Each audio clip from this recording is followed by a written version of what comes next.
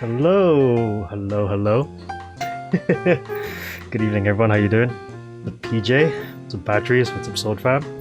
Yeah, we are going to be continuing on with this really awesome game. Yeah, it's pretty cool. I've enjoyed this so far. And yes, I did put the thinking hand on my model, as you can probably see. But yeah, we're going to be picking this up today. I think we were on the beginning of the fourth disc, which was chapter 3.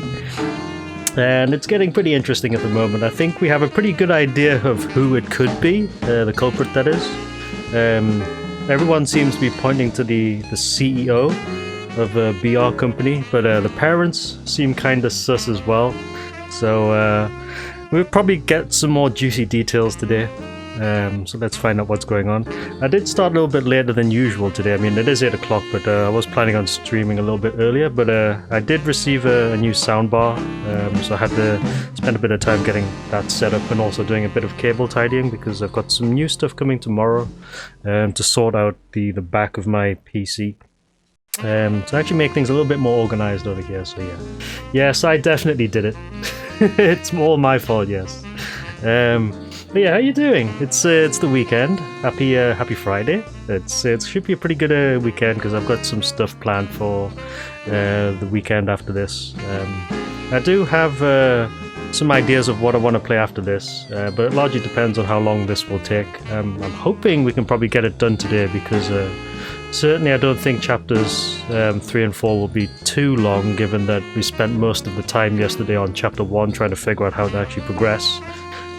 But now that we know what the deal is with this game, I think it shouldn't be a problem.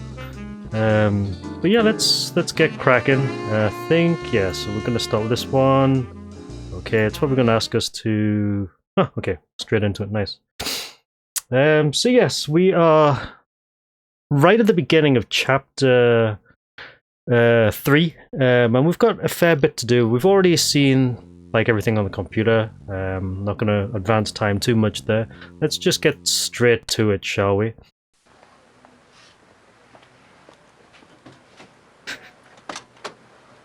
Oh, it sounds a lot better through the soundbar. Nice. So JB, where are we going next? So JB, where we're going next? Now there's a huge problem here because we actually have a lot more places to go. So the real problem is where to start because, I mean, you guys probably already know because you were here yesterday, but for those that aren't, basically you have a limited amount of time, like in the day, to make your investigations and to find evidence to support your case. The problem here is that the amount of places that we have available to us to visit has been rapidly expanding with each chapter progression. So like the first chapter we got like quite a fair bit unlocked, and then chapter 2 we got like 3 or 4 new areas, and now for chapter 3 we have all of this to start with, and the difficulty now is just figuring out where to start first. We could save scum just to figure some stuff out, but I think it might just be better to play it as normal first and then like figure it out from there. Yeah, critical thinking is key to success, which is why I've got my thinking face on at the moment. Yeah, thinking face. And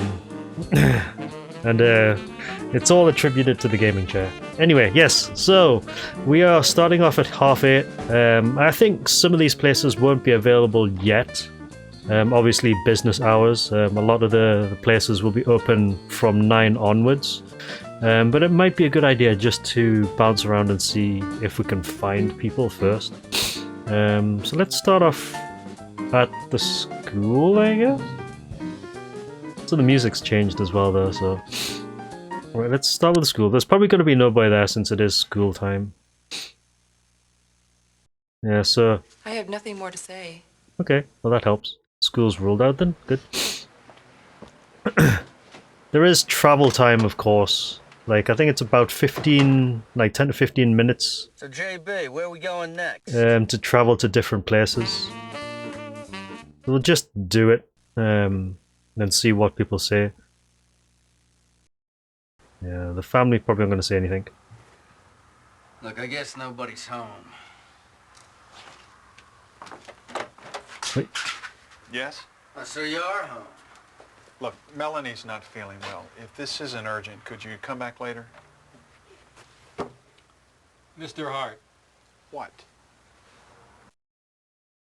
Okay, well that's an interesting start. So let me just start taking some notes here. So 1311. And let's start off with the Hart family. I'm speaking to Mr. Hart. So what do we got here? So we've got Angie's something. Let me just grab Google Translate so I can actually read that. I should probably set up OCR, like capture translation in the future for stuff like this. So Angie's novel, Catherine and Knife. Okay, so Angie's novel.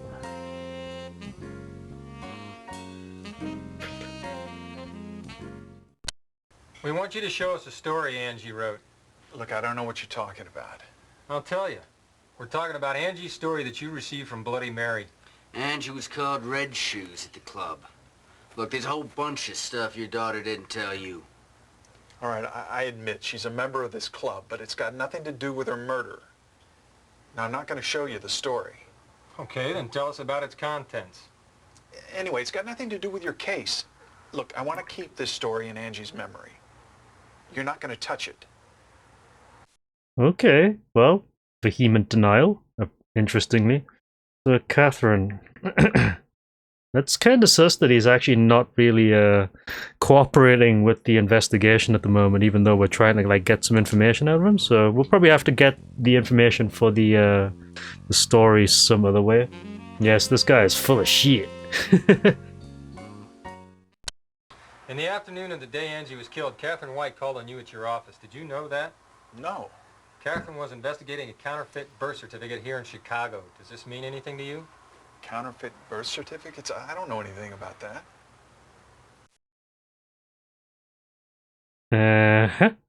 Right, so knife. Knife. I heard you collect knives. I used to, not anymore. Did you ever own a dagger? Mr. Harold, I don't think I know what you mean. That woman, that friend of yours, the detective, she was found with a bag of cocaine and the knife that killed Angie. Now, how do you explain that? How does a clean living detective end up with things like that when she's supposed to be investigating criminal activity in Chicago, huh? I'll tell you how.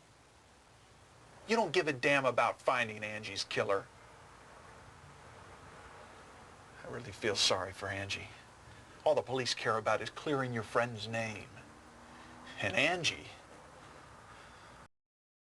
Go away. I'll tell you nothing.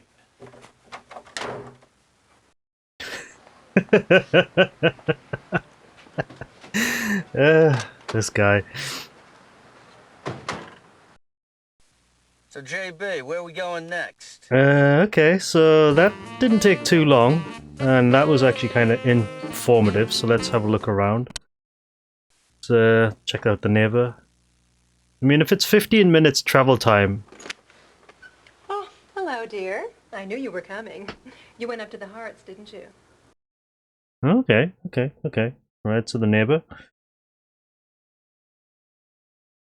Let's see now. Let's see what kind of juicy information. So the Hart family, others. Okay, so the Hart family. Melanie looked well today. That's good for her. Pardon? Oh, I saw her in her garden this morning. You know, it's been a long time since she tended her flowers. Yes, she said hi to me. Okay, so apparently she was well, but the husband says that she wasn't well, so that's kind of suspect. Speaking of the Harts, I remember something very interesting. What is it? Well, it happened just after they moved in, about 10 years ago. Angie was involved in a traffic accident on a nearby street, and it was so bad that she had to be taken to the hospital in an ambulance. Well, I happened to be around, so I went to the hospital with Melanie. Now, Angie needed a blood transfusion, and James came running over from his work, and both Melanie and James were absolutely frantic. They both wanted to give their blood. Well, it was the thin, petite Melanie who ended up donating her blood. James's blood type didn't match. Well, it occurred to me that, well, you know, James isn't really Angie's father. Now, I know it's nothing but gossip, Huh? and I really shouldn't say such a silly thing. How does that happen? Hold on a minute. Speaking of the Harts, I remember something very interesting. What is it? Well, it happened just after they moved in, about 10 years ago.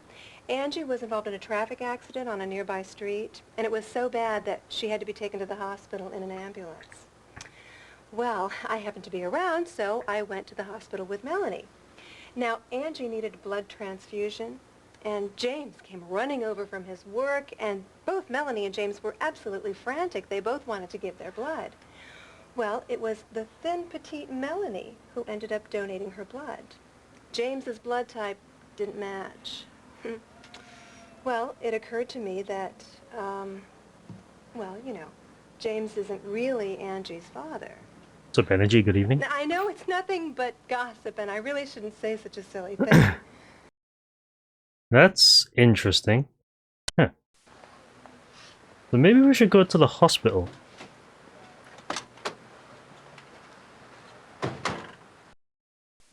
So, JB, where are we going next? So JP, where we're going next? Let's go to a clinic just to check. Let's see if the doctor's there. Might be able to get some answers. Nope. I've got nothing more to say. Alright, well, can't speak to the doc for anything. Dee, dee, dee, dee, dee, dee.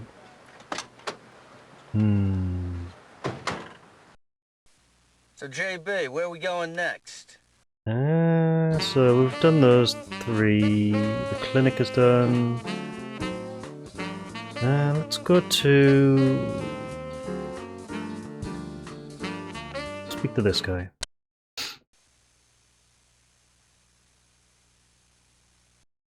Anybody at the school? I got nothing more to say. Okay, so you've got nothing to say, right? Well, thankfully it doesn't take that much time to actually travel around to check these areas out, so it's good to know. So, JB, where are we going next? So the top four and the clinic is done. What's this? What does that say? Michigan Journal. Right, so that's the press place. He's probably got nothing extra to say. I don't have any more to say. Yeah, I thought so. God damn it. All this traveling around just to see if there's anybody to talk to.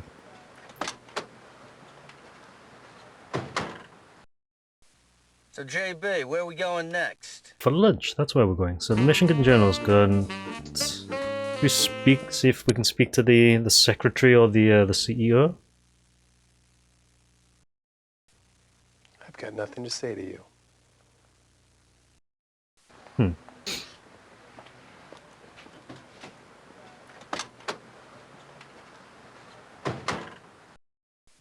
So, JB, where are we going next? Right, so that's that and that done. So let's do this. Probably have to go and see the paparazzi, wherever he is. The pap's probably around somewhere. Nobody in there? Okay.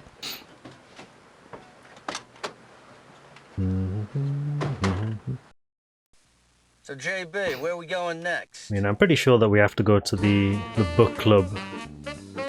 Let's go to the Sports Dreamer. Yeah, how's it going? Happy New Year. I told you all I know. Yeah, I like this game. I mean, it's probably more interesting to play than it is to watch, but it's actually not bad. You know, it's an interesting game in terms of story and everything else. The heights. Yeah, we should probably have everything covered by 3 o'clock, depending. She's probably not going to be in, I guess.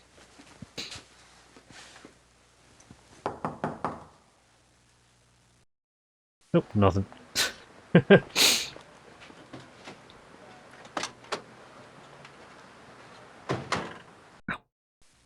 So, JB, where are we going next? Right, so we've done that. So let's go to, what's that? Bloody Mary. Oh, that was the police officer that we need to speak to as well. We should probably go straight to that. Is it this one? No, that's the police station, isn't it? Hold on a minute. Let me just check these places. Bloody Mary, Hotel, Chicago, Auto Repair, Chico Police, Department, Osborne's Apartment, Planetarium.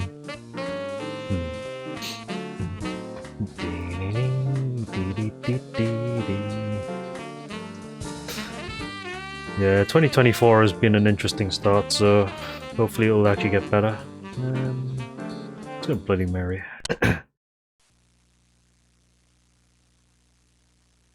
Nobody there, is there? Oh, meeting at 5 p.m. Okay. I need to be there at 5 o'clock.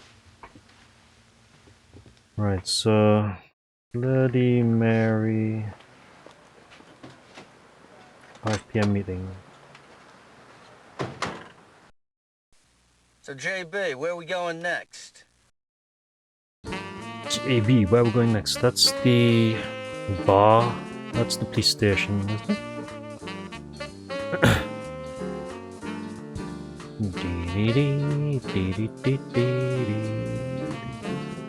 It's a hotel, bar, water repair, Chicago Police Department.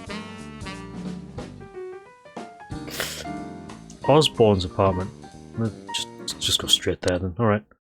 Go speak to Osborne if he's in.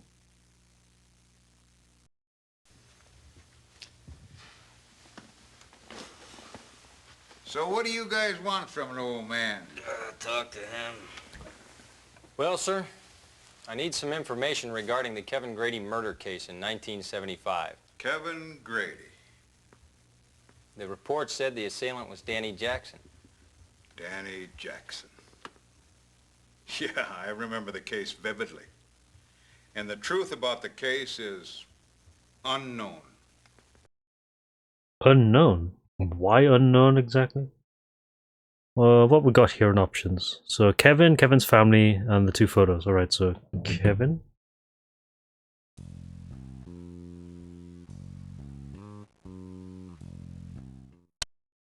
Kevin was a petty gangster.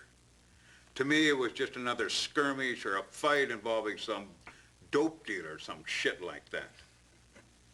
There were no clues. We couldn't get any clues because all his fellows vanished as soon as the case went... Vanished? Well, Kevin always hung around with these three punks. It was obvious they had something to do with the case, but there was nothing we could do about it.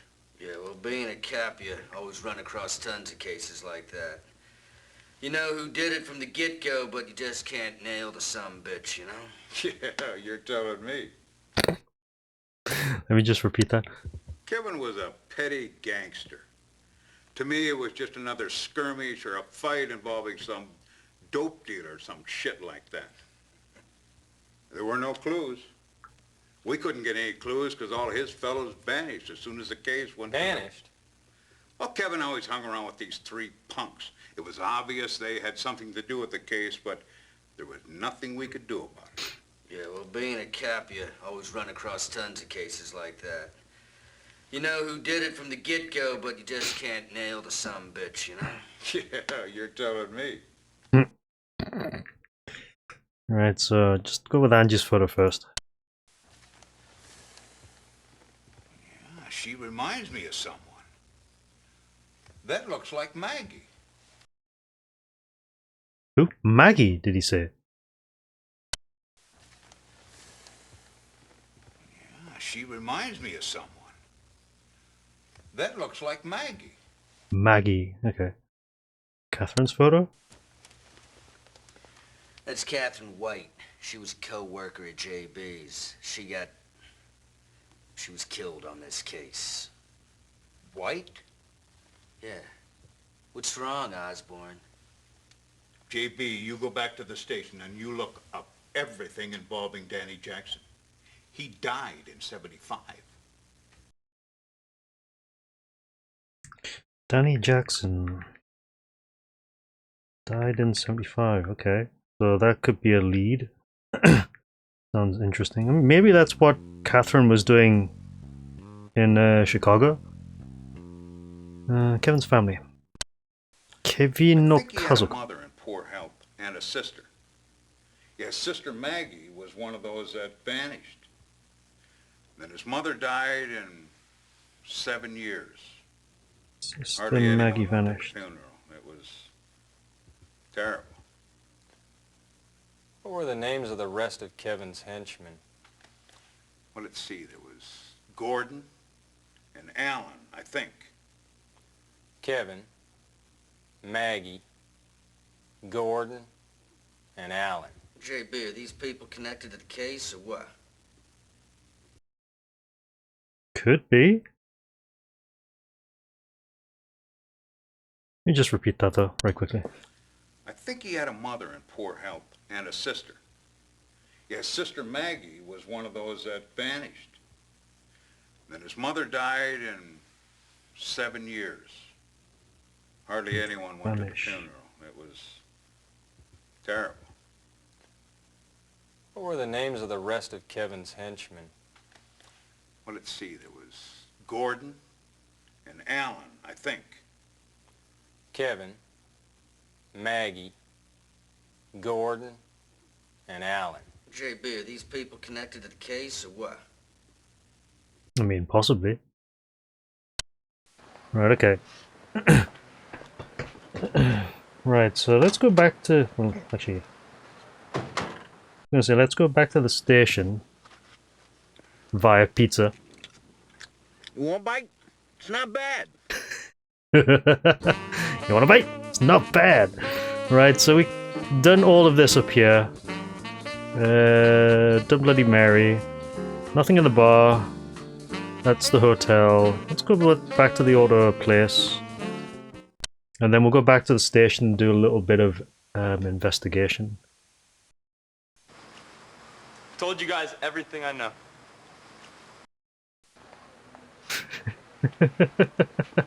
It's not bad. It's not good either, yeah.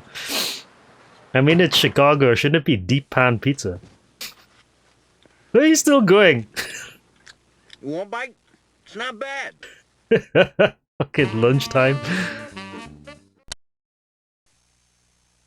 Dee-dee-dee-dee-dee-dee.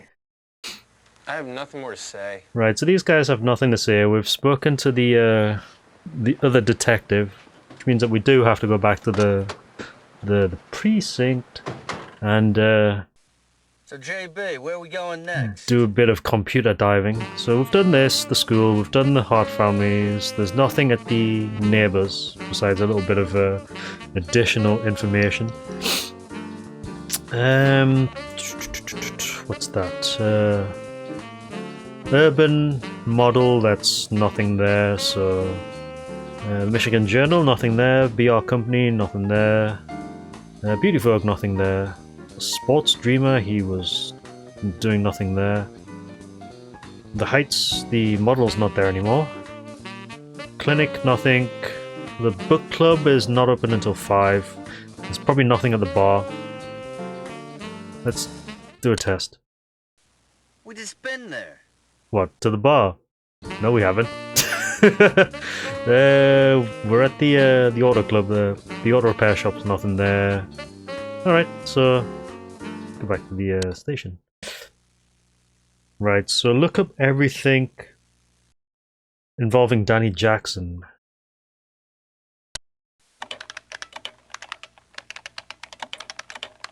Danny Jackson. Danny, here it is, right. So, what's that say? 1942, blah blah blah. That's not everything involving Danny Jackson, though. Has 3 previous convictions for theft, assault, and drug trafficking. The perpetrator of Frank White's murder. Frank White. Oh, that's why he is. He was suggested to us by the other cop, the retired one. Station. Right. So Danny Jackson. So he's actually the supposed killer of Was it Catherine's ex, is it, or something like that? Jackson. Killer of... Was it Frank? Frank White, yeah. Was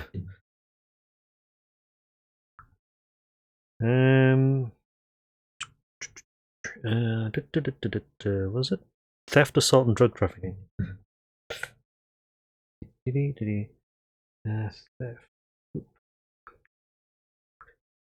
Theft, assault, drug trafficking. Alright, what else have we got here then? So there's a couple of extra people here. What's that? Kevin murder, Frank murder. Frank White's murder, is it? No. Frank murder case. Date of occurrence, 1975. Danny Jackson's home garden in Chicago. The body was stuffed into a large white cloth bag, and evidence of a sharp knife stab wound in his abdomen and a bullet in the chest were discovered, estimated to be 3 days after death. Frank White, Chicago Police Department detective. Okay. Frank White. Body discovered 3 days after death. Stuffed in white bag. Wound and was a gunshot to the chest, was it?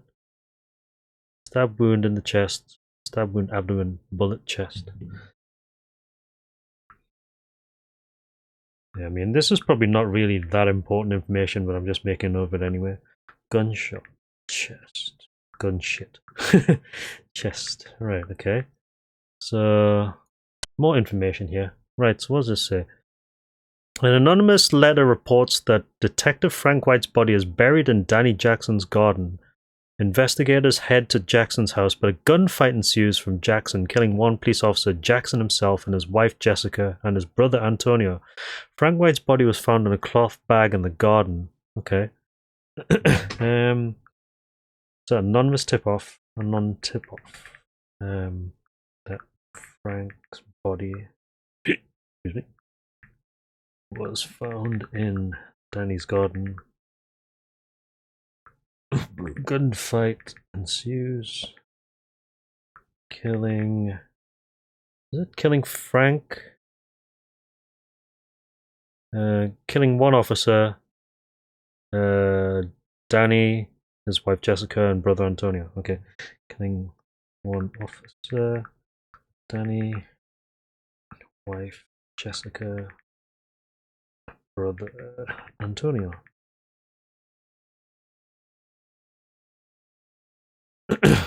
Okay.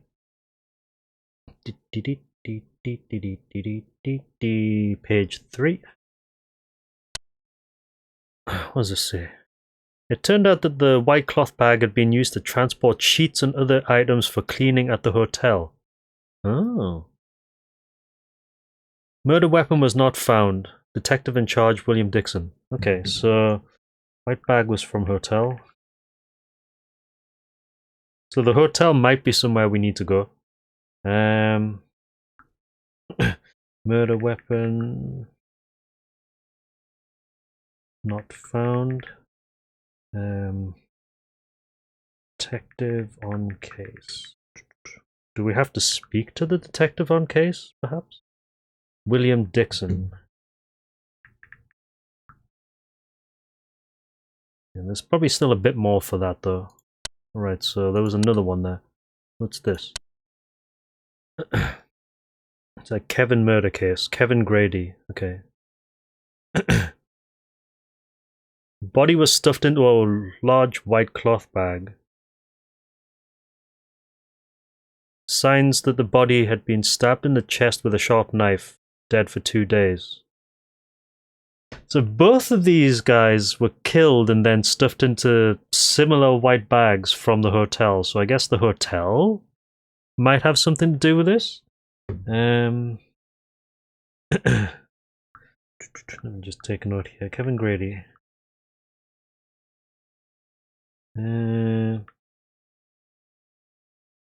Was a body discovered 2 days after death? Yeah. 2DF death. Stuffed in white bag. With stab wounds. In chest.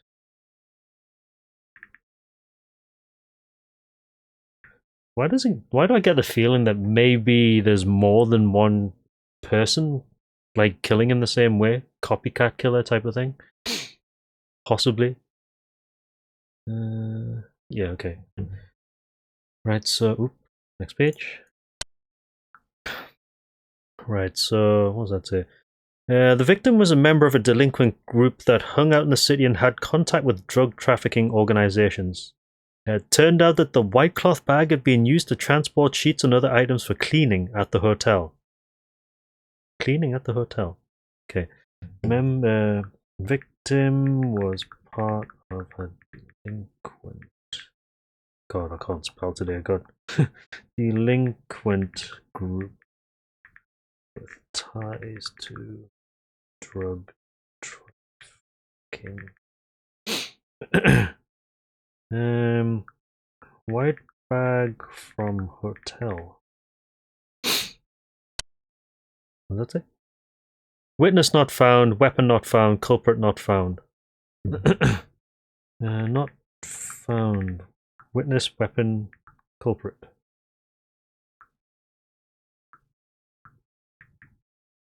A detective on case.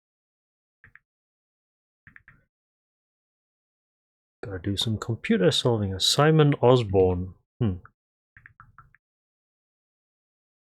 Oh, so that's probably the old guy that we were just speaking to actually there. Alright, okay. So what else? Do we have any evidence here? No, so that's evidence that we've already looked at. Okay. Forensic. Results will be input into the terminal computer first thing tomorrow morning. You can look at your computer for the data.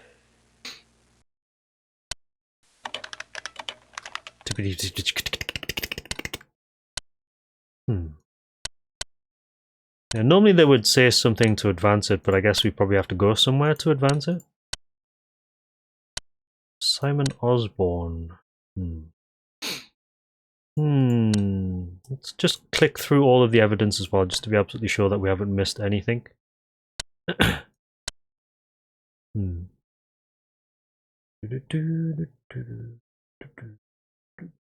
President face.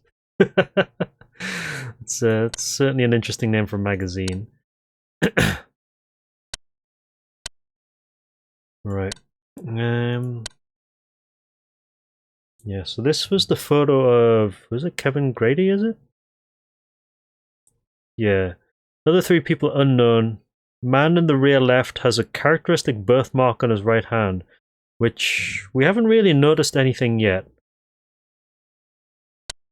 Something to do... I think that birthmark might have something to do with it, though. We'll probably come across somebody with that birthmark as well. Just making sure that there's nothing additional to the information that they've provided here. I kind of wish someone would actually do the translation patch for this, because it would make things a lot easier, I think.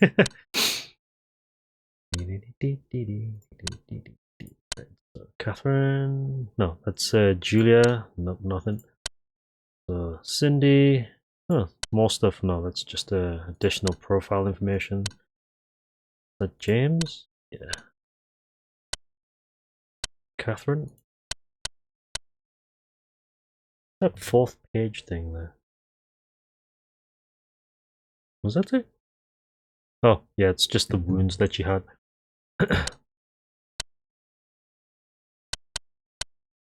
Alright, okay, so... I mean, you're not going to say anything to me, so... We'll leave?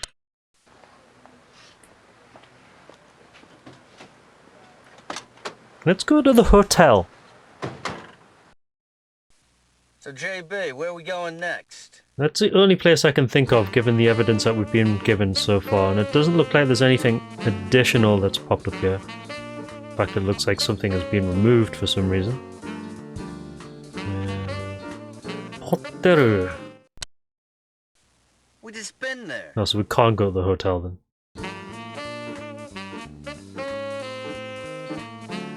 Let's go back to the detective.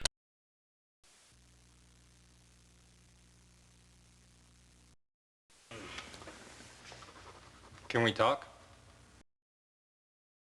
It's just the same stuff, is it? Yeah, so Kevin's family. Kevin was a petty gangster. Yeah, I think you've said that already. I think he had a mother in poor health and a sister. Yeah, Sister Maggie was one of those that vanished. Then his mother died in 7 years. Hardly anyone went to the funeral. It was terrible. What were the names of the rest of Kevin's henchmen? Well, let's see. There was Gordon and Alan, I think. Kevin, Maggie, Gordon, and Alan. JB, are these people connected to the case or what?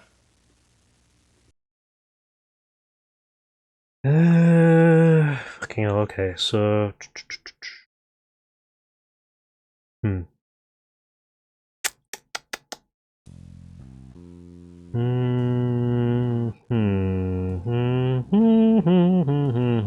Gordon and Alan.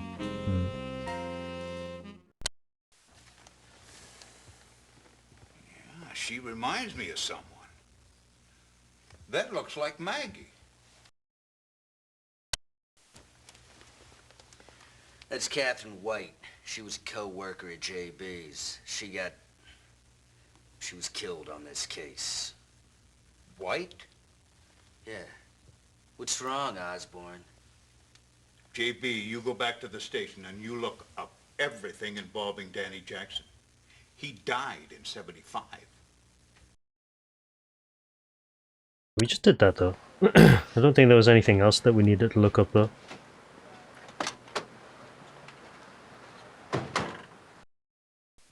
So, JB, where are we going next? Now the problem is that we need to find some evidence though.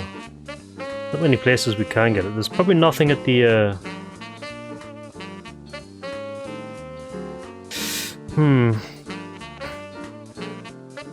So we've been there, the police station, there's nothing at the auto shop.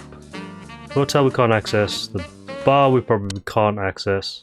We just been there. Yeah, I thought not. Planetarium has nothing, I'm quite certain, and we've probably already been there. He's gonna say, oh, there's nothing available, or... yeah. I have nothing more to say. Okay. Right, so the hotel, the bar, no. Right, so the clinic. Let's go to the clinic. I mean, she says there's nothing more to say, but...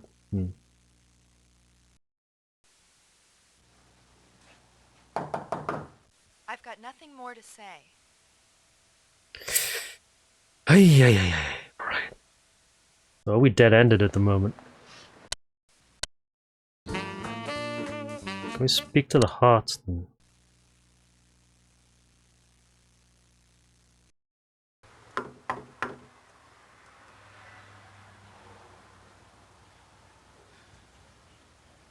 I guess nobody's home.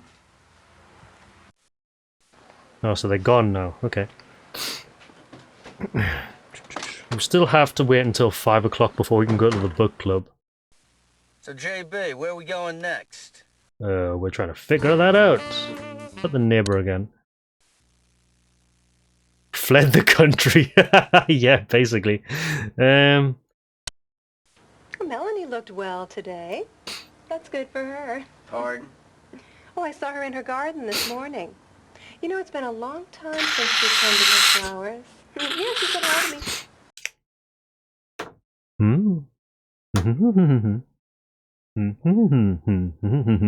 Hold on. Speaking of the hearts, I remember something very interesting. What is it? Well, it happened just after they moved in, about 10 years ago. Angie was involved in a traffic accident on a nearby street, and it was so bad that she had to be taken to the hospital in an ambulance.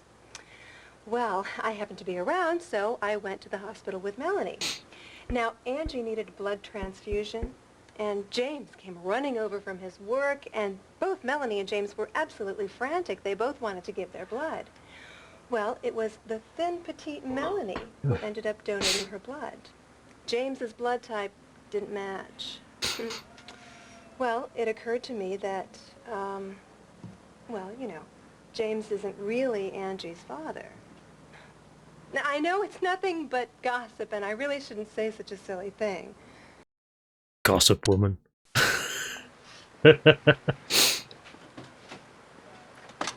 Gossip mongers. Good God. Right. So, JB, where are we going next? So there's nothing at the police station, sadly.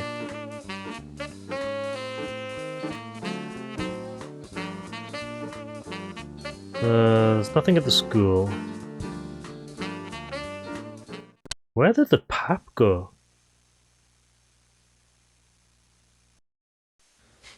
I told you all I know.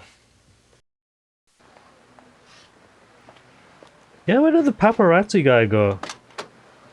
Didn't he say we'd drop it off at the precinct in the morning, but... So, JB, where are we going next?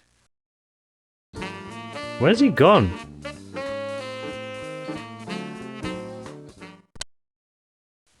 We just been there. Just been there.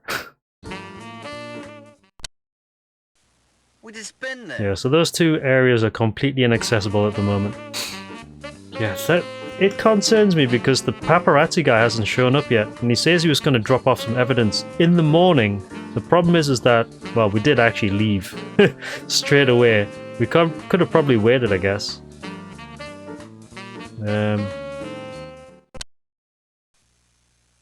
Let's just like putz around for a bit and see if we can figure stuff I out. have nothing more to say.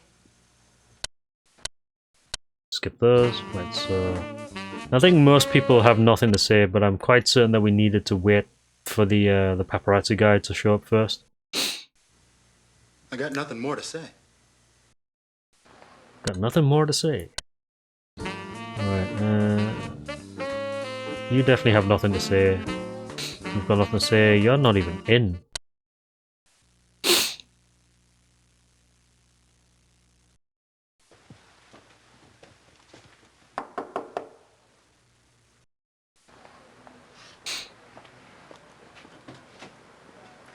Traveling salesman. So, JB, where are we going next? Anywhere but here. Sports place, clinic, nothing there. The Heights. She's not even home. No, that's the book club. Before she left, Angie wanted me to give this to you. Oh, hello. Thank you. Thank you very much.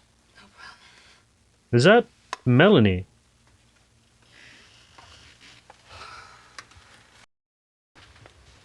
Okay. Can I help you? Today's our meeting day. The members will be here soon.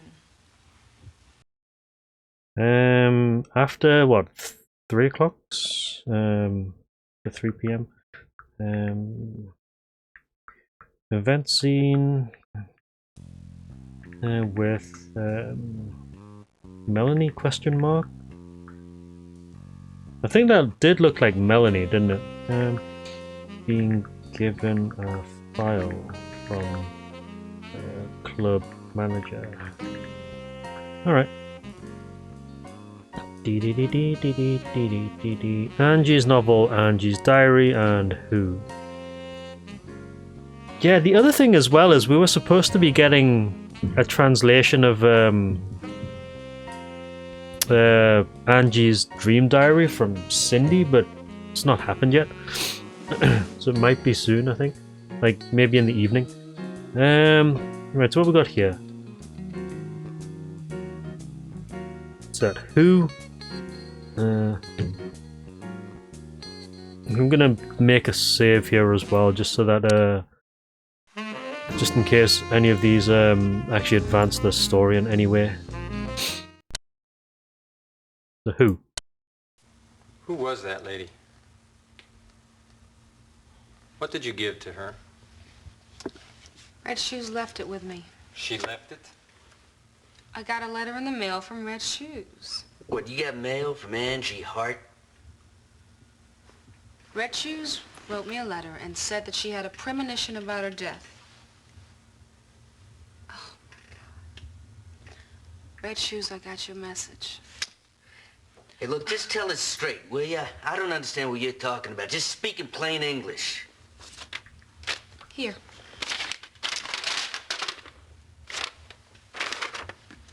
Dear Lily, could you please return this to Paige McShannon, the Vice President of Beauty Vogue Modeling? Oh, Paige. Thanks.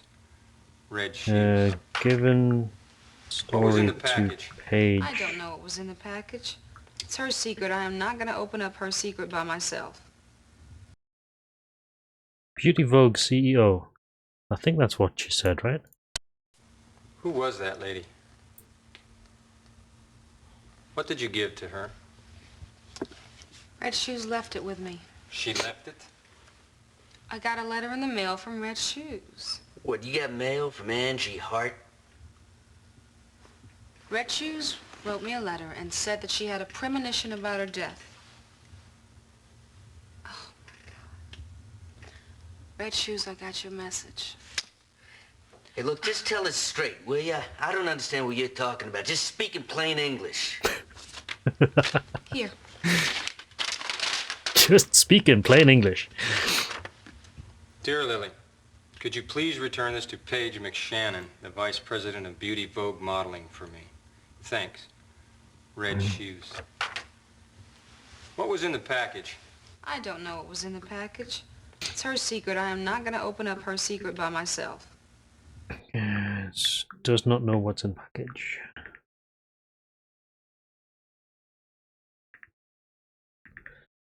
Right, okay, so that's probably our next lead then. Took a while to get to it though. So, Angie's novel, Angie's Diary.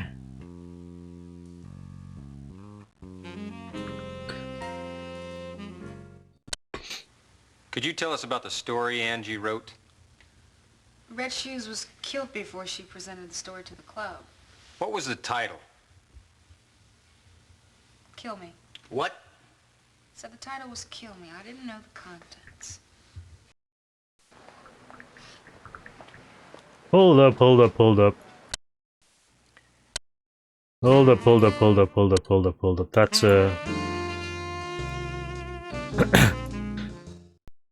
that's an immediate skip forward. Who was that lady? You're gonna ignore that, right? I've got Angie's nothing more to Dream say. Diary. Angie's Diary, is it? Yeah.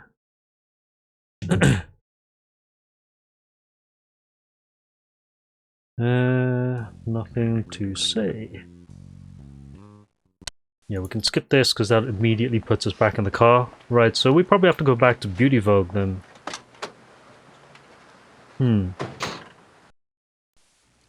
Why don't we pop in at Beauty Vogue? Exactly what I was thinking. Hope we've got the time for it though. Beauty Vogue.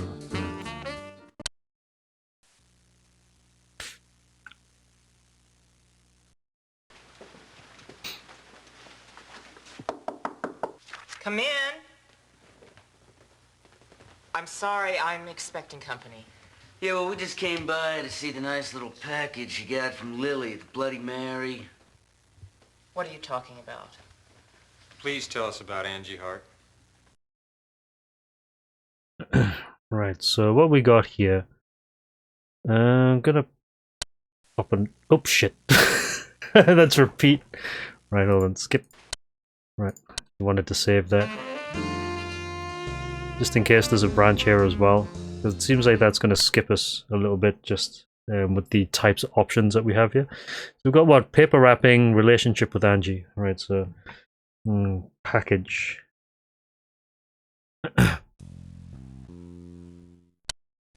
What did Angie return to you? I want you to show us the package. Will not show package. Okay. So relationship with Angie. Where did you see Angie?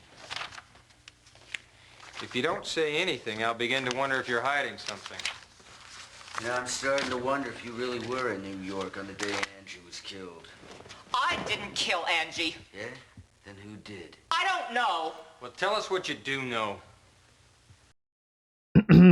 Okay. DDD. That's always a good place to start. Tell us what you do know. Approach. And we're going to play good cop, bad cop. I hope you can find the answers as soon as possible. Good day, gentlemen.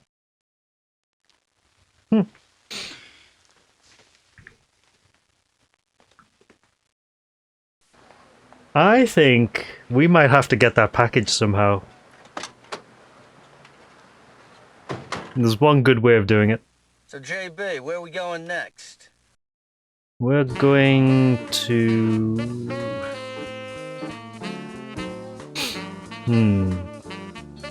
We've just been there.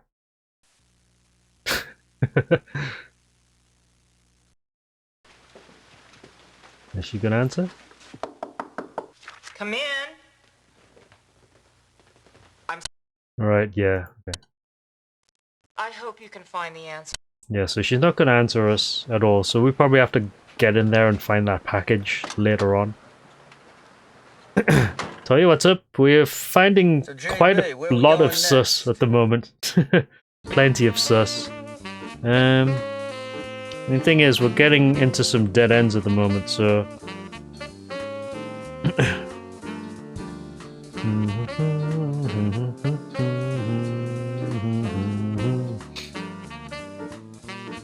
Okay, let's go back to the station very quickly.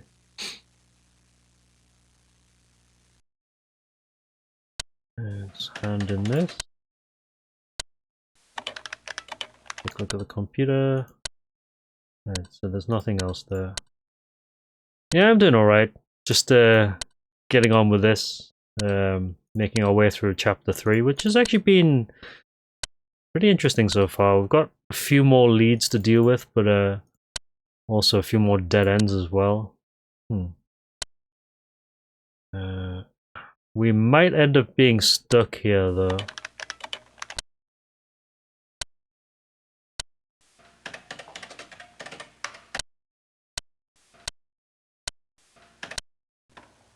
Hi. Oh, Cindy. I've been waiting for you. I've done the analysis of Angie's diary. Any progress? Hey, who do you think we are? I'm sorry about what happened earlier, the way I acted. I was too emotional. Nani kore? Angie's diary and Michael. Alright. Probably a fork here. A branch here. Let's take a save here. Angie's diary. So tell me about the results. A mob of sheep were waiting to go through some wooden gates. Dad and I helped the sheep so that they could make it, and I hugged a black sheep tightly. In this case, sheep means the warm, good-natured part of Angie. Wooden gate suggests something that she got over that was an obstacle to her. And black sheep means something Angie's denied from her past. Yeah, well, so what? The shit still doesn't make any sense. Mom led a bull into a room where I was, and it made a dash towards me. I was furious and climbed up the wall to protect myself. I didn't hurt. Instead, I was in the next room full of Feast. Hey, I get it, the bull, right? Some kind of sex fantasy, huh? In this case, bull suggests her healthy animal instincts, suggesting that she'll be stronger. What she says, the bull dashed towards me and I was furious, this represents Angie's state of mind, that she couldn't control the anger that was just coming straight out of her. Climbing up the wall means she wanted to get away from the feelings that she just couldn't handle anymore. And Feast suggests broadening your horizons once you swallow it and get over yourself. In short, it seems that Angie was unwilling to accept something from her past, and it was troubling her all the time. But she was struggling to make it through somehow. Are there any hints or suggestions in the diary as to what her problems were? Well, there was one word used frequently that did catch my attention. That word was glass key. What does it mean? Mom and Dad locked the door using a glass key. I found the key and tried to put it into the keyhole, but there was no keyhole. I looked for a door that matched the key all night long, but there was no such door. Now, this is only an example, but if Angie's parents had something to hide, knowing that secret would have bothered her like hell. I would say it's possible. Had something to hide. Interesting. Well, I mean, we've kind of already determined that, so yeah. Michael. Could you tell us about Michael Ebert? I really loved him. That's why I married him. But we messed up the relationship. Just remembering him is painful to me. I haven't met with him since we divorced. I can't believe he's missing. Griff, what's up? True? Looks that way. Michael never talked about work at home, so I knew nothing about his work. I can't believe Bryce Rich was one of his patients. Catherine must have known Michael Ebert, right? Yes, I mean, she met him once at my wedding. What's Catherine's concern with Michael? Nothing. Don't worry about it. Okay, I've got to go. Okie doke.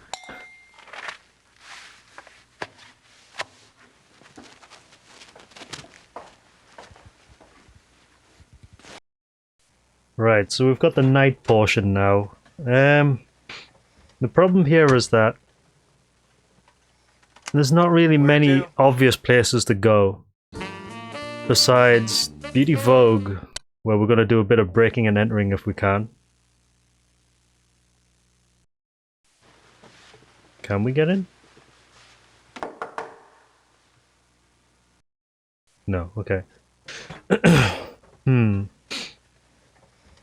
I get the feeling this is going to be game over though, because we were probably supposed to wait at the station for the paparazzi guy to show up, but we never did. Let's just bomb around and see what we have access to here. Primary sus candidates, we've got the president of BR Company, who was like massively sus, and plus the paparazzi we were supposed to speak to this morning had some evidence that linked him to murders and whatnot. So, the parents are hiding something, and there's some other stuff as well. I think the VP of the beauty agency is a little bit sus as well. But we don't have any massively concrete proof of anything yet.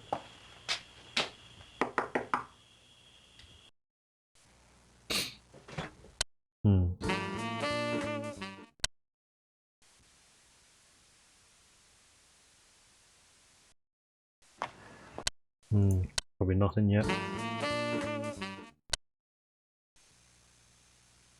Yeah, the night portion is an issue, I think.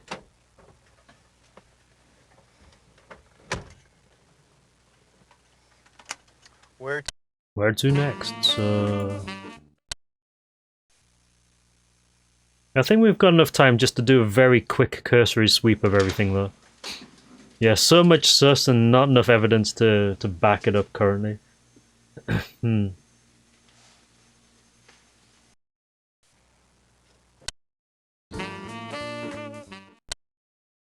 There is that bloody fingerprints in this guy's office though.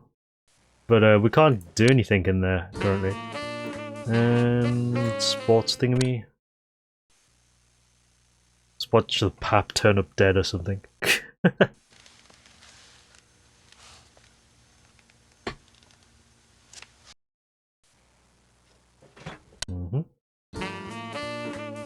The heights. Yeah, we have enough time to at least check all the locations to see if anything pops up. I think I've got a pretty good idea of the route for it. Oh, Can we talk? Yeah. Come in. interesting. Hold on a minute. I want to ask you something. What? Everything going all right? Feel like you're still being watched? Why did you come to my room last night?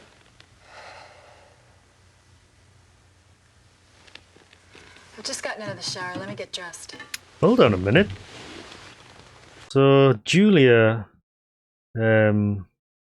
visited JB last night? Question marks. What's this? Oh, so we can actually... Oh, here we go. Right, so we've got desk, shelf, under the desk and drawer. So I guess this is a branch. Let me just drop a save here. So desk... Was that desk, shelf, under the desk, and drawer? Yeah. So desk... What we got? Nothing. Desk. Under desk.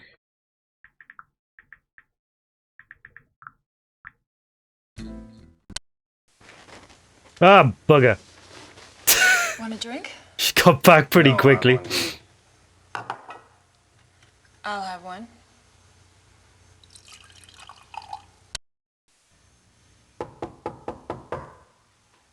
Okay, hold on.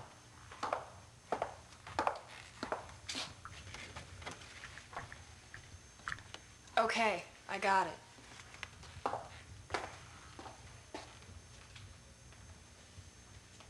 Huh? Don't drink too much, okay? Huh? Who was it? My only family. Huh? Yeah, no, that's why I saved it. So let's check the shelf.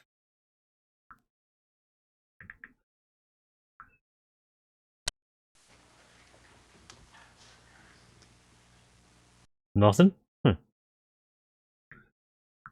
And what was the last one there?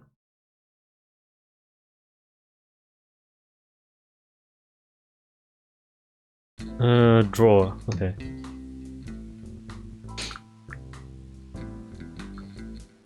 Oh, the music.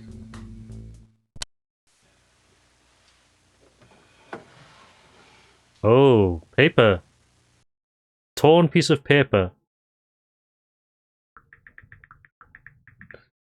Yeah, so this one under the desk is the next basically story.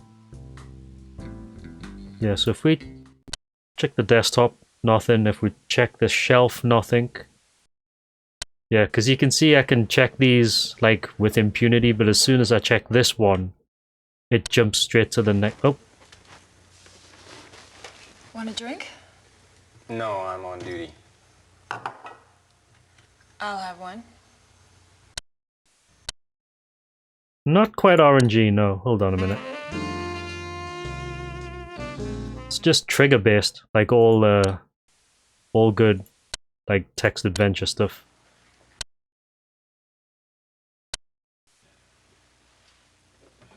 Yeah, we definitely need this, whatever it is. There we go. Yeah, because that one always takes us there. But if we check this, it gives us the drawer opening, and then if we check it again, then it takes us back to this. One. Okay.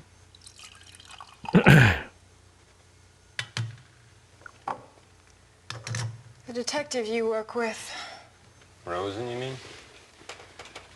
I know him. You met him before? I wish Steve hadn't existed in my life. When Steve died, I felt I could start over again. I thought I could erase the memory of him. You checked things about me, didn't you? You should know that I was with a slimy guy who took me for all I was worth. Yeah. A cop shot him. But I feel like he's still alive inside of me. You. When I saw that cop, the memories came back. Rosen has no clue about it. He doesn't know about me and Steve. Steve was a dirtbag. He was nothing but scum. I wanted to leave thousands of times. But I loved him. Ah, interesting.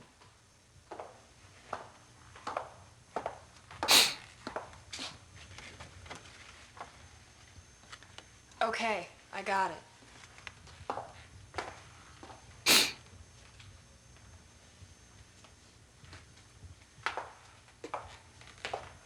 Don't drink too much, okay? But I want to drink much. I need to drink now, though. Hold on. Who was it? My only family. Okay, so what we got here? Rich, Angie, and something? Incident. Okay, so I'm going to drop another save here just in case one of these boots us out, because we do want to check all of the options that we can.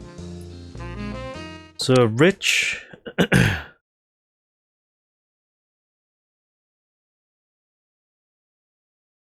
He took advantage of me. When Bryce couldn't get anything more from me, he kicked me out. It's the same with Paige.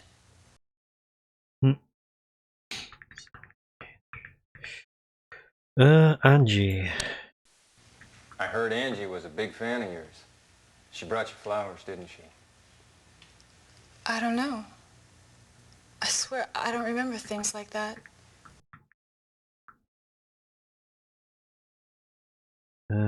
Flyers? Julia doesn't remember. Incident.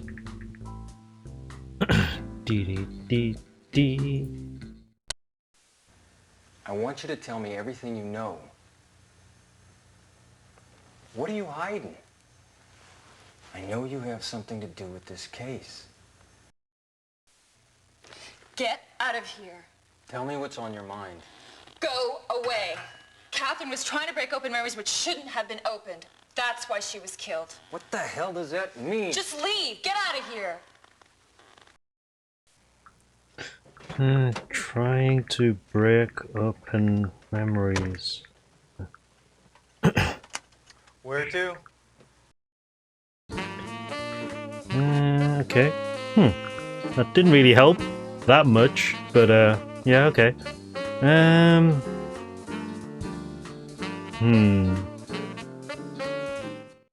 me dump one more save down here. Yeah, she don't remember apparently, but she does have something to do with it, I guess. Yeah, there's always secrets though. Everyone's got secrets.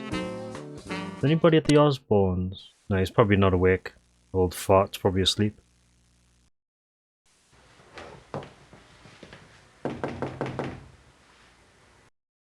Nah, he's asleep. Alright, okay. So, nothing at the planetarium, I guess. Osborn, police station... hotel... bar... book club. No, there's nobody there.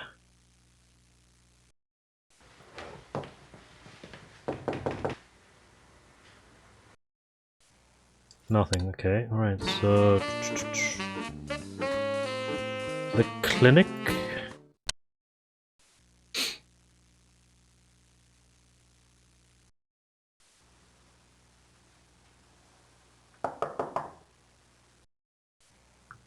Who is it? Moshi mosh. Where to? Yeah, day 3 doesn't seem to have that many notes at the moment, so I'm guessing we're missing something really important. The Heights would be into Did we try to break into this office already? I guess we have already, didn't we? Yeah, nobody in. Alright, cool. What about Bryce's place? Nope. Go to the bar then. See if anyone shows up at the bar. Oh, this is a different start. Because normally he's sat there drinking already.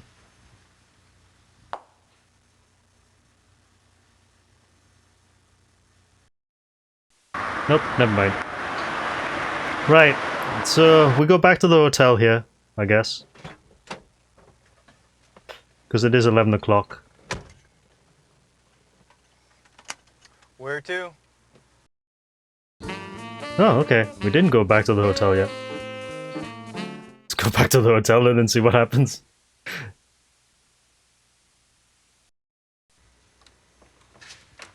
Sprayed in the face. Yep. So we are missing something from this day.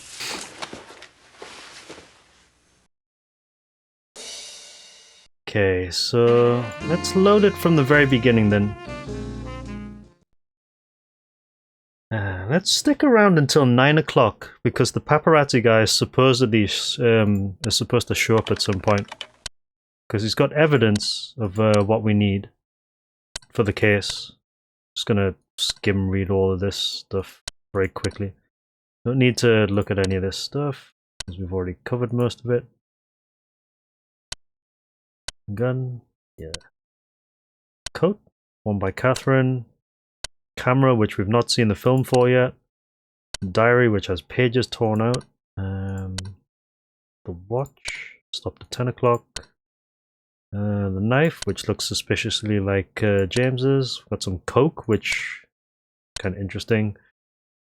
Picture of some dudes. A really freaky diary. Some random magazine with Angie in it. Newspaper clipping with that dude on it. The ring.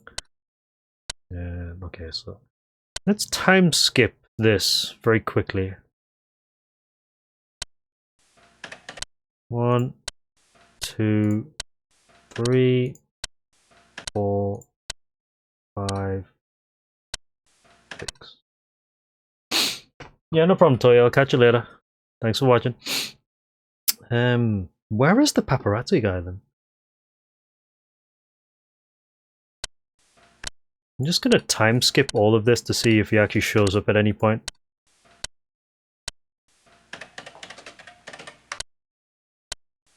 Just wasting as much time as possible here. Because he says he's gonna come in the morning, but we have not seen him yet.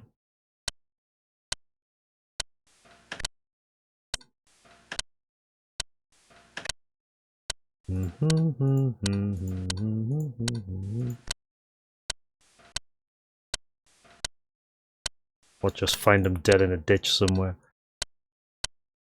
Get to like lunchtime. This guy's probably thinking, what the hell is this guy doing? Walking in and out every 5 minutes.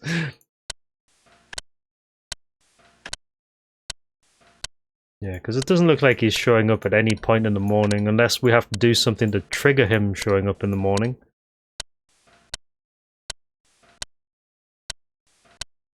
Yeah, so he's not showing up at all. Alright.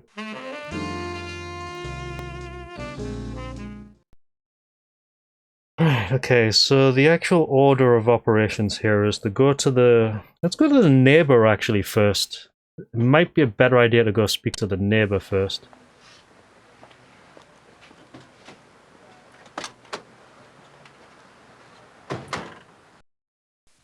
So, JB, where are we going next? It's assuming that she actually opens the door for us right now. Oh, she does. Oh, hello, dear. I knew you were coming. You went up to the Hearts, didn't you? No, we haven't yet. We haven't yet, so... Melanie looked well today. That's good for her. Pardon? Oh, I saw her in her garden this morning. You know, it's been a long time since she tended her flowers. Yes, she said hi to me. Speaking of the Hearts, I remember something very interesting. What is it? Well, it happened just after they moved in, about 10 years ago. Angie was involved in a traffic accident on a nearby street, and it was so bad that she had to be taken to the hospital in an ambulance. Oh, excuse me. Well, I happened to be around, so I went to the hospital with Melanie. Now, Angie needed a blood transfusion, and James came running over from his work, and both Melanie and James were absolutely frantic. They both wanted to give their blood. Well, it was the thin, petite Melanie who ended up donating her blood. James's blood type didn't match. Well, it occurred to me that, well, you know, James isn't really Angie's father. Now, I know it's nothing but gossip, and I really shouldn't say such a silly thing. Yes, you shouldn't. Right, so we've spoken to the neighbor first this time, and that's given us hopefully some information to go with. Let's go to speak to So, JB, where are we going next? the hearts and see if it actually changes anything.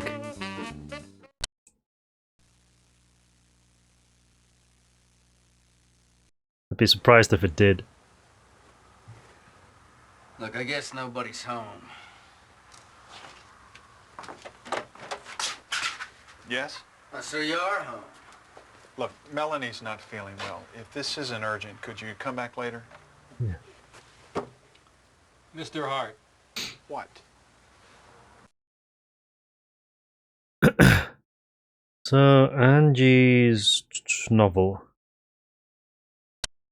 We want you to show us a story Angie wrote. Look, I don't know what you're talking about. I'll tell you.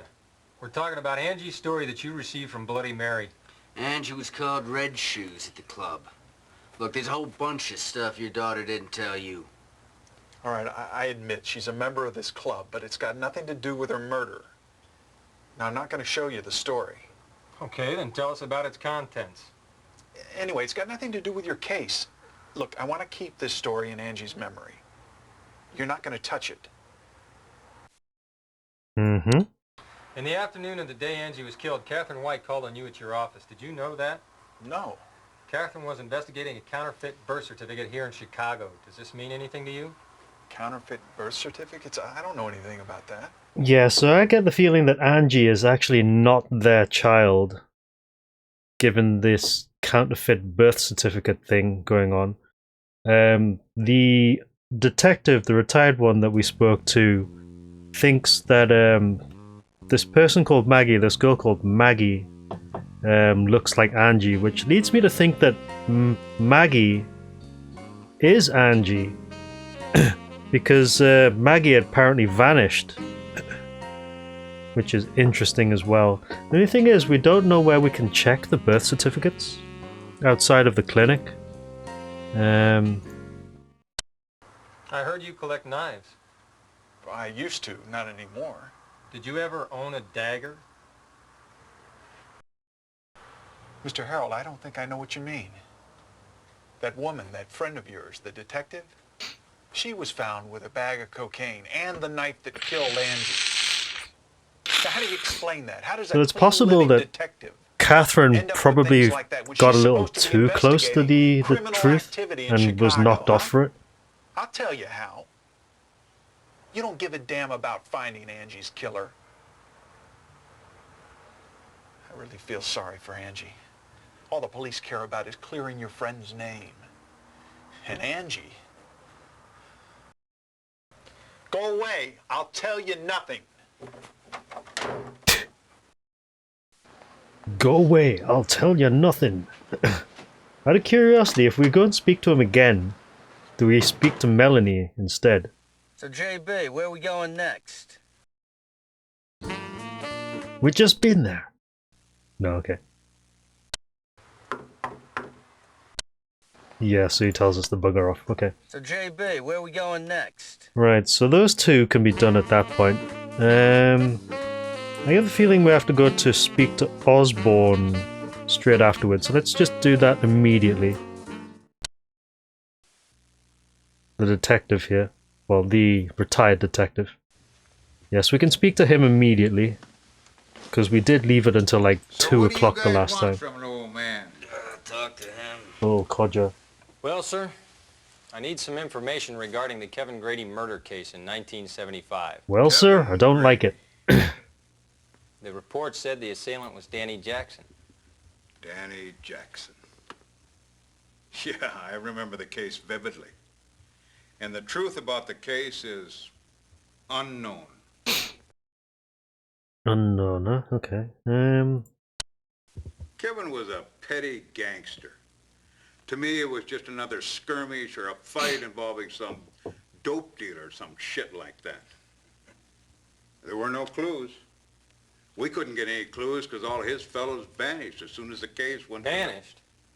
Well, Kevin always hung around with these three punks. It was obvious they had something to do with the case, but there was nothing we could do about it. Yeah, well, being a cop, you always run across tons of cases like that. You know who did it from the get-go, but you just can't nail the sumbitch, you know? Yeah, you're telling me. Right, so the family? I think he had a mother in poor health and a sister.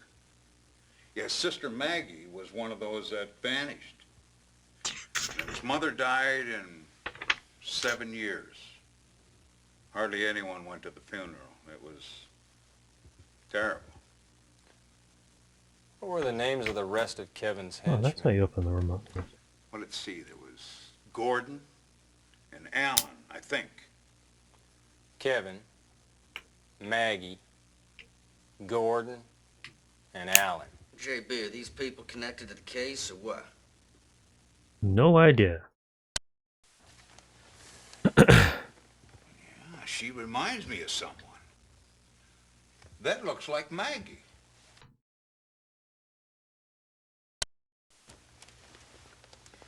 That's Catherine White. She was a co-worker at JB's. She was killed on this case. White? Yeah. What's wrong, Osborne? JB, you go back to the station and you look up everything involving Danny Jackson. He died in 75. Okay. Let's go do that now. Let's do this in order of what we did it the last time, but at least with a little bit more time. So, JB, where are we going next? We're going everywhere next. Let's go to the station, though. Yeah, because everyone else is like, oh, I've got nothing to say to you. So this is probably our best line of reasoning at the moment. But the problem is that we don't really have a lot of information to work with here. I'm just going to speed through this just so it doesn't trigger anything. What's up, Paradox? How's it going? Just gonna click stuff in order to trigger flags if needed. Because we've already done this entire route, but we're probably missing something very critical somewhere. It's funny as well, this picture looks like it's photoshopped together.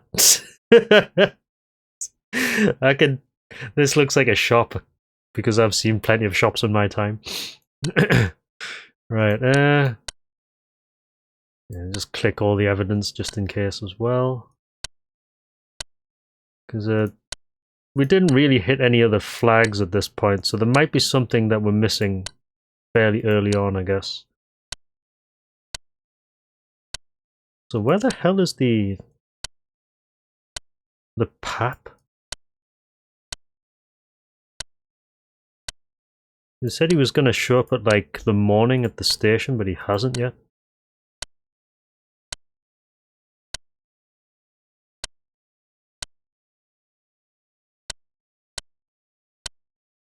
Let me just check to see what they say about Angie again, because probably something important here.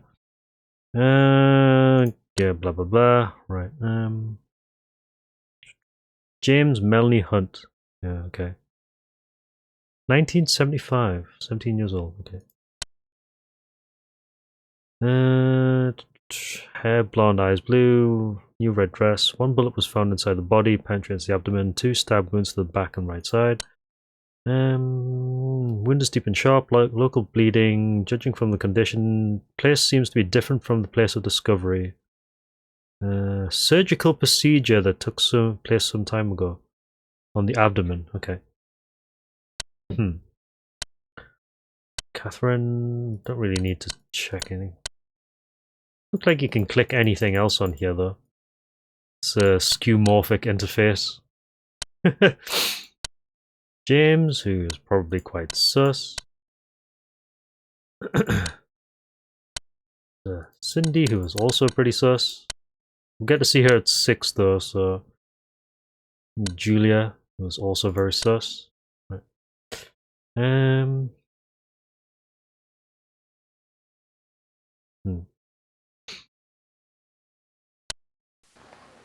So JB, where we're going next? Let's go to Bloody Mary then. So, JB, where are we going next? As early as possible.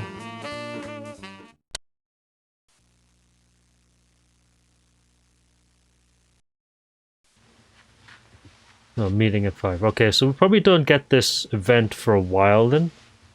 I'm not gonna get the Beauty Vogue bit either.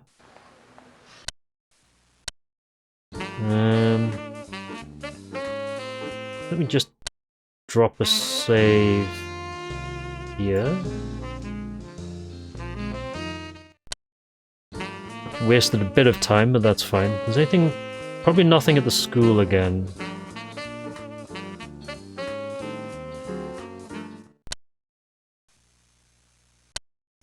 I have nothing more to say.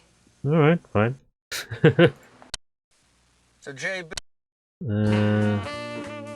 I mean, most of these people don't have anything to say. I just want to make sure there's no other additional triggers that need to be hit first. I got nothing more to say. Let's see when the earliest is that we get this event. Nope. Okay. So, JB... Probably 12 o'clock, isn't it? This guy will have nothing to say. I don't have any more to say. Okay. So, JB... To Bryce's office. Has nothing to say, of course. Let's check this place again. Before she left, Okay, so this happens at 12. Angie wanted me to give this to you.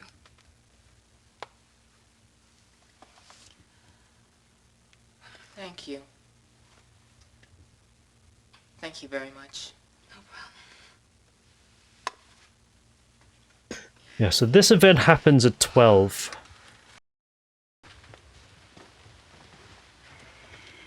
Can I help you? Today's our meeting day. The members will be here soon. Something happens at 5 o'clock as well. I don't know if we can actually access that meeting though. I don't think we checked it, so... Who was that lady? What did you give to her? Red Shoes left it with me. She left it? I got a letter in the mail from Red Shoes. What, you got mail from Angie Hart? Red Shoes wrote me a letter and said that she had a premonition about her death. Excuse me. Oh, my God. Red Shoes, I got your message. Hey, look, just tell us straight, will ya? I don't understand what you're talking about. Just speak in plain English. Here.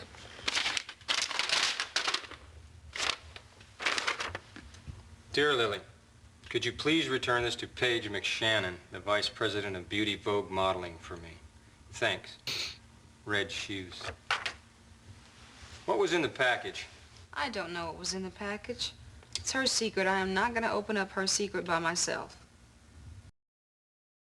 Right, so that package is important. The problem is we can't get access to it yet. Say.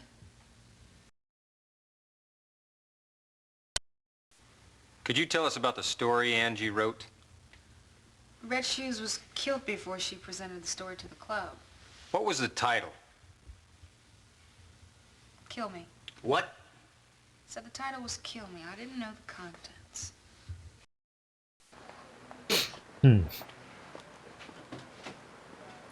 Right, so that's probably the major part there. Why don't we pop in at Beauty Vogue?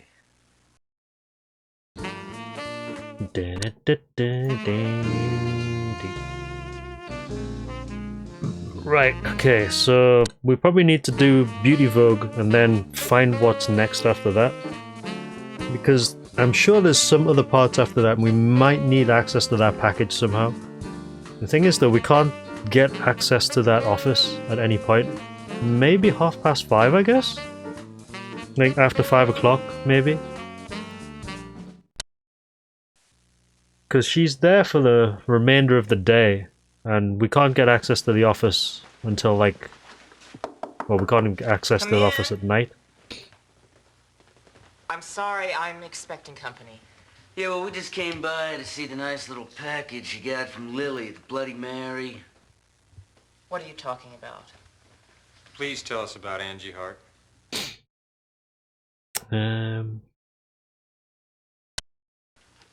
Where did you see Angie? If you don't say anything, I'll begin to wonder if you're hiding something. You know, I'm starting to wonder if you really were in New York on the day Angie was killed. I didn't kill Angie. Yeah? Then who did? I don't know. Well, tell us what you do know. What did Angie return to you? I want you to show us the package. I hope you can find the answers as soon as possible. Good day, gentlemen.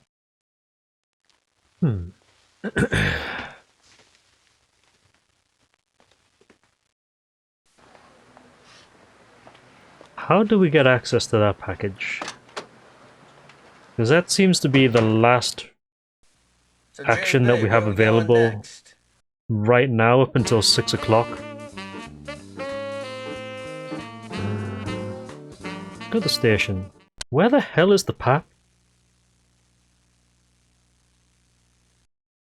Yeah, because he hasn't shown up yet. So.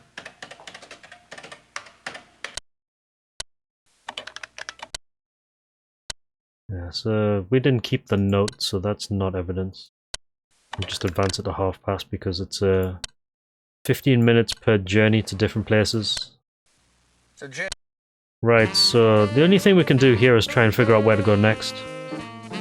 We have, what? Approximately 4.5 hours to find the next trigger. Let's start with the Detective Osborne.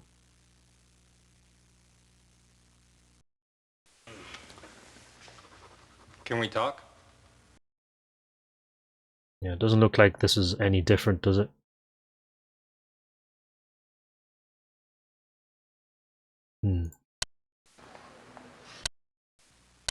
As accommodating as he is, it doesn't look like there's anything there. There's nothing at the planetarium. I have nothing more to say. Yeah, figures. Right. The auto repair shop probably has nothing. Told you guys everything I know. Okay.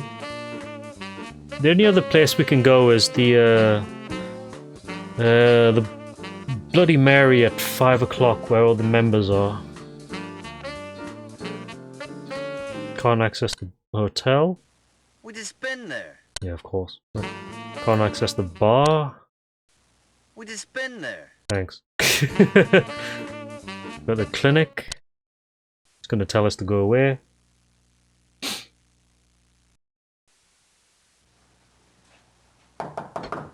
I've got nothing more to say.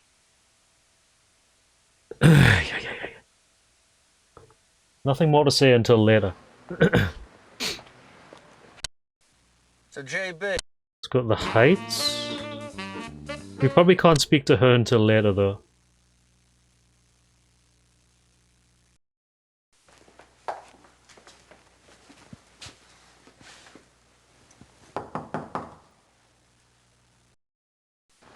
Right, okay. And the sports place?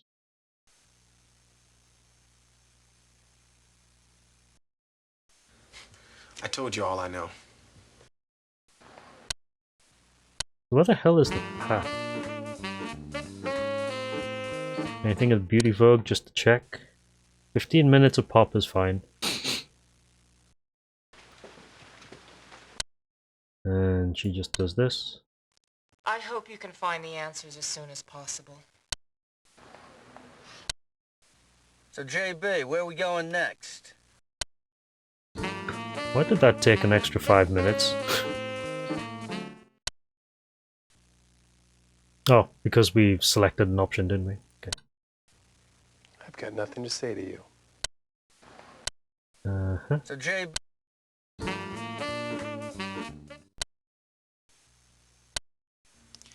I don't have any more to say. Of course not. Right. So, Jay...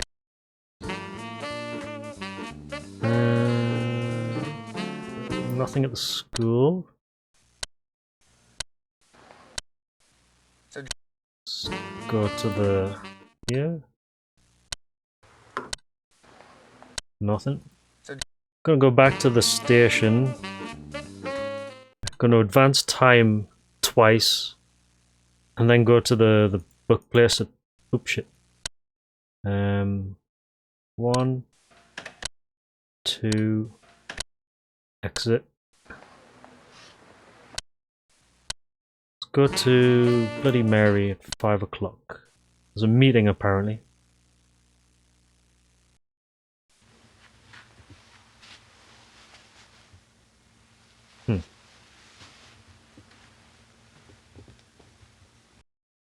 Oh, is that when the meeting is, so we can't see them after that, is it? Let's go back in.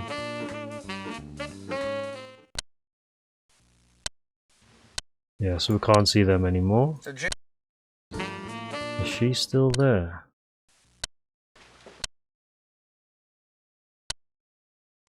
I hope you can... Ish.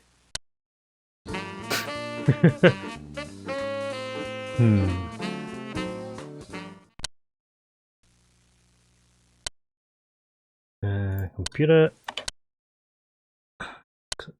Computer. Speak to Cindy. Hi. I've been waiting for you. I've done the analysis of Angie's diary. Any progress? Hey, who do you think we are?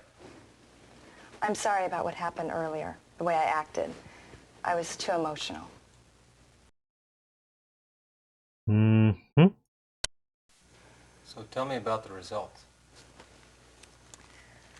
A mob of sheep were waiting to go through some wooden gates. Dad and I helped the sheep so that they could make it, and I hugged a black sheep tightly. Hey. In this case, sheep means the warm, good-natured part of Angie. Wooden gate suggests something that she got over that was an obstacle to her. And black sheep means something Angie's denied from her past. Yeah, well, so what? The shit still doesn't make any sense. Mom led a bull into a room where I was, and it made a dash towards me. I was furious and climbed up the wall to protect myself. I didn't hurt. Instead, I was in the next room full of Feast. Hey, I get it, the bull, right? Some kind of sex fantasy, huh? In this case, bull suggests her healthy animal instincts, suggesting that she'll be stronger. What she says, the bull dashed towards me and I was furious, this represents Angie's state of mind, that she couldn't control the anger that was just coming straight out of her. Climbing up the wall means she wanted to get away from the feelings that she just couldn't handle anymore. And Feast suggests broadening your horizons once you swallow it and get over yourself. In short, it seems that Angie was unwilling to accept something from her past, and it was troubling her all the time. But she was struggling to make it through somehow. Are there any hints or suggestions in the diary as to what her problems were? Well, there was one word used frequently that did catch my attention. That word was glass key. What does it mean? Mom and Dad locked the door using a glass key. I found the key and tried to put it into the keyhole, but there was no keyhole. I looked for a door that matched the key all night long, but there was no such door. Now, this is only an example, but if Angie's parents had something to hide, knowing that secret would have bothered her like hell. I would say it's possible. Okay. I mean, we've heard this before. Could you tell us about Michael Ebert? I really loved him. That's why I married him. But we messed up the relationship. Just remembering him is painful to me. I haven't met with him since we divorced. I can't believe he's missing. Is it true? Looks that way. Michael never talked about work at home, so I knew nothing about his work. I can't believe Bryce Rich was one of his patients. Catherine must have known Michael Ebert, right? Yes, I mean, she met him once at my wedding. What's Catherine's concern with Michael? Nothing. Don't worry about it. Okay, I've got to go.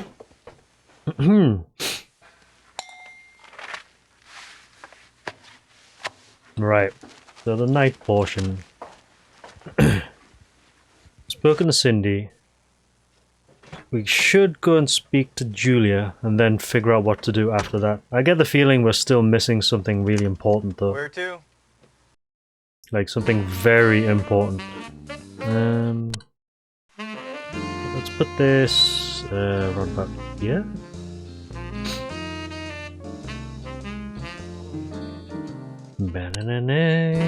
Right, so let's go to the Heights. Where the hell is the paparazzi?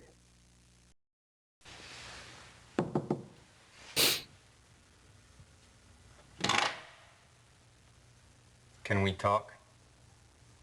Yeah. Come in. I want to ask you something. What? Everything going all right? Feel like you're still being watched? Why did you come to my room last night?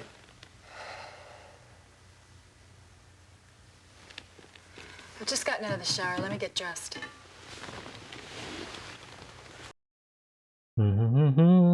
So there's nothing in the desk. Nothing on the shelf. What the fuck's that bird? There's something in the drawer.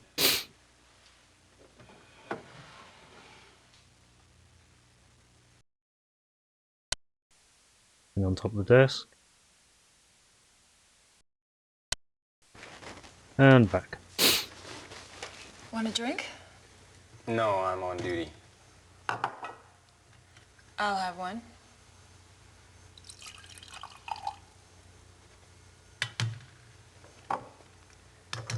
The detective you work with. Rosen, you mean? I know him. You met him before? Let me just... Yeah, let me just load this first. I want to do a test here. Yeah, that immediately advances. Okay. So we do need to open the drawer.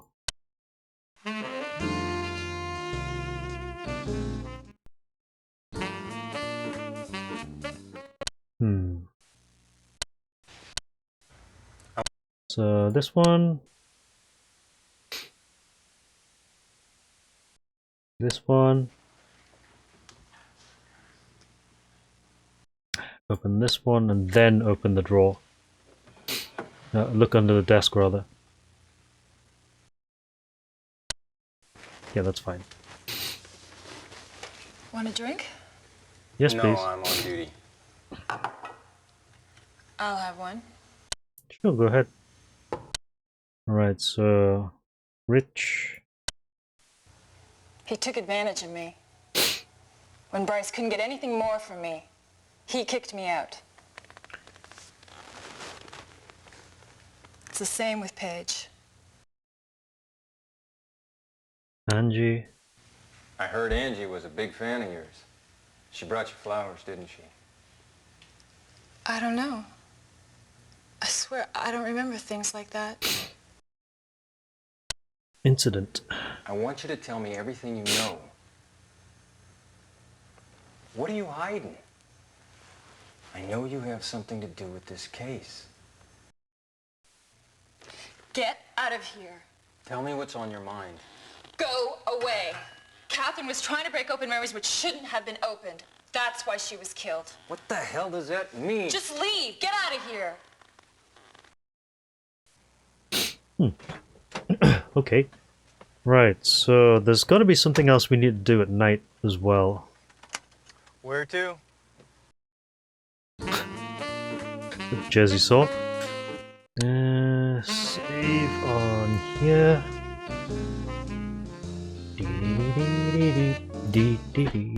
Right, so the problem now is where do we go after this? I'm gonna go explore all the different areas and then reload to see if there's any other triggers. We'll start with... There's definitely nothing at the clinic.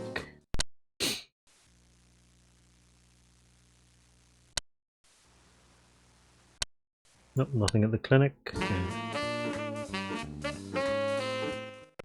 The secret book club.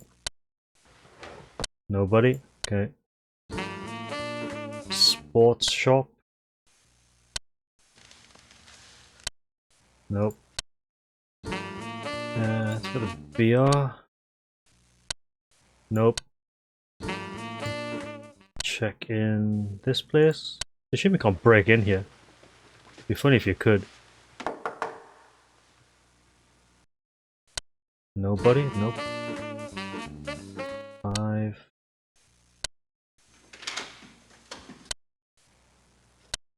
Uh, 6. Nothing.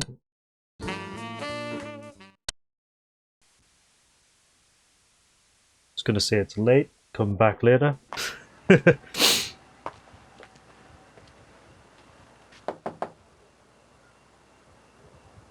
Oh, it's late. Can you come back later? Yep. Hart family.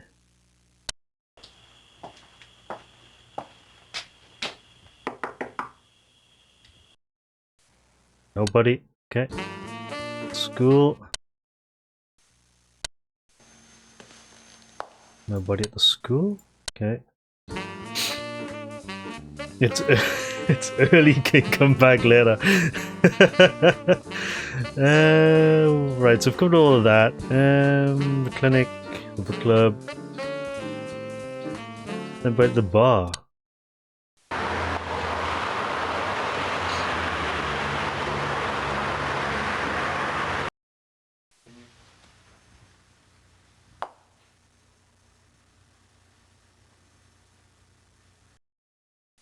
Nobody at the bar, okay. Great use of the time there.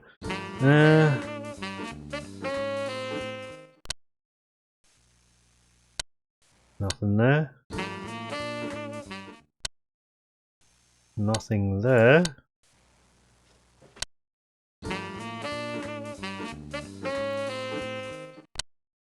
Nothing there. At the station. Nothing there. Dead. So we are missing something somewhere.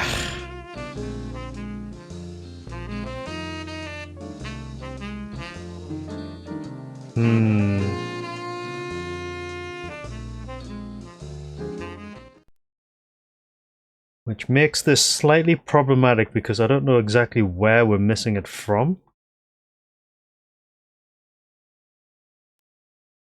Let's go to other places besides the neighbor and the Hart family first.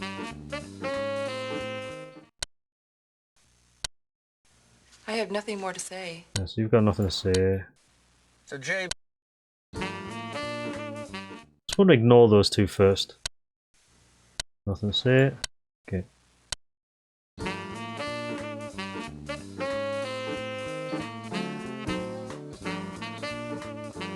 Hold on a minute. Let's do it this way then.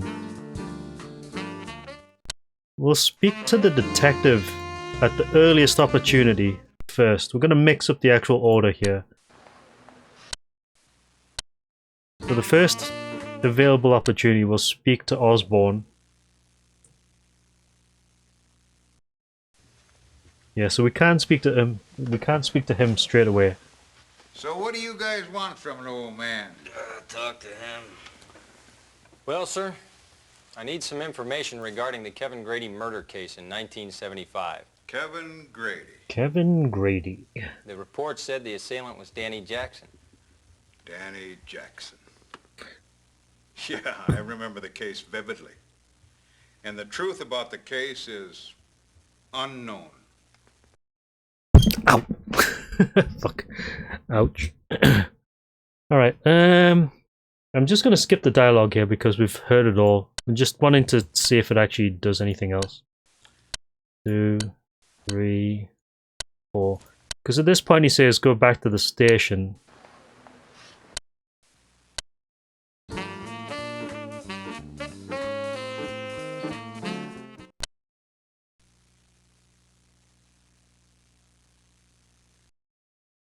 Right, so if we check the computer, I'm just going to speed run this bit. Doesn't look like you can click anything here though.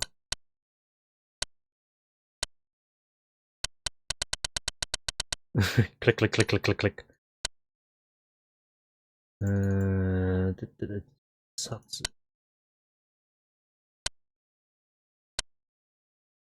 go through all of this. Make sure it doesn't trigger anything else. It's weird because it doesn't trigger any other dialogue options or anything.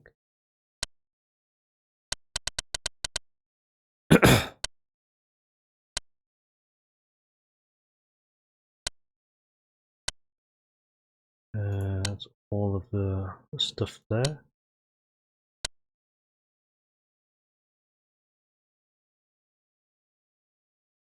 Okay. Just want to check to see if he says anything different now then.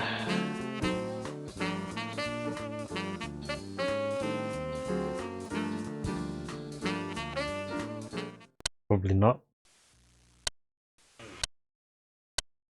Kevin was a petty gangster. To me, it was just another skirmish or a fight involving some dope dealer or some shit like that.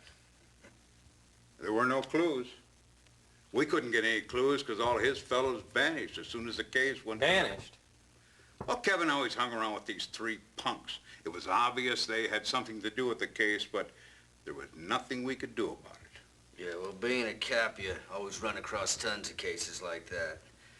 You know who did it from the get-go, but you just can't nail the sumbitch, you know? Just can't nail the sumbitch, you know?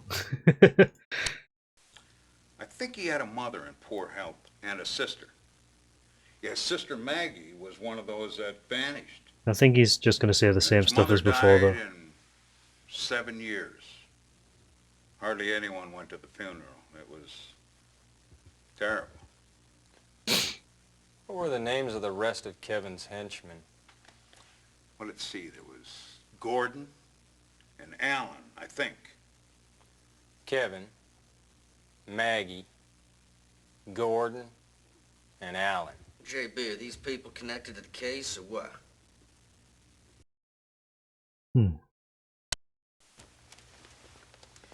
That's Catherine White.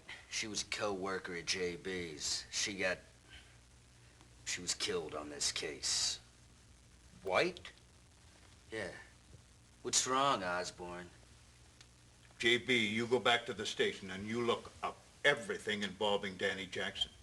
He died in 75.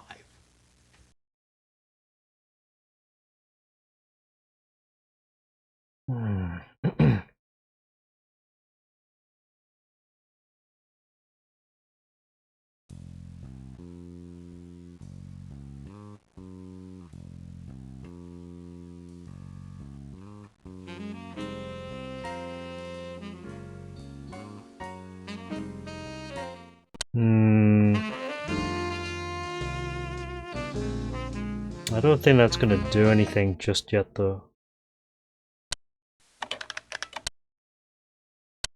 Yeah, so there's this. Read through that. Okay. Pick up new evidence as well.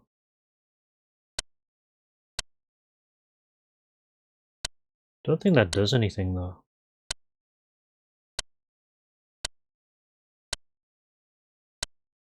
Right, so 8:30 now.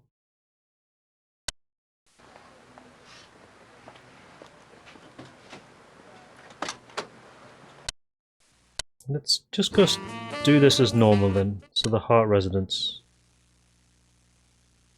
Yeah, because I'm sure we're missing something fairly early on. It's weird as well because Look, I guess nobody's home.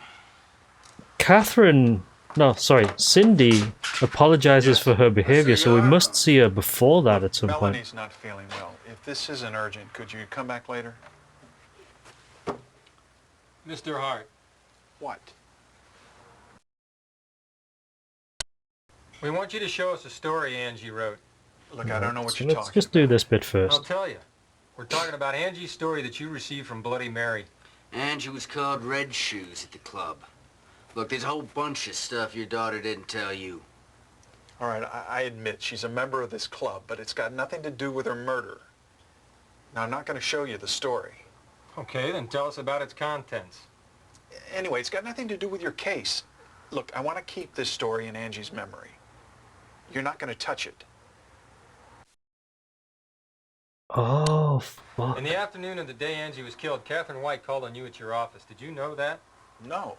Catherine was investigating a counterfeit birth certificate here in Chicago. Does this mean anything to you?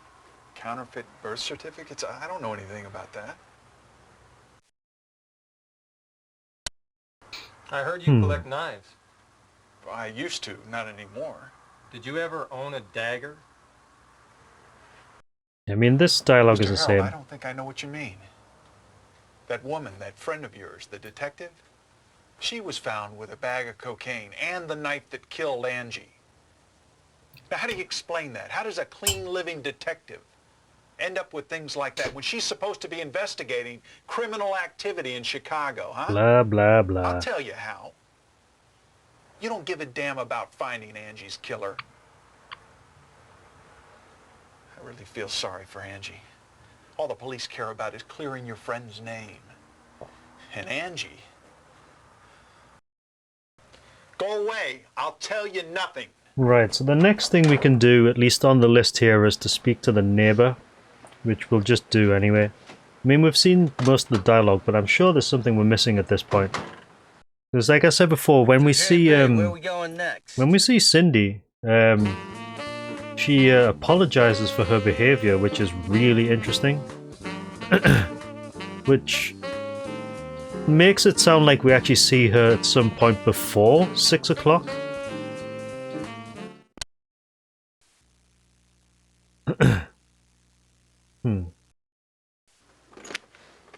Oh, hello, dear. I knew you were coming. You went up to the Harts, didn't you? Melanie looked well today. That's good for her. Pardon? Oh, I saw her in her garden this morning. You know, it's been a long time since she tended her flowers. Yes, she said hi to me.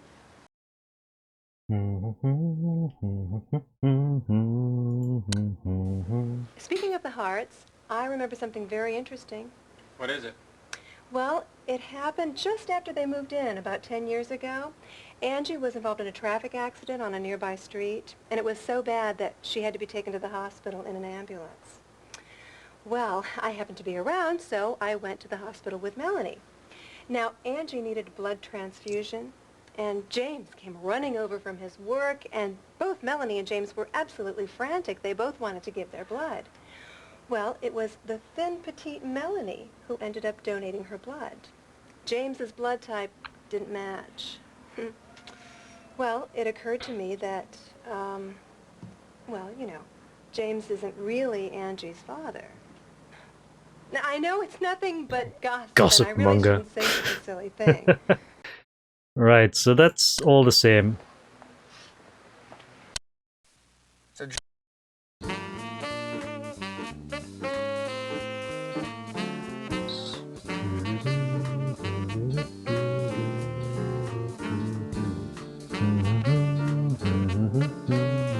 I'm just looking to see if there's anything new here, but it doesn't look like there is.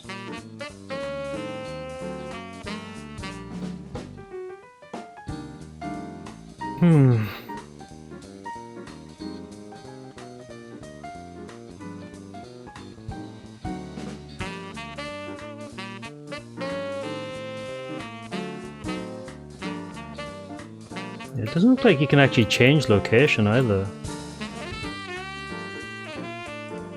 Why do I get the feeling we're missing something here?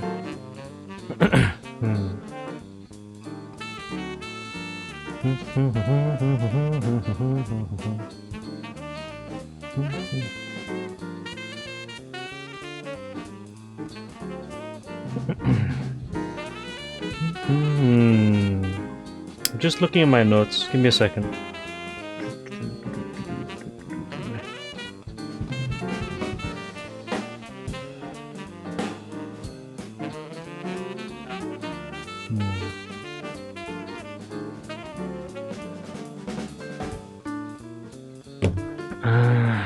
Fuck.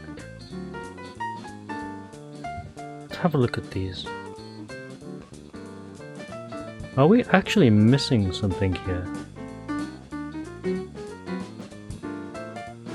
Bloody Mary.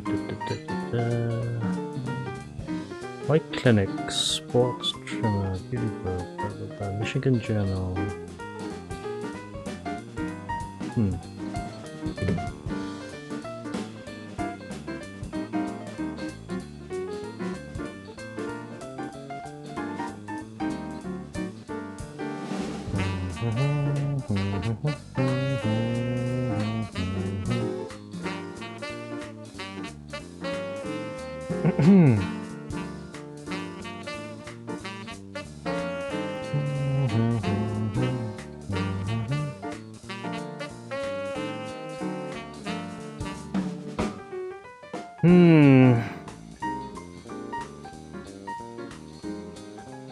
I don't know, it feels like we're missing something here, but I can't think of what. Instead, we can't access the clinic, can we? Let's just go to the clinic first and see what happens. It's probably going to tell us to go where.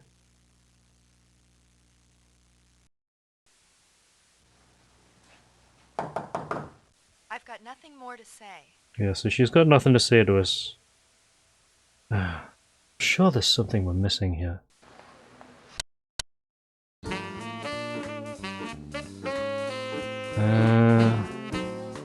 Let's go to the station very quickly.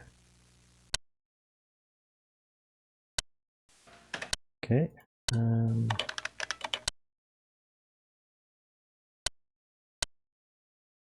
Check, check, check. Okay. Oh. Okay. Okay. I think all of that we already have. Yeah, because it wouldn't allow us to advance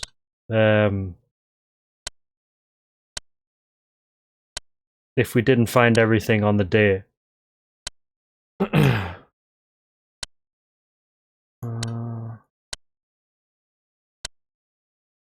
There's something missing, I'm sure there is.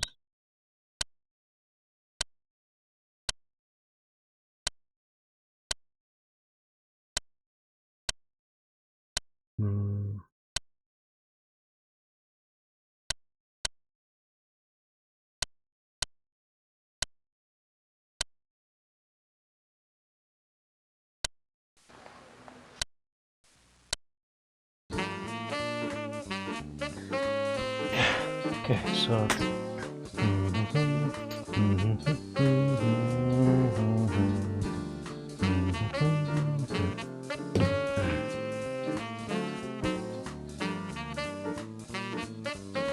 so that's Osborne's place.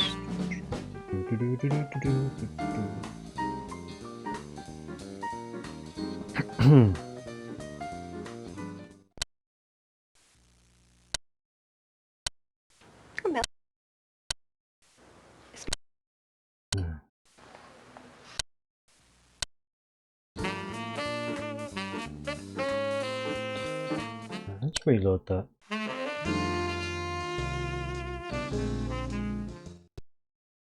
It's a shame I'd saved it like straight after we had all the dialogue stuff, because I'm quite certain I might have forgotten to do something at that point.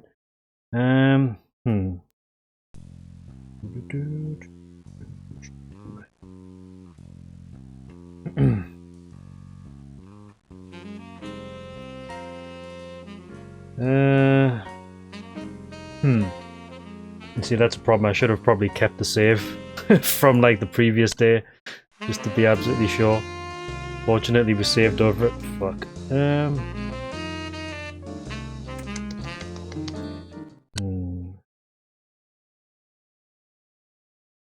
We We could speedrun it. I do have the notes for it, so... No. It's only up until disc 3 that we're actually curious about, though.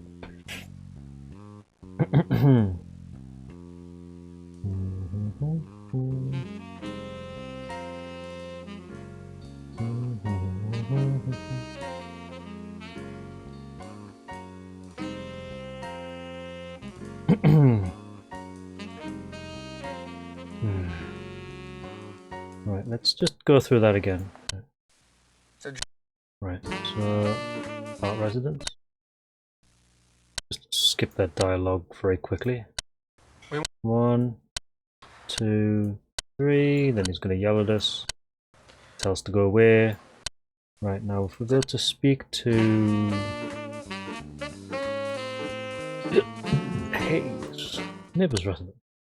Yeah, this is a really tricky day. I get the feeling we might have missed something right at the beginning, though. Hello, dear. Because if you remember, usually at the start of every day you get a list of dialogue. There's a couple of things that makes me think that we've basically fucked it up at the beginning. One, the paparazzi guy, he hasn't shown up this morning, and he said he was going to, with evidence. And 2, there's that dialogue with Cindy at 6 o'clock. Well today. Which where she apologizes for her behavior, but the problem is we don't actually see her until 6 o'clock at the moment, which leads me to think that we do see her at some point before that. Hey, where are we going next? The only thing is, it seems like we're missing something really important here, which makes me want to go back and redo the rest, like the earlier bits instead, which might be an idea. I can speedrun this though, so it shouldn't take long. Right, so disc 1. Yeah, we're gonna very quickly just blast our way through all of this. Prologue, right.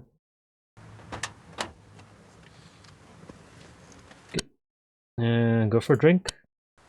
Okay, let's get a shot. And then do this.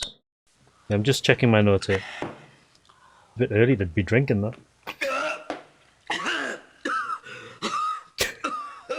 This You guy. all right? Stop torturing yourself. Get out of here. Get out of Drink here. like that. Just want to pass out drunk as a skunk. It's a waste.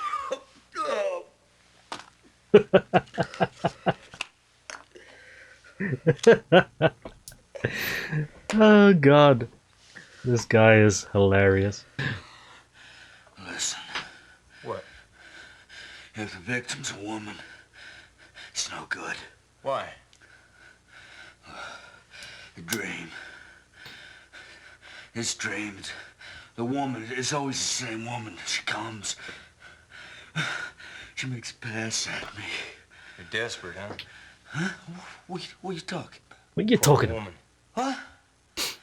Well, that's not true. That's a load of crap. You don't know what you're talking about. It's not true. Have you ever Have I ever what? shot a woman before? What? I know a cop who did. The guy killed a suspect by mistake on an investigation. Since then, he couldn't take a case involving a woman without causing trouble.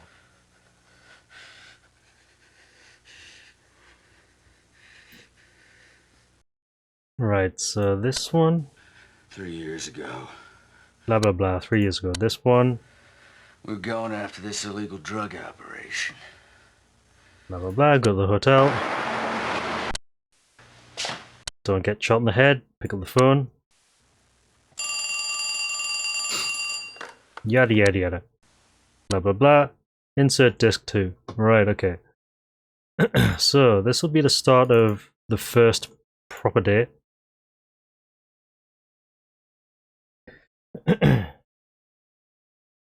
Right, so we start off in the Chicago PD. Skip the dialogue options.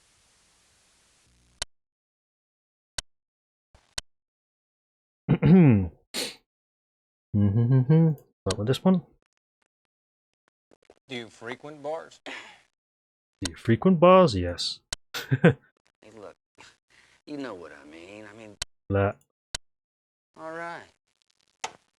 It's got a database regarding the case. Blah. Right, so we've got the computer, blah blah blah, but we're gonna go straight out and go speak to the Hearts.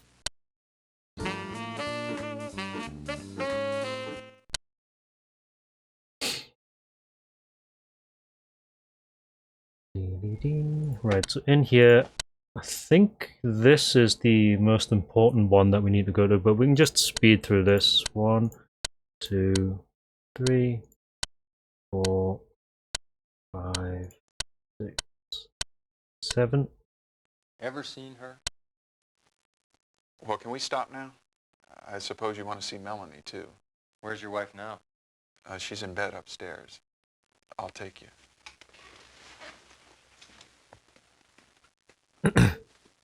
Right, so from here we can just do all of this. And then this, which will give us the branch. Yeah, we're just rolling back because I'm sure we're missing something important. Oh, it's you. Yeah, okay, I see. Right, so we get a chance to go to either James's room or Angie's room. We go to Angie's room to get the photograph, but we don't show him the photograph. Angie's room.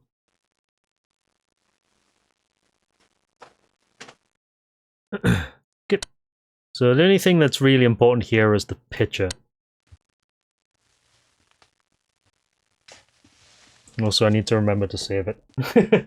So I don't accidentally like misclick and hit the wrong option or whatever. Blah.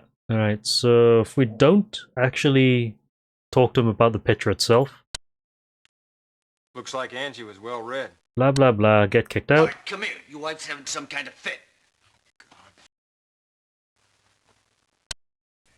And then we talk to the neighbor. Check a temporary save here for now.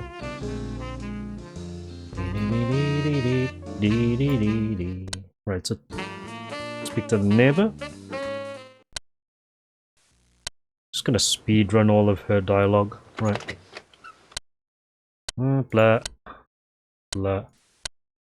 Because it's really the evidence that's actually important in this little session here. So we need to go to school next.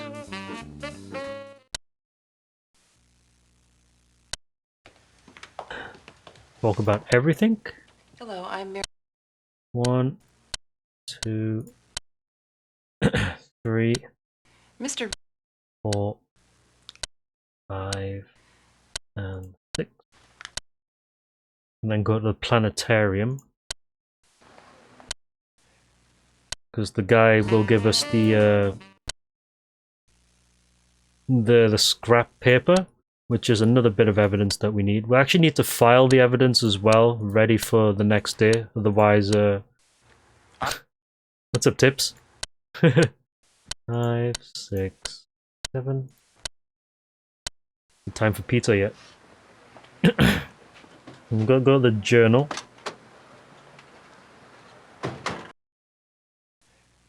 So, JB, where are we going next? So JB, where we go next? Michigan Journal. I actually did that straight away, but it doesn't really matter the order here as long as you get the evidence that you need. But there are certain options that you do have to watch out for because they do immediately jump the story, and you might lose the chance of getting things.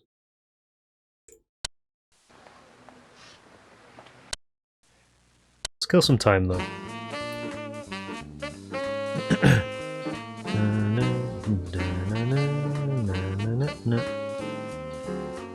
Let's kill some time by going to the police station. Because 1 o'clock is when we get the tip.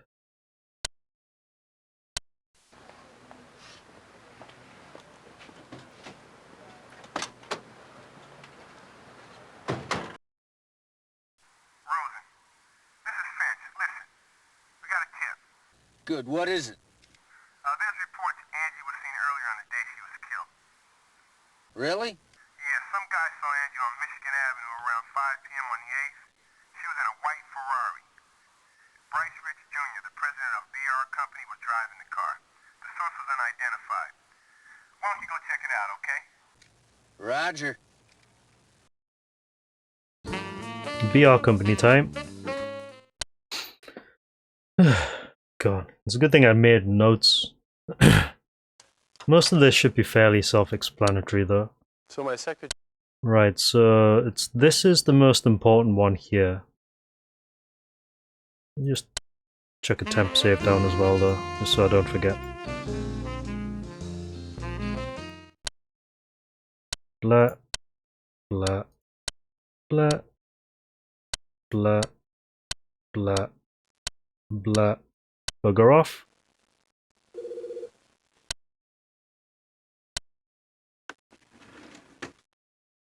So we get an item there.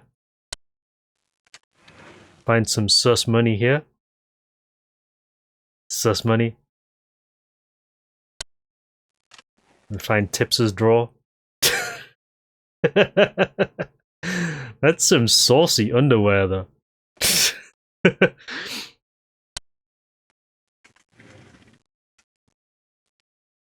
Diary with Melanie Hart's thing in it. It's interesting he makes a mention of that, but I don't really take it for evidence. Right, so car advances here. I'm just skipping the dialogue to get there. Where's your car parked? It's in the garage being repaired. What happened? And then she turns up. Julia. This is Detective Rosen from the... You say you were with him? Yes. Car. Then photograph.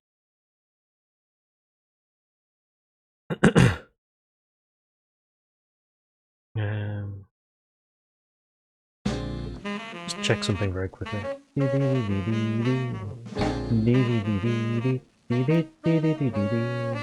so the car.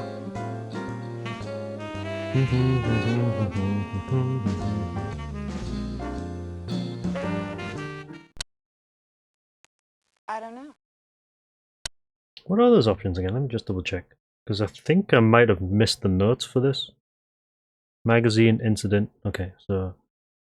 magazine. Angie's photo. Catherine's photo. Incident. Okay. Automatically done. My alibi has been proven by Julia. So I don't think you have any further business with me. So I'm going to have to ask you to leave. Let's go to Beauty Vogue. Julia and I have some of our business to discuss.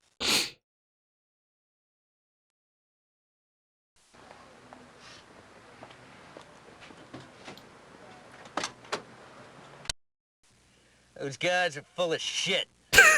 So, JB, where are we going next?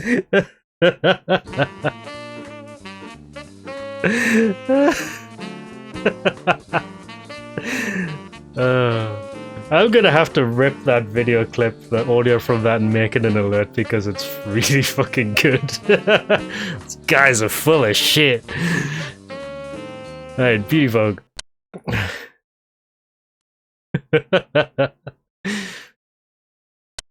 Right, so 11-8, 11-9.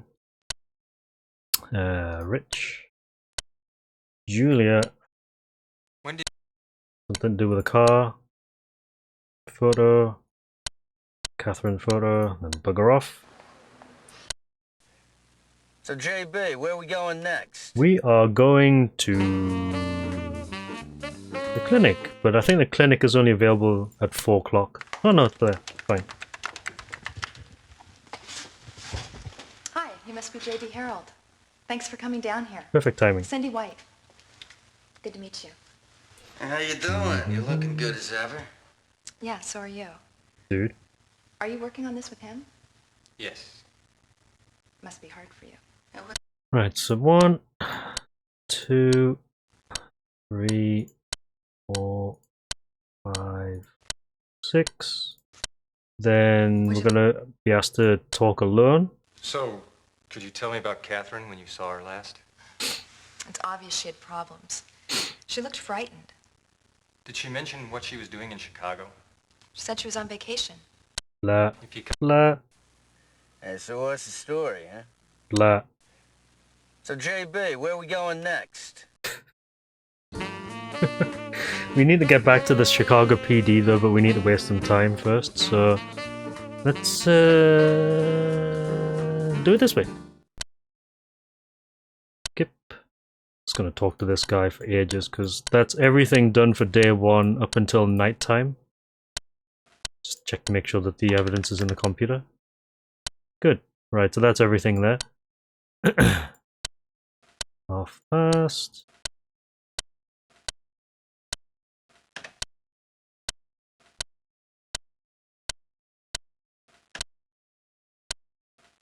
Okay. I gotta get a pack of smokes. I gotta get a pack of smokes. Hi, Ted around? Went out to get cigarettes. Back in a minute. Aren't you that Mr. Harold of Liberty Town? Yep. Fred Finch. I work with Ted. You can sort of say he's the one who got me started in this. Well, gotta go. Talk to you later. Oh, by the way, how you getting along with Ted? Barely. Barely. So, pick on this one. Sometimes. Yeah. Hey, Mr. Harold, take care of Ted for me, will you? I went down. So, Angie, Catherine, other. Okay. Hey, what are we gonna do now? I suggest we split up. Right, so we need to go speak to Julia at her place.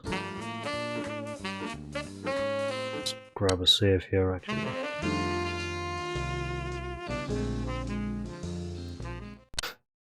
We have to speed run this in order to get back to where we were, though. The Heights.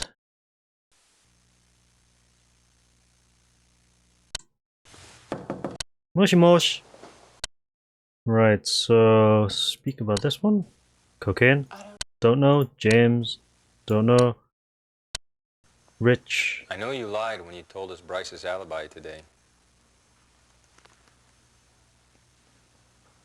2 people have been killed. Mm-hmm.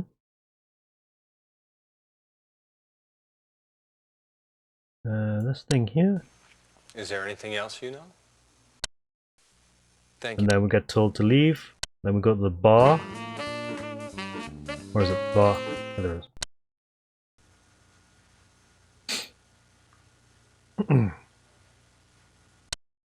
We get Catherine here. No, not Catherine. We get a Cindy here. May I sit with you? Of course. Right, so talk about this. Talk about that. And then we get the newspaper article. Speaking of Catherine, I remembered something. Oh, I didn't... And then she has to go. And then we can actually just go back to the hotel now, I think. I know it says like 11 o'clock that we have to do it, but yeah, we can do it anytime. So, yeah, we'll take it.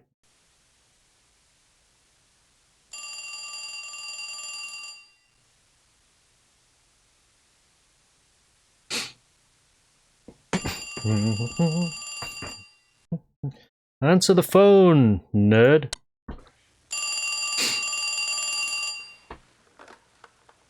Hello. Hello. JB. Oh, it's you, Mr. Taylor. Yeah, here it comes. It's you. Blah blah blah. Done. Right, so that's day 1 sped through. Let's do day 2. I just want to get a save to where we actually start day 3, because I'm sure we're missing something. Yeah, this game is really good for sound clips. The Bender? Skippy. The bush kangaroo. Right, save it here just very quickly.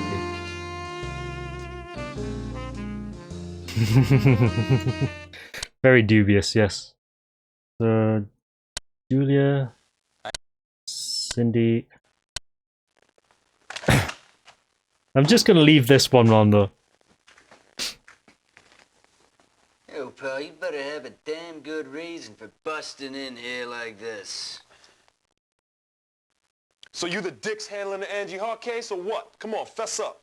Sounds like he's looking for us. What do you want? You the fucking losers? Detectives, Ted Rosen, J.B. Harold.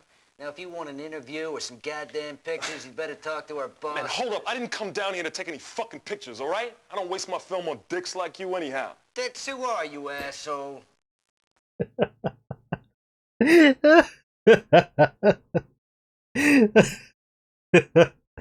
I like this guy. This guy's good. What do you want? What I want is I want to know why you haven't busted Rich yet. I tipped y'all so you could take him down. What's up? Are you the one who reported seeing Angie in Rich's car? Yeah, that's right. So what you gonna do? Before that, why don't you introduce yourself? I'm Arnold Phoenix, freelance photographer. You want to check my identity? Are you an athlete or something? You look pretty solid. Yeah, I used to be. I played in the NBA for a while. You want an autograph? Yeah, well, when did you change jobs? 3 years ago. Have you known Rich and Angie long? Yeah, I known them for a long time. I photographed Rich for a couple of magazine interviews. And I know Angie, too. Yeah, well, did you take her photograph as well? Yeah, that's right. I scoped her on the street one day, rolled up on her, asked her if I could take a couple of shots. She said, cool. Took them and sent them into Babe. You know the magazine?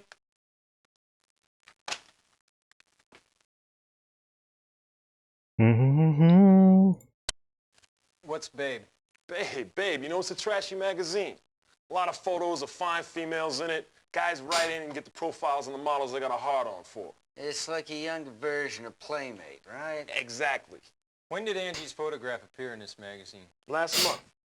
Did she get a lot of letters from readers? Hell yeah, man. She was fun. I heard she was the most popular model ever.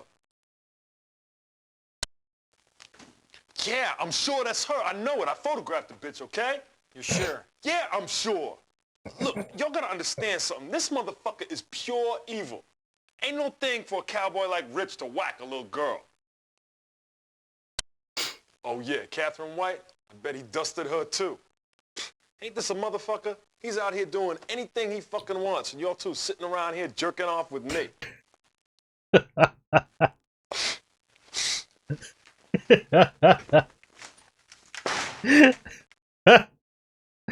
I love the guy, that's so good. Right, okay.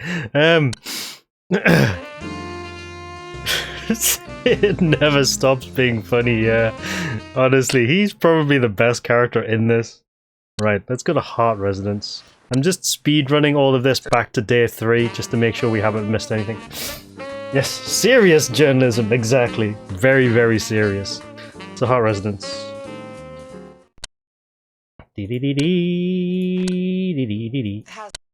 Right, so this one? Is Mr. Hart out now? He's doing some shopping. Are you?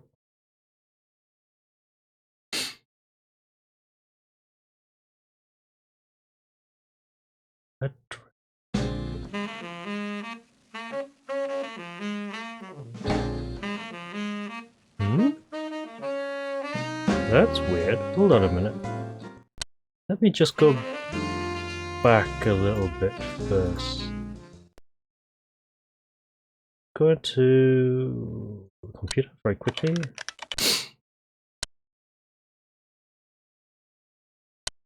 One, two, three, 4, 5, 6.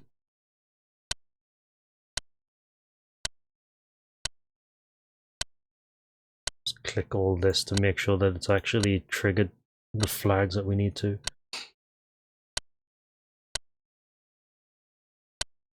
Nothing there, nothing there. Speed run your profile. Speed run your profile.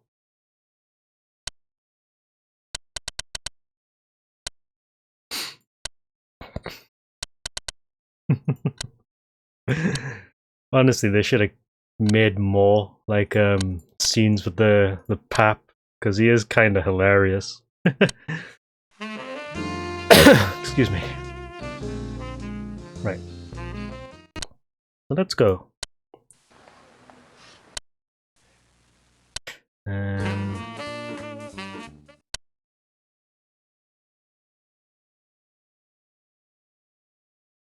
It's funny, you know, because I'm sure there's an option missing here.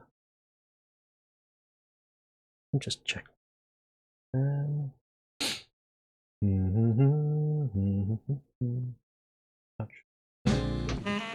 it's the clues that advances it. Okay. So this one. So 1, Is Mr. Hart 2, 3, 4. Then she gives us a ring with this one. According to Angie's teacher, Angie's grades were down lately and she seemed to be having some problems. I'm wondering if you had noticed anything unusual with her. If you have something on your mind, please tell us, Mrs. Hart. Here. Angie gave this to me for my birthday about 2 weeks ago. If that's a natural stone, I'd say that's a bit too expensive for a high school student to buy. Yes, I thought so too. I asked Angie how she could buy such an expensive ring, but Angie got mad at me, saying I should have at least have appreciated it. She wouldn't say how she got it. Do you mind if we take this ring back to the station and have it checked? No, go ahead. I haven't mentioned this to my husband, so please keep it secret. You're about to mention it though. Skip. Right, so BR company. So, JB, where are we going next? Gonna go bug BR company. Speak to the secretary. Right, so just click through all of these, I think. Yeah, 1, 2. Because I think there's nothing that really stands out here. And then we leave. We've got to go to Beauty Vogue to speak to the 2 models. Yeah, I'm just speeding through this though.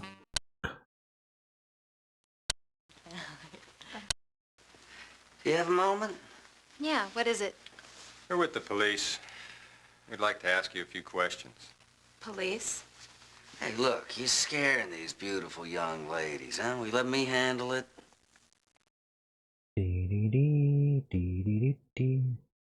Incident. Speak to everybody. 2, 3, 4, 5. Go.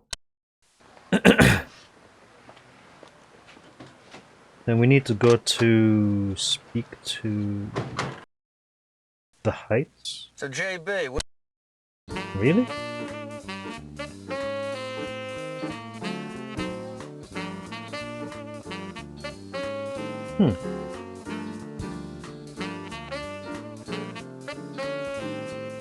I wonder. Hold on a minute. Do we?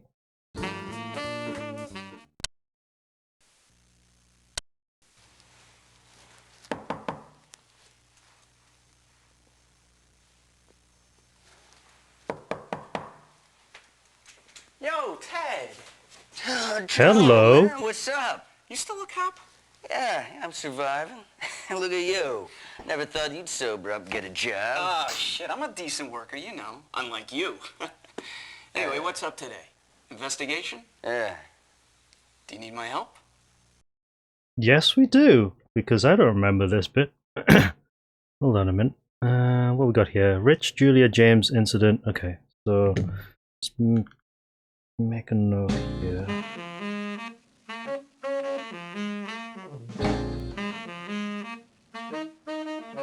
Right, so Rich, you're gonna chuck a save here.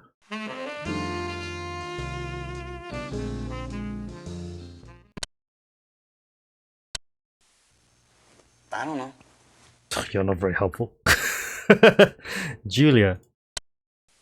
Yeah, do you know this model, Julia Fortis, who lives here? Sure do. She's a fox. Yeah? She get much company? Rarely. What about men? Well, I've never seen her coming back with a man. I don't believe it. Well, if you don't believe it, don't. Anyway, I've never seen it. Ever. But what? There is one. Her old man. Her old man? Yeah, her father comes by every now and then begging for money. Slimy guy. He never leaves without money. And what's worse, he's a sloppy drunk. Oh, he's a drunk. He's a drunk. Could be at the bar. James? Interesting. I don't know. God damn it. I don't know. Let's go with Angie's photo. I know her. Really? Yeah, definitely. About 2 weeks ago, she came and left a bunch of flowers for Julia at the front desk. She brought flowers for Julia? Yeah, I thought she might be her fan.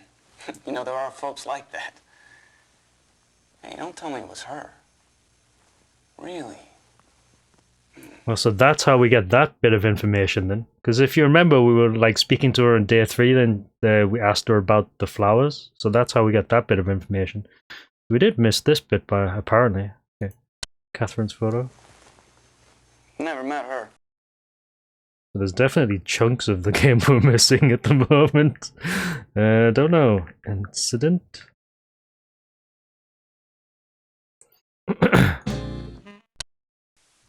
Yeah, we're investigating the murder of Angie Hart.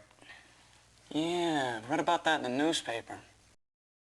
Read about it in newspaper. Okay, well, it doesn't look like there's anything else from you. So let's go to Urban Model.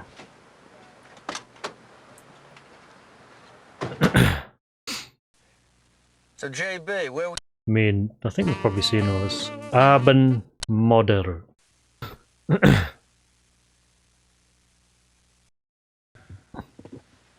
This guy we've seen before. Just gonna click through all of his options because I think it doesn't trigger anything particularly important. Have you ever worked for BR? James. Incident. Angie's photo. Catherine's photo. Leave. Then we got a sports dreamer according to this. Yeah, so it's all the new stuff. Oh, he had the pizza, goddammit. Lunchtime. Lunchtime car pizza. This guy who probably doesn't tell us anything that important, so let's over this one. Where? And then all of this. Cocoa. Phoenix. Shindy. That. Slap hot birthday, yeah. Right there. And then we leave. And then we go to the auto repair place.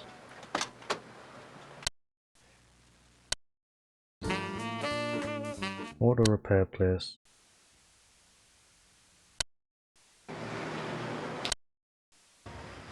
And just speed through this guy's dialogue.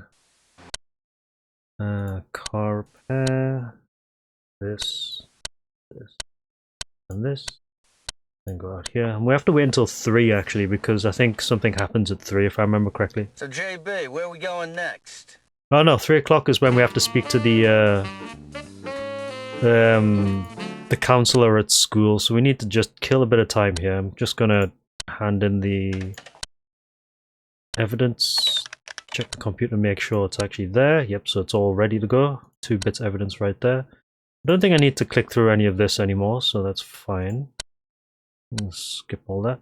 Just gonna kill some time here though, so I'm just gonna put around here for a little bit, and then we'll go straight at 2:45. So it takes 15 minutes to JB, where are we going next? go to each area, so this should put us at exactly 3 o'clock. Then we speak to the counselor at school, this guy.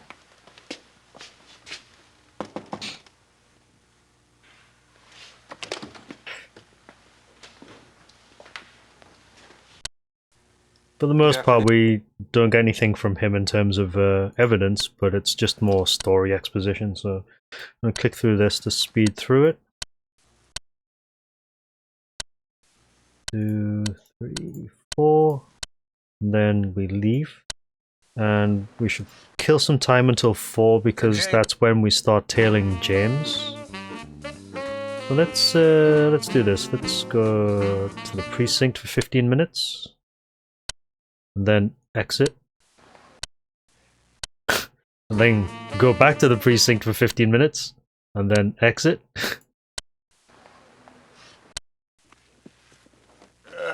Pizza! Wait, dude, it's 4 o'clock. Hey, want a pizza? It's not bad. Hey, look. There's James Hyde. Hey, he's in a hurry. Hey, he's getting in that taxi. Hey, let's tail him. What do you say? Well, he's going into that building. Car pizza. What the hell's he doing? What's taking that guy so long? Let's go take a look. Let's go take a look. He can't finish that pizza yet. Pardon me, can I help you? Yeah. There was a man in here.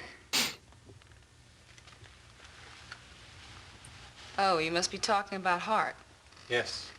He's the father of Red Shoes. He was here a while ago. Blah. Right, okay, so this, then this, and then we get some more options. James again, Julia, Cindy, incident, and just photo, Catherine's photo, bugger off. Now we have to just kill some time until 6 o'clock, so let's just go straight to the station. Just drop a temp save down.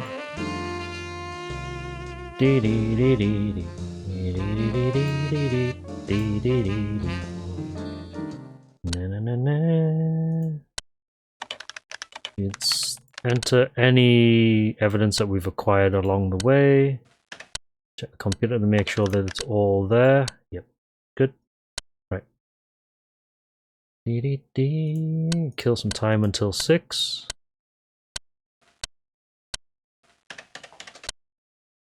Hey, Ted, there you are. Yo, Fred, what's up? Look, an officer found these in a coin locker while on patrol. We think these are clothes Angie was wearing when she left the house. What the hell's this thing? Oh. Hey, this is weird. Listen to this. A mob of sheep came to go through some wooden gates. I helped the sheep so they could make it, and I hugged a black sheep tightly. What the hell is this bullshit? I don't know, it's only my opinion, but it seems like one of those diaries where she might have kept record of her dreams or something like that. A record of her dreams? Yeah, I kept one of those things. You know, I wake up in the morning and I write down the dream I just had. Uh-huh. Okay, so Do you think this ornament, is connected to the case? then the diary, and this is when we split up. And I'm just checking this guide very quickly. My notes. So let's just put a temp save down very quickly here. Starting from here. Okay. Let's go to clinic.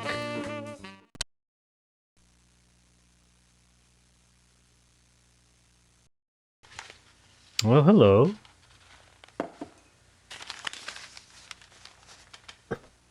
You're doing the cryptic crossword.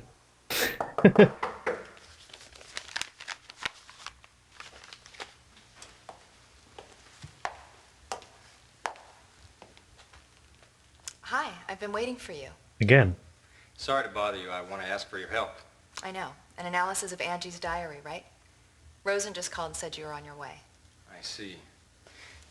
This is the diary. Okay. Be happy to do that. Yep. How long do you think it will take you to finish? I know you're in a hurry. I'll do it ASAP and let you know when it's done. Good. Why don't you take a break? Have a seat. Sure. All right, I will. Thank you. So how's the investigation going? Any progress? Badly. Well, not so bad. Catherine. We found that Catherine visited some places related to... Yep, blah blah blah. I've got to go. Right, so we already know about that. There was one thing that we had to do in the bar as well, regarding the dude. I'm actually gonna drop a temporary save down here as well to make sure that we don't fuck this up. Because I'm sure there was more than one dialogue option, but we ended up picking the one which skipped it. Yeah, okay, so we've got that there. So you can actually get this anytime by look of it. We got it at some stupid time, I think it was like about 10 o'clock or something. There he is, the pap.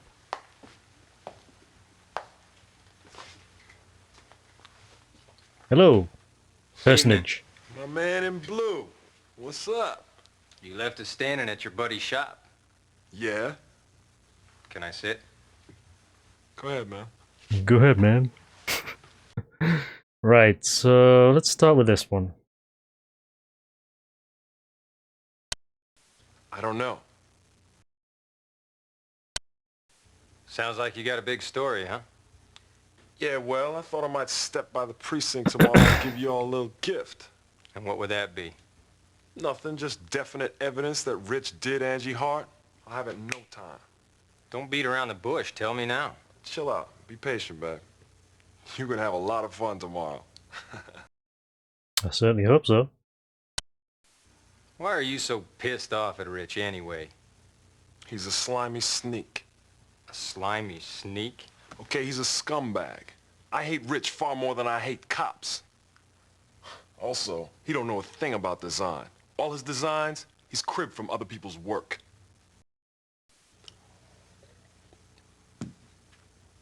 I got a break, man. Let me redo that because there was that other option there as well. Hold on. So, load. Right, so got the bar. Yeah, because he seems to jump the dialogue as soon as you ask him about Rich. I don't know. Yep. Sounds like you got a big story. Ask him about Angie's diary. I don't know. Okay, that's fine. Right, now we can skip that. And then he buggers off. And I think that's the last thing for the day. Which means that we can go straight to the hotel.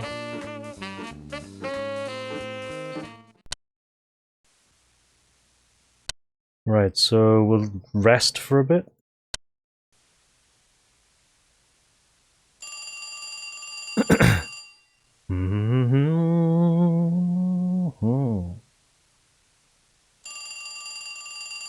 Answer the phone.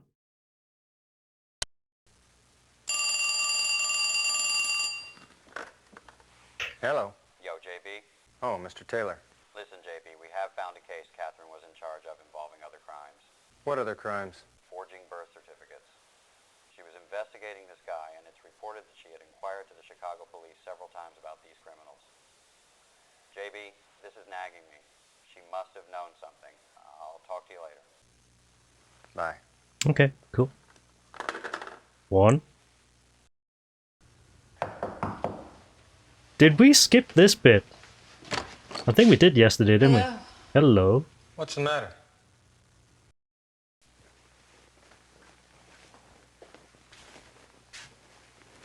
Oh, she's wearing a sweater. Okay. I surprised you, didn't I? What's wrong?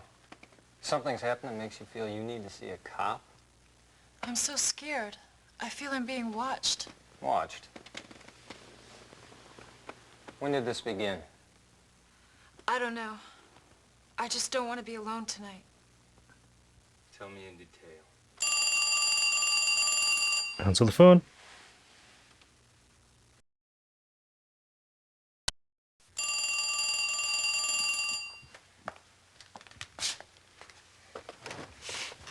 Hello. Hi, Harold.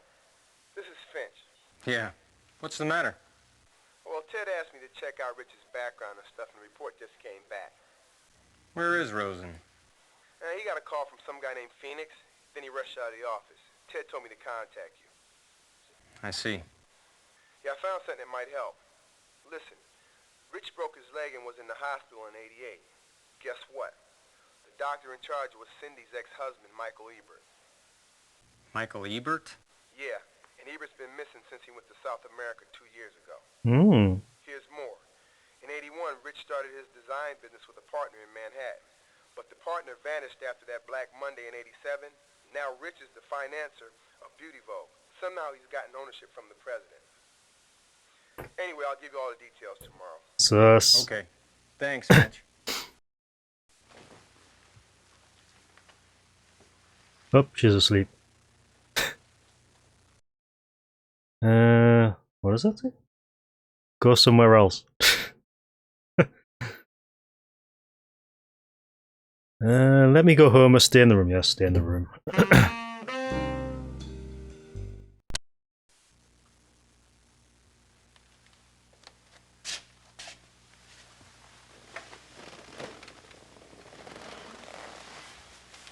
Awfully nice of you, JB. Right, so we'll be starting on day 3 properly this time. Sure that actually covers everything though.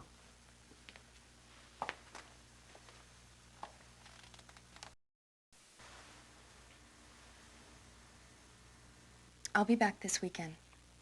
I told Taylor I was taking a vacation. How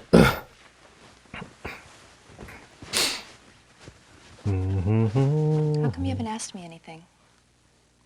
How come you haven't asked me why I'm going to Chicago?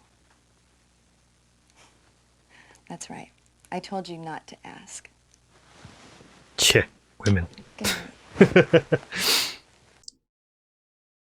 Right, so disc 4 finally. Okay, save it at the first opportunity. Glass keys.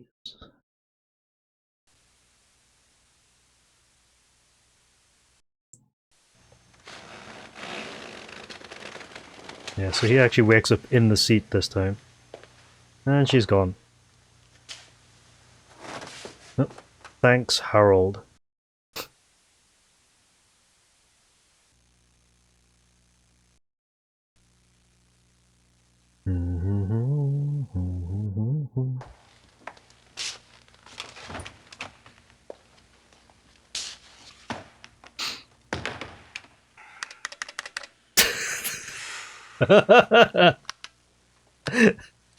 Well, this is a sweet surprise. What's happened? You goddamn Fred trapped me. Fred called me last night. Said a report on Bryce's personal data had come out. Yeah, the shithead dumped all the data into this computer. That's why I'm sitting behind this fucking machine losing my fucking mind. Why don't you have Fred do it? Yeah, well, I wish I could, but that shithead isn't on duty today. Fred told me 2 people related to Bryce are missing, is that right? Yeah, till yesterday. What do you mean by till yesterday? Okay, there it is. It's taken me all day to get this, baby. All day, it's 8 o'clock. Ooh. Oh, we got a case file on Rich. Okay, so that probably fixes the problem we had before. Because we never had a case file on Rich. So what do we got here? Yeah, so I guess we probably messed something up in day 2, which means that we missed out on this. So this actually hopefully solves a lot of problems. So Bryce Rich, blah blah blah, yada yada yada. Right, so it's just telling us about stuff. Started business as a clothing designer. Won Best Newcomer. Gained acclaim for designing costumes for movies. Established BR company. Co-managers Charlie Thompson. Suffered heavy losses on Black Monday. Charlie Thompson disappears. Okay, BR company. Whoop. Moved the base of BR company to Chicago. Admitted to Central Hospital with a fractured left leg. Attending physician is Michael Everett, who is Cindy's ex-husband? Yeah. Started designing precious metals and interiors. Opens a luxury boutique that requires reservations. Michael Everett is missing. Capital participation in Beauty Elite. Okay. Right. So we actually have that now, which is interesting. I hate that fucking machine. Fred, what a dickhead. Brings me this note. Ted, I set up a program to allow you to search for information regarding the people concerned and the data of criminal cases which are still unsolved. I think it'll be helpful in your investigation from now on. Don't give me that crap. He's right, you know. It will be helpful in the investigation. Yeah? Well, let him do it. Make my life easier. Ah. That's pretty good.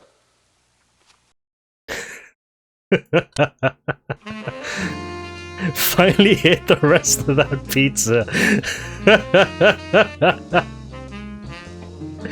Oh god. Alright, cool. So that probably solves our problem then, because we didn't have Bryce's file when we had day 3 earlier, which means that we probably were missing something in day 2 in order to trigger that. That's good. So hopefully this should work a bit better now. Right then, let's just go through these as usual. Fred mentioned Phoenix called you last night. What did he bring you? Yeah, well, his source disappeared on him. He thinks Rich did it to cover his ass, and that we'd better nail the son of a bitch. There he goes. Hey, you saw Phoenix at the bar last night, didn't you? Yeah, he told me Rich is stealing somebody's designs. Yeah, well, I heard. Rich doesn't even do his own designs anymore. He either has his assistants do them, or he just steals the stuff from other people's portfolios. There's this one guy who used to work for Rich, had a tape recording. A Rich threatening this one designer to keep quiet about Rich using his designs. Guess what? This guy disappeared last night. Disappeared? Yeah, when Phoenix went over to his place, it was all messed up. Wasn't any sign of the guy or the tape. And that's when he called me, screaming that we better nail Rich. But no proof, huh? Nah. No, it's just Phoenix's damn imagination. I told him there wasn't a fucking thing we could do. At least not yet. Phoenix's hunch. That was your specialty, wasn't it? Shut up. Shut up. I've got new information regarding Catherine from Liberty Town Police. What is... The last case Catherine was in charge of involved various crimes, including counterfeited birth certificates. She'd called Chicago Police Department several times regarding these crimes. Counterfeited birth certificates? Yeah, what I find very interesting about the FMV in this game is that they don't actually have multiple FMVs for each situation, which is how you kind of figure out that you might be missing like an event somewhere previously. Like before, when we were speaking to Julia in her apartment in the evening on day 3, and she mentions like JB says that you came to my apartment last night. But I don't remember that actually happening until now, when we probably triggered the event to show that. So there's little things like that where you can actually maybe get the bigger picture, which will require like going back through and doing it again, obviously. But like, yeah, it's interesting that they don't have multiple FMVs for like each particular part of the game. Which I guess kind of makes it a little bit easier to piece the full story together if you're playing it like all the way through like multiple times, rather than save scumming like we are. Do this case, but I don't like her. You can handle her better than I can. There's something about her ex-husband is bugging me. Yeah, so now we have access to this. Just gonna put a save here and make sure that we keep both of these saves at least for now. But if we go to the computer, we should have 6. Yeah, so now we've got 6 files here, which means that we are on the right track now, finally. Because before we only had 5. We didn't actually have Rich's case file at this point, which is good. Still need to actually, you know, probably go through the computer again, like, shit. Hold on. What are you looking for, man? Do you happen to know what office Simon Osborne's in? Simon Osborne? Here we go. That old man retired. What do you want with him? I need information from him regarding an unsolved case he dealt with. You know, he's living on his pension. I dropped by his place once, so I know where it is. You want to stop by later? Yeah. Okay, so that triggers the ability to go speak to Detective Osborne, so that's good. Let's Just gonna click through all of the evidence to make sure that we have seen all of it and that it like triggers any progression flags. Yeah, look at all this evidence, yeah.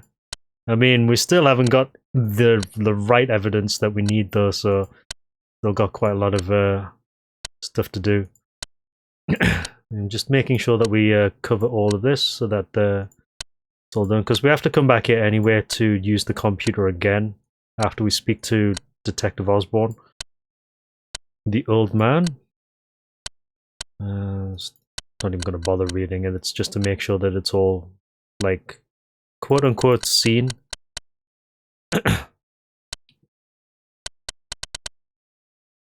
That's smarmy git.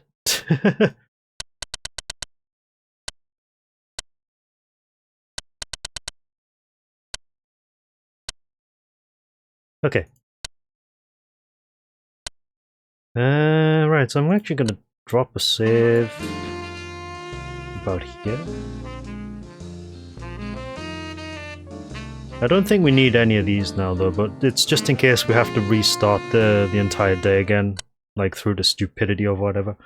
Right, so let's go straight to the Hart residence and speak to the Harts. So, JB, where are we going next? Yeah, detective games are pretty interesting, you know, Sword Fam. No, they're... Whoa. Oh! New location! What's that? What's that say? Central... Byoin, is it? Is that Central Hospital? Central Byoin? Yeah, Central Hospital.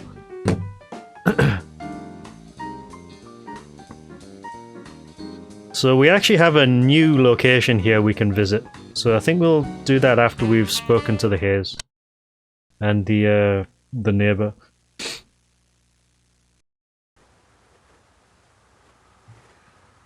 Look, I guess nobody's home. Yes? So you are home. Look, Melanie's not feeling Yes, well. located at the very bottom of the map. Come back later. Blame American city planning.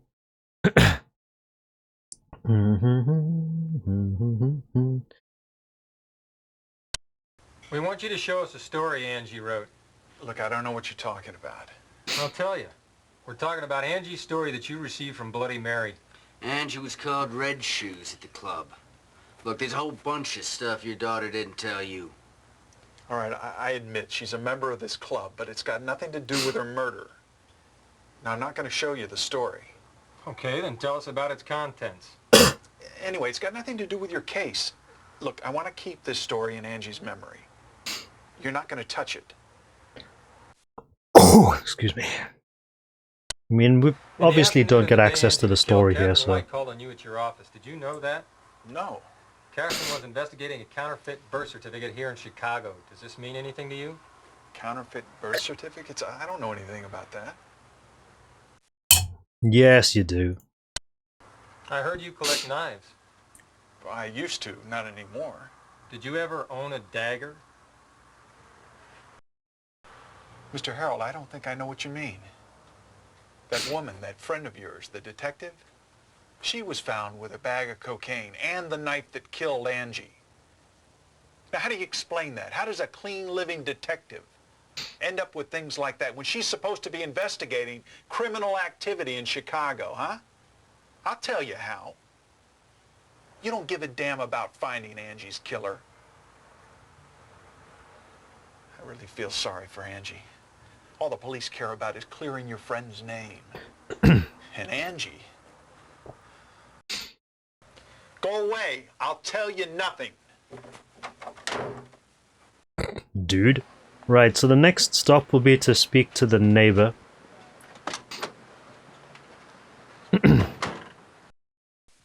So, JB, where are we going next? That never gets old.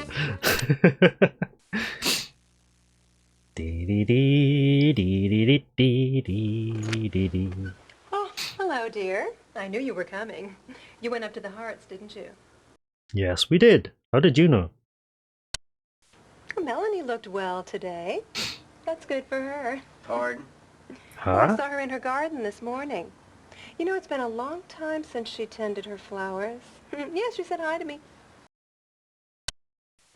Speaking of the Harts, I remember something very interesting. What is it? Well, it happened just after they moved in, about 10 years ago. Angie was involved in a traffic accident on a nearby street, and it was so bad that she had to be taken What's to the up, hospital Shepsky? in an ambulance. Well, I happened to be around, so I went to the hospital with Melanie. Now, Angie needed a blood transfusion, and James came running over from his work, and both Melanie and James were absolutely frantic. They both wanted to give their blood. Well, it was the thin, petite Melanie who ended up donating her blood. James's blood type didn't match. Well, it occurred to me that, well, you know, James isn't really Angie's father. Now, I know it's nothing but gossip, and I really shouldn't say such a silly thing. Yes, it's nothing but gossip, yeah.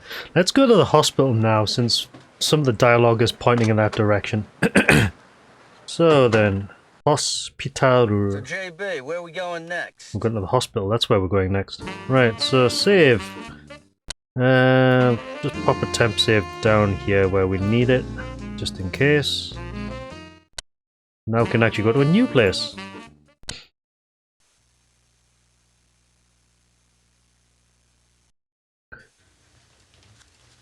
Right. Hello, come again.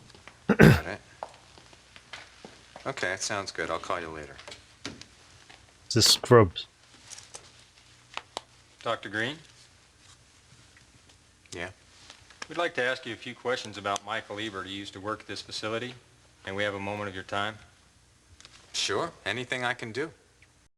Cool. All right, let's go. So what we got here in terms of options? That looks like Michael, James, Rich, Julia, and then the two photographs. So we'll start with Michael first. Yeah, I think starting with Michael first will be a good idea. So Michael. I've been informed you've known Michael Ebert a long time, since college. Yes. He was quite an outstanding surgeon. Excellent. Except, well, he was a bit loose with money and women. I assume you know Cindy White. Oh, of course I do. She was Michael's junior at the medical school. They were very deeply in love when they first got married, but after a year, Michael started cheating on her. He was having an affair with a young woman doctor. Is that the reason for the divorce? Not exactly. Michael was also screwing around with money. It seems there was this patient of hers who developed serious complications after surgery. This was during the time that they were having their affair. Well, the patient's family sued for malpractice, and she was forced to pay quite a substantial sum. So Michael withdrew money from Cindy's account without telling her to make up for it. And, well, shortly after that, they were getting a divorce. Did Dr. Ebert continue to see this woman doctor after that? No, they broke up. She quit her practice and returned to her hometown. Michael was totally devastated after Cindy left him. He started using drugs very heavily and, well, 6 months after the divorce came through, he quit his job and left. Have you kept in touch with him since then? No, but I did get a postcard from him. Postcard? Yes.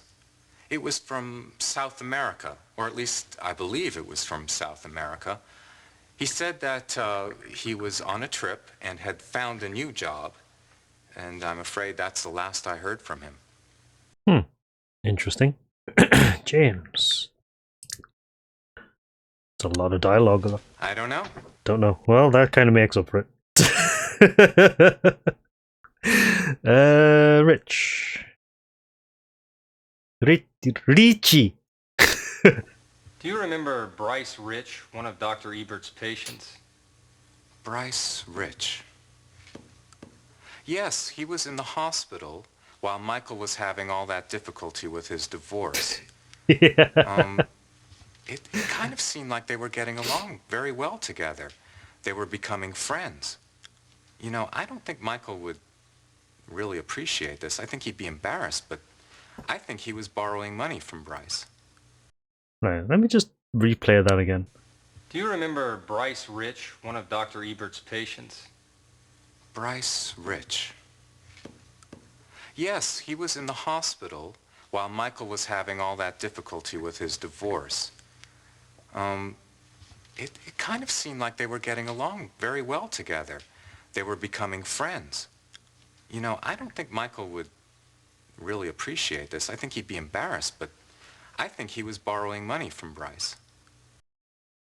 Maybe borrowing money from... Okay. Julia. I don't know. Of course. Don't know. Right, so Angie's photo. No, I don't think I know her. Don't know. And Catherine's photo. Oh, yes. She came to see me. Just like you, she was asking questions about Cindy and Michael. Doc asking questions. Alright. Well, I think that basically solves that problem. So let's go speak to Osborne now then, since that is along the way. Also Reach. Shall we go to Cindy's clinic? What now? Alright.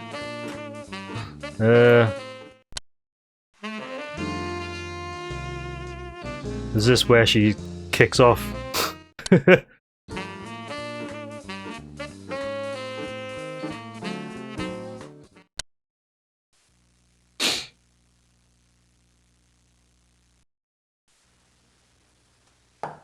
Moshi mosh. Come on in.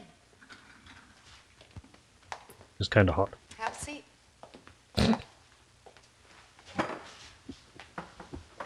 I'll have the analysis done soon. I was going to bring it to you this evening. Can you wait a while? I want to ask you something. What's the matter? You knew about Bryce Rich, didn't you? What are you talking about? Is there any reason why you didn't tell us your ex-husband was a friend of Rich's? I don't know what you're talking about. Hey, stop playing fucking innocent. You're hiding something, aren't you? God, I don't know what you're talking about. Michael. Could you tell us about Michael Ebert? Did you know that Michael was missing? I divorced Michael 3 years ago. I haven't seen or heard from him since. I have no idea where he is or what he's doing. Did you know that Bryce Rich was once a patient of Michael's? Miss White, hello. Susan, come in. What's wrong? I'm not feeling very well, Miss White. Did you not sleep well last night? No, not at all. I see. Why don't you go wait in the consultation room, okay?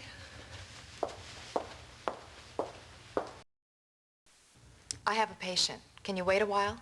I'll be right back. Let's go rifle through her drawers. Okay, so this is clearly a branch point.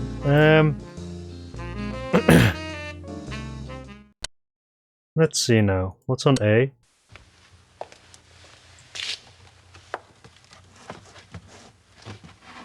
Nothing. What's on B?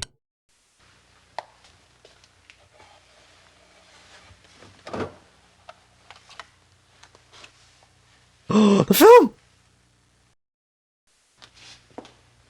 Hold up. Right.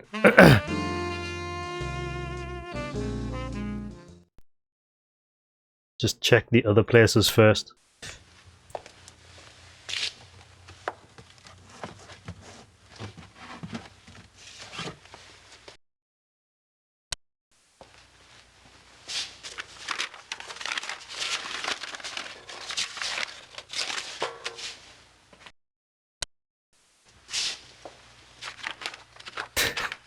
What the hell is Ted doing at this point in time?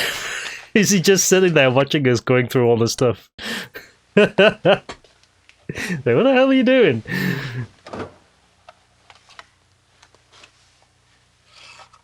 Okay. Good. What did you just do? I can't believe you just searched my office.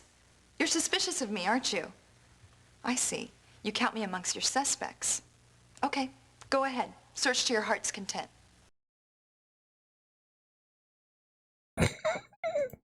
Right, let's actually do this in a different order then. Start with this one.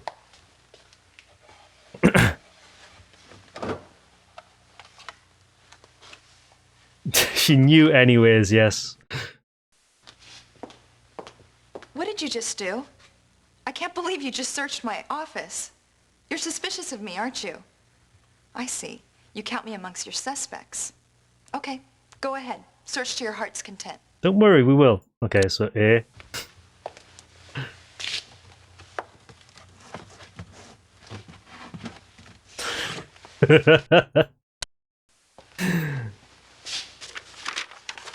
Fucking Ted.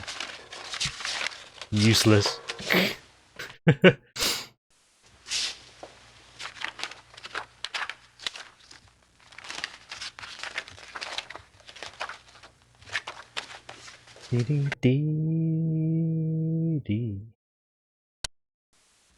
Are you satisfied now?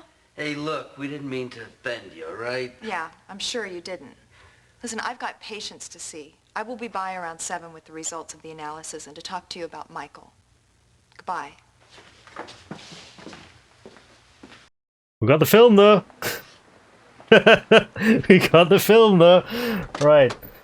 So we need to So, JB, where are we going next? talk to Osborne because we were supposed to do that anyway.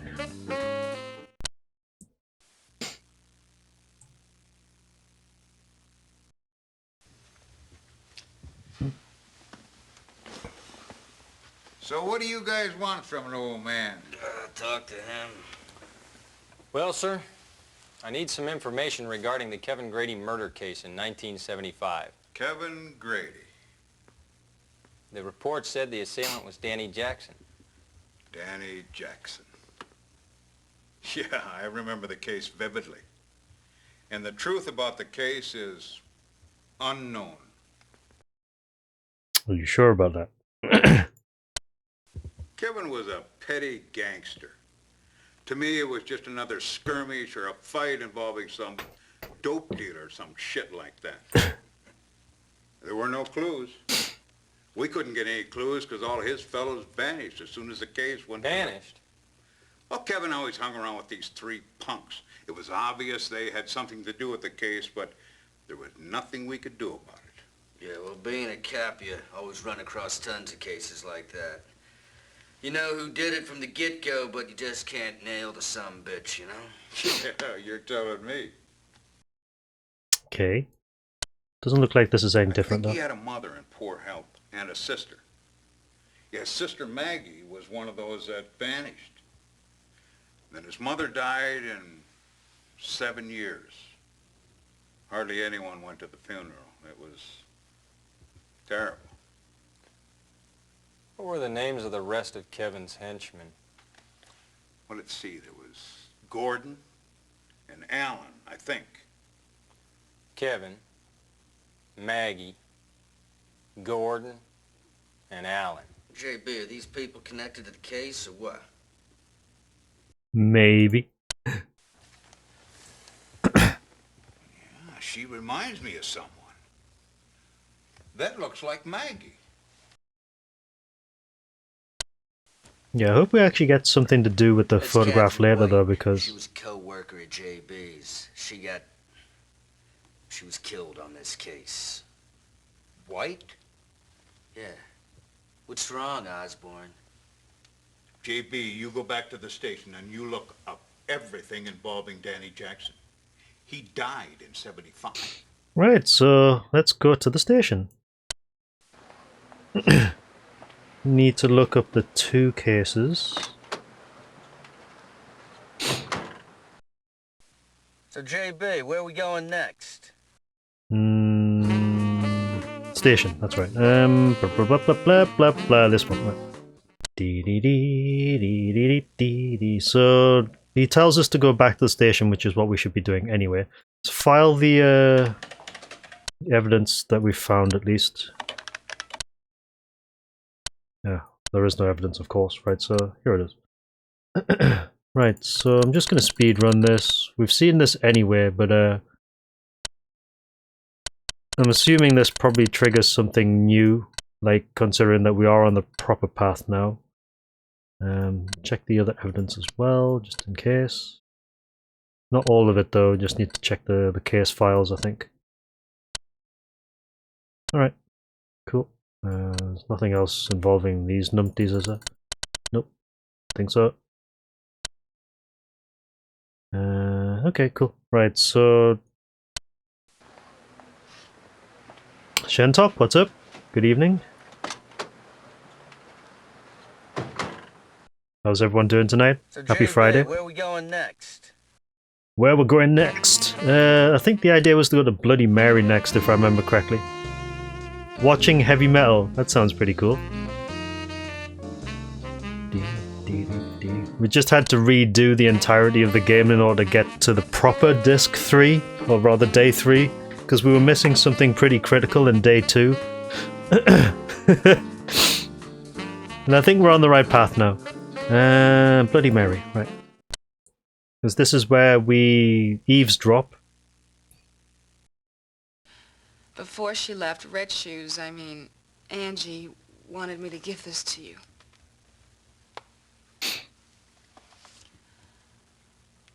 Thank you. Mm-hmm. Thank you very much. Mm.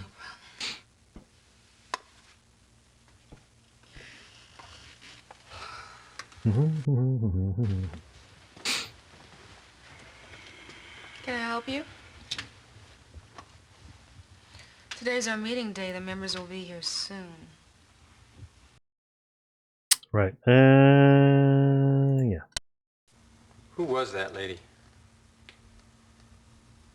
What did you give to her? Red Shoes left it with me. She left it? I got a letter in the mail from Red Shoes. What, you got mail from Angie Hart? Red Shoes wrote me a letter and said that she had a premonition about her death. Oh, my God. Red Shoes, I got your message. Hey, look, just tell us straight, will ya? I don't understand what you're talking about. Just speak in plain English. Here.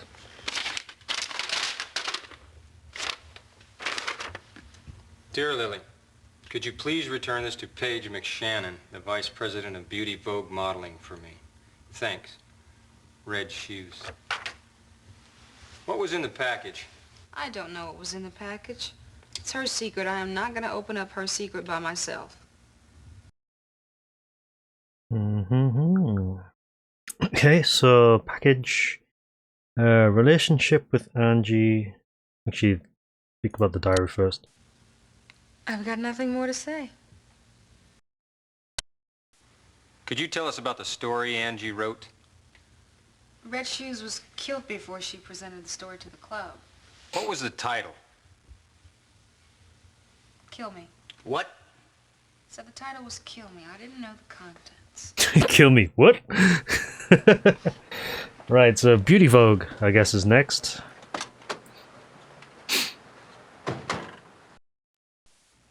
Why don't we pop in at Beauty Vogue?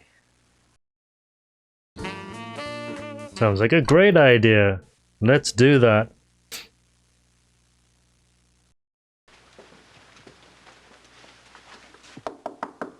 Come in. I'm sorry, I'm expecting company. Yeah, well, we just came by to see the nice little package you got from Lily at the Bloody Mary. What are you talking about? Please tell us about Angie Hart. Oh, okay, so package. What did Angie return to you? I want you to show us the package. Angie's Where did you see Angie? relationship. If you don't say anything, I'll begin to wonder if you're hiding something. You know, I'm starting to wonder if you really were in New York on the day Angie was killed. I didn't kill Angie. Yeah? Then who did? I don't know. Well, tell us what you do know.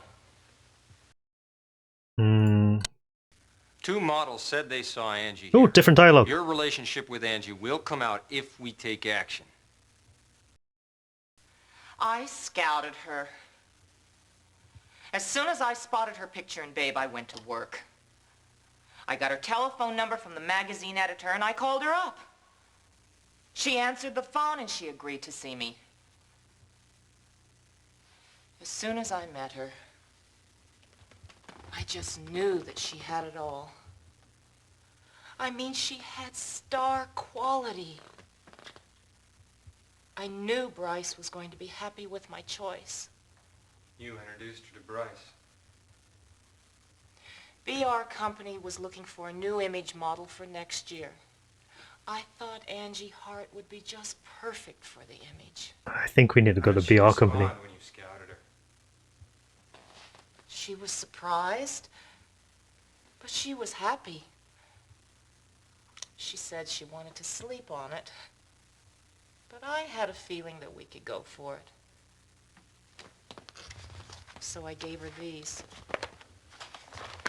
I sent them to her.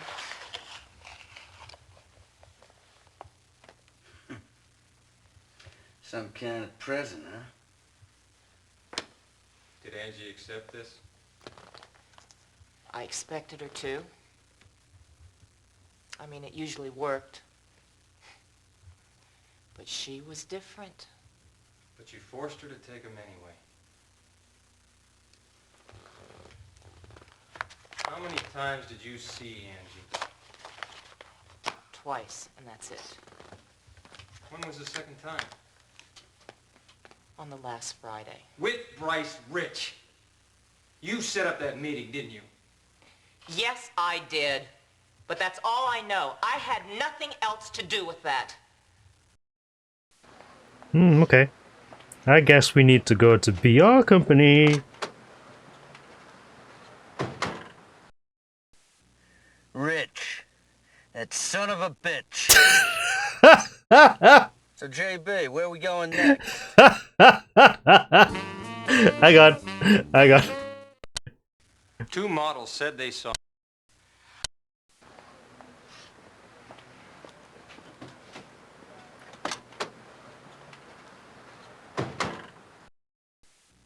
Rich.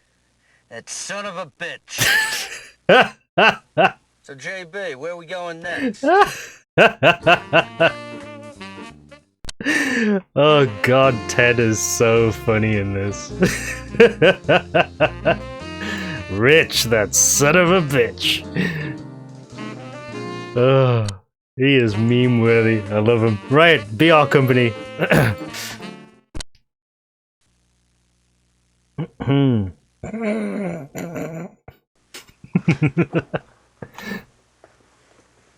Just walk straight past the secretary. Did somebody just pass by? You're full of shit, Rich. What the hell is this? You guys come here to insult me? Explain why you didn't tell us you'd been introduced to Angie Hart by Paige. Julia Fortis admitted she lied about your alibi on the 8th. Stop fooling with us, Rich. It's not in your best interest. Is that what Julia said, huh? That's so fucking funny. Oh, I'm sorry. I'm sure whatever Julia says must be the truth. Isn't that right, Mr. Harold? Please, gentlemen, sit down.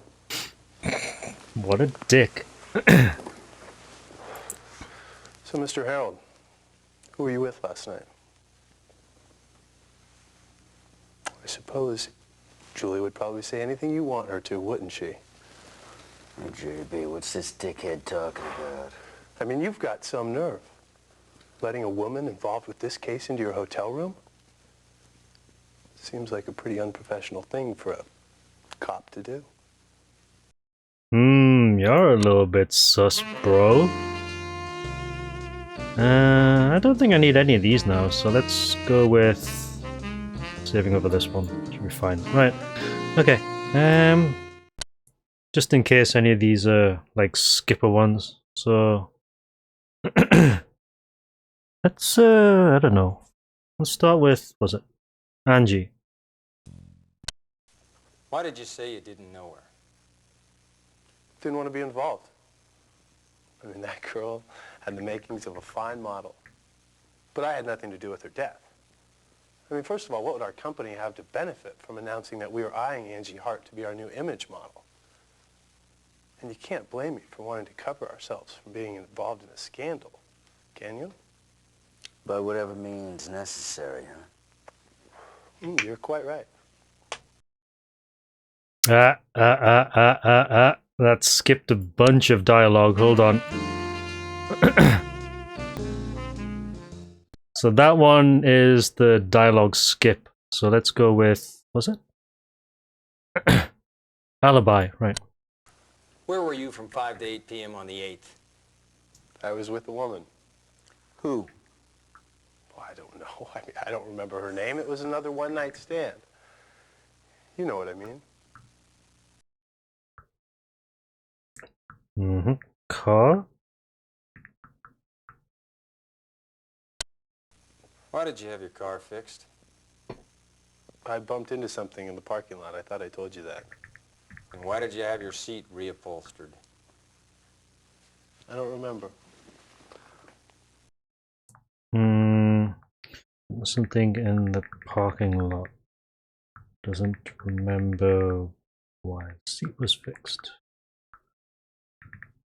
And what's the last one? Michael. Okay. I assume you know Michael Ebert. Who is he? The doctor in charge when you broke your leg. Rumor has it he borrowed some money from you. I don't know. Maybe. Right, so if we speak about Angie, then it moves to the next dialogue options. Didn't want to be involved. I mean, that girl had the makings of a fine model. But I had nothing to do with her death. I mean, first of all, what would our company have to benefit from announcing that we were eyeing Angie Hart to be our new image model? And you can't blame me for wanting to cover ourselves from being involved in a scandal, can you? By whatever means necessary, huh? You're quite right. Right, so what's this? What are these two? Approach or grab hold of? Huh, okay. So we can either be kind about it or threaten him. Approach? I'm actually gonna drop a save here as well, just to be absolutely sure. Save. Excuse me. Approach. The whole story surrounding you stinks. Too many people related to you are missing. Your old partner, the doctor, and the man who has a tape recording of you threatening a designer to keep silent. Stop talking nonsense. I can't just pass over remarks like that. You make me out to be some sort of a criminal or something. You better be careful, Mr. Harold. That's a threat. You fucking killed Angie, didn't you? You fucking killed her! Oh, God!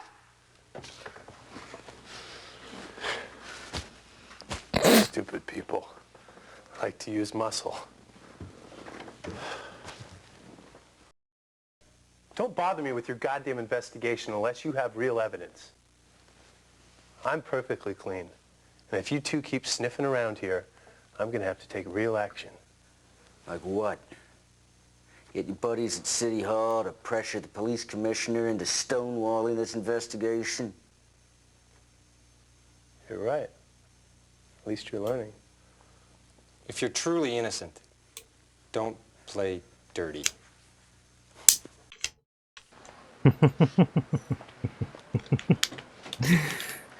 That was funny.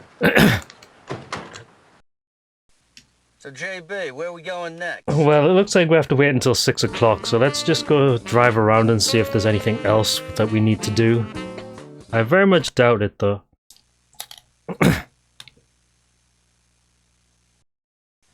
I have nothing more to say. Of course you don't. Right. So, JB, where are we going next? Keep going.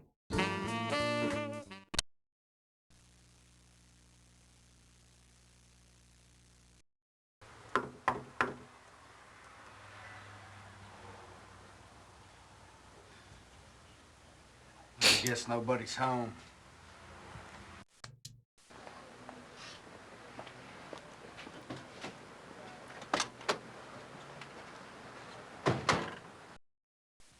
So, JB, where are we going next? We're going for a drive. That's where we're going next. Nobody at the Hearts. Yeah, so we do know that 6 o'clock is when we need to speak to Cindy I again. got nothing more to say. We might as well just check all the other locations to make sure that there's nothing else that we're missing at this point.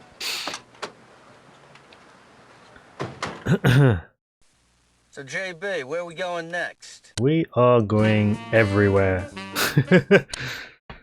Not going to bother talking to the gossip monger because she probably doesn't have anything else to say. I don't have any more to say. Almost as much as these guys don't have anything more to say. BR, nope. Sports dude.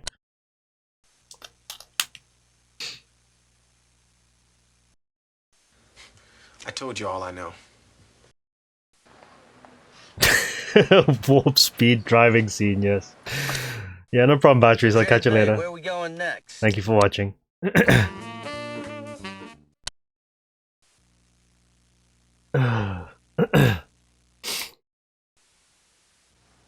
Dee dee dee dee dee dee dee dee dee dee. Don't have anything more to say.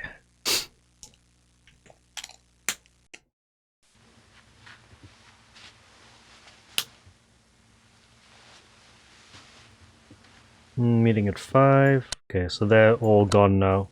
Can't do anything about that. What about the Heights? Probably not.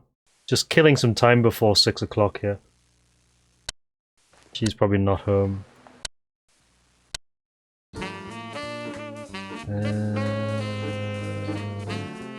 We just been there. We just been there.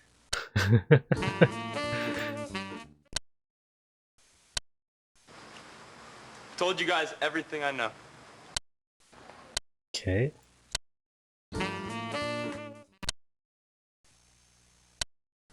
I have nothing more to say. Okay. Nothing at the hospital, is there? Oh, yeah, well. He's probably got nothing more to say anyway, so let's just leave. Let's go speak to the gossip monger anyway.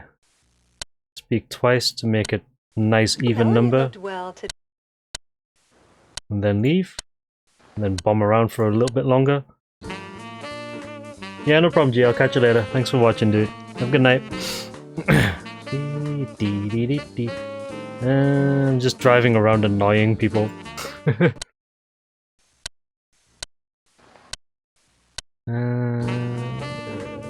Speak to the car guy just for shits and giggles.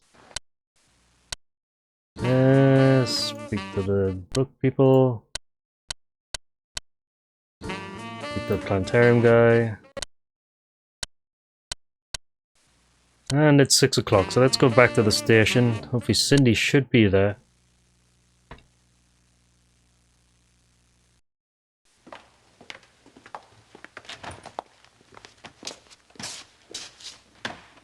Alright. Ah, she is. Hi. Good. I've been waiting for you. I've done the analysis of Angie's diary. Any progress? Hey, who do you think we are? I'm sorry about what happened earlier, the way I acted. Yeah. I was too emotional. You see, when she apologizes there, even if you're on the wrong path, she still says that anyway. So it does give you a clue that you might be missing something at some point. Because if you don't see what leads to her apologizing at this point, then it does kind of make you wonder a little bit. Anyway, Dream Diary. So tell me about the results. A mob of sheep were waiting to go through some wooden gates. Dad and I helped the sheep so that they could make it, and I hugged a black sheep tightly. In this case, sheep means the warm, good-natured part of Angie. Wooden gate suggests something that she got over that was an obstacle to her. And black sheep means something Angie's denied from her past. Yeah, well, so what? The shit still doesn't make any sense. Mom led a bull into a room where I was, and it made a dash towards me. I was furious and climbed up the wall to protect myself. I didn't hurt, Instead, I was in the next room full of Feast. Hey, I get it, the bull, right? Some kind of sex fantasy? In this case, Bull suggests her What's healthy that got to do with animal anything? instincts, suggesting that she'll be stronger. What she says, the bull dashed towards me and I was furious, this represents Angie's state of mind, that she couldn't control the anger that was just coming straight out of her. Climbing up the wall means she wanted to get away from the feelings that she just couldn't handle anymore. And Feast suggests broadening your horizons once you swallow it and get over yourself. In short, it seems that Angie was unwilling to accept something from her past, and it was troubling her all the time. But she was struggling to make it through somehow. Are there any hints or suggestions in the diary as to what her problems were? Well, there was one word used frequently that did catch my attention. That word was glass key. What does it mean? The title of the chapter. Mom and Dad locked the door using a glass key. I found the key and tried to put it into the keyhole, but there was no keyhole. I looked for a door that matched the key all night long, but there was no such door. Now, this is only an example, but if Angie's parents had something to hide, knowing that secret would have bothered her like hell. I would say it's possible. Okay. Could you tell us about Michael Ebert? I really loved him. That's why I married him. But we messed up the relationship. Just remembering him is painful to me. I haven't met with him since we divorced. I can't believe he's missing. Is it true? Looks that way. Michael never talked about work at home, so I knew nothing about his work. I can't believe Bryce Rich was one of his patients. Catherine must have known Michael Ebert, right? Yes. I mean, she met him once at my wedding. What's Catherine's concern with Michael? Nothing. Don't worry about it. Okay, I've got to go. Okay, cool. Right, so there's still a little bit to do at the end. We need to go to the to Julia's apartment.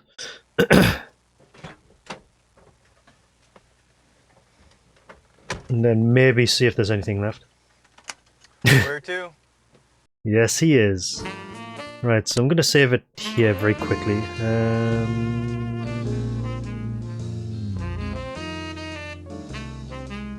This one, right. Rich, the son of a bitch.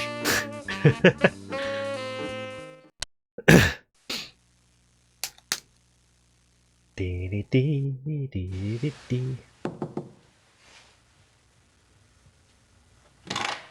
Hi. Can we talk? Yeah, come in. I want to ask you something. What? Everything going all right? Feel like you're still being watched? Why did you come to my room last night?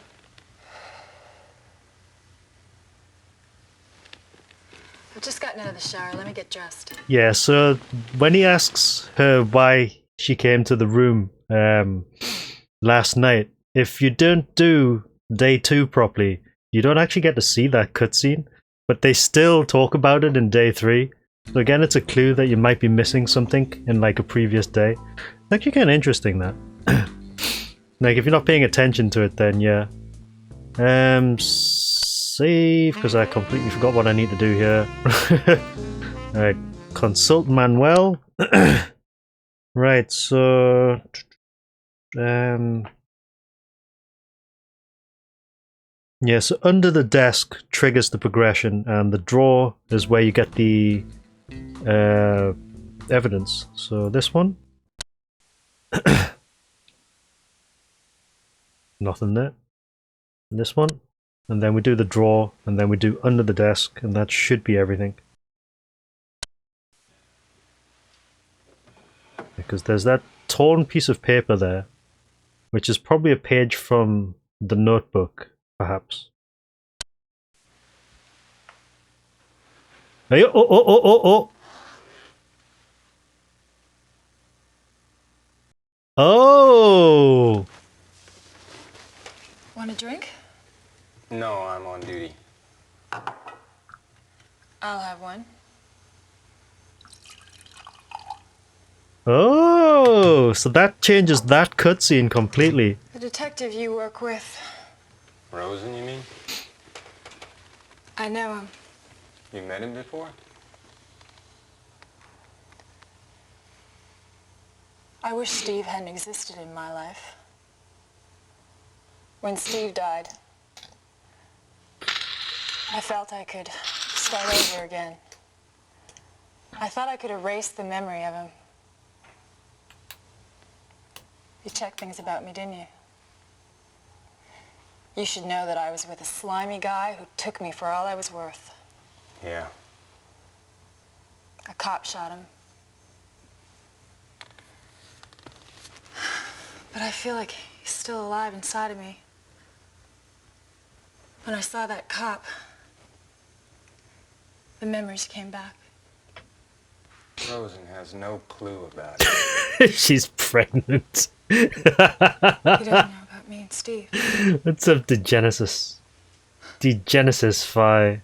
Steve was a Happy New Year. He was nothing but scum. I wanted to leave thousands of times. But I loved him.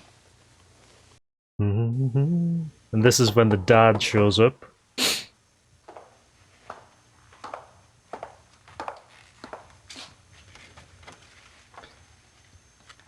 Okay, I got it.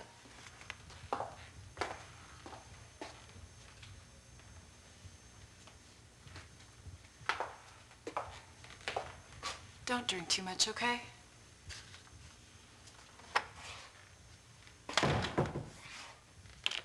Who was it?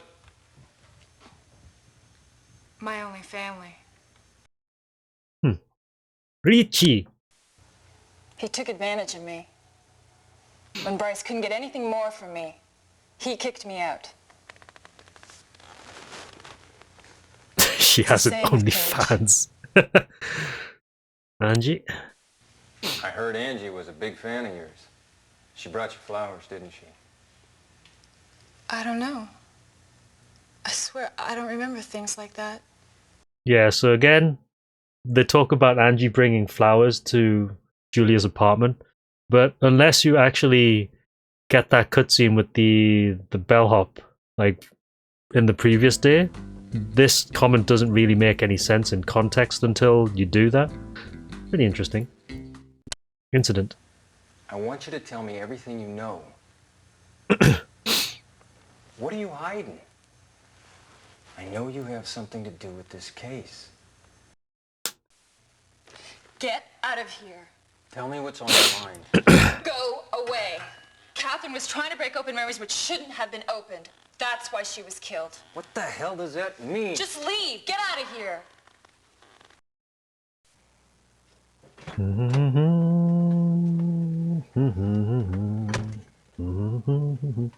Since it's nighttime, there's only really one other place we can go. Like all of these we've checked like the last time. Let's go to the bar then.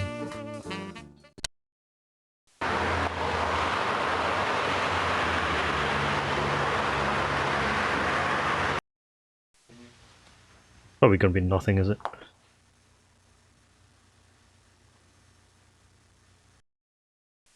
Wait. Yo, Oh, it's Ted. there you are. What's up? I got these from the identification unit after you left. These photos, they were developed from the roll of film that we found in Cindy's drawer. Rich, Melanie, James, Julia. It doesn't take a genius to figure out who took them. Hey, tomorrow's gonna be a big day, huh? Let me just oh, we can't replay that, can we? Oh, no, actually we can. What was that comment, though? It's like photographs of everybody.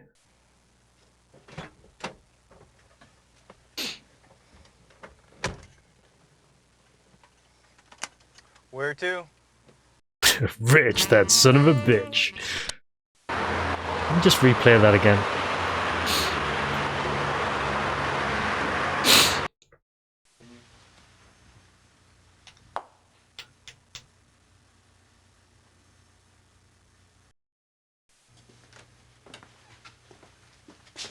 Yo! There you are. What's up? I got these from the identification unit after you left. These photos, they were developed from the roll of film that we found in Cindy's drawer. Rich, Melanie, James, Julia. It doesn't take a genius to figure out who took them. It's Catherine's photo roll. Hey, tomorrow's gonna be a big day, huh? Yeah, Catherine's photo roll. So what the hell was what was Cindy doing with it then? Unless they're all in on it. I don't think there's anywhere else we can go here, so it's probably best just to go back to the hotel. Where to? Just gonna save it just in case though. So let's double save here.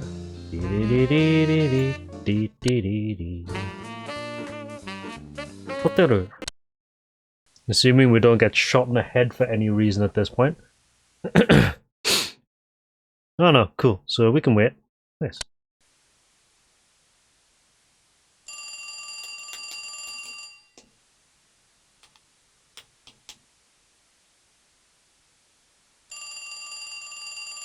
So the phone nerd.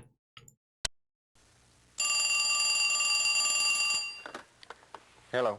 JB, how's it going? Well, apparently this case is related to a murder case that occurred here in 75.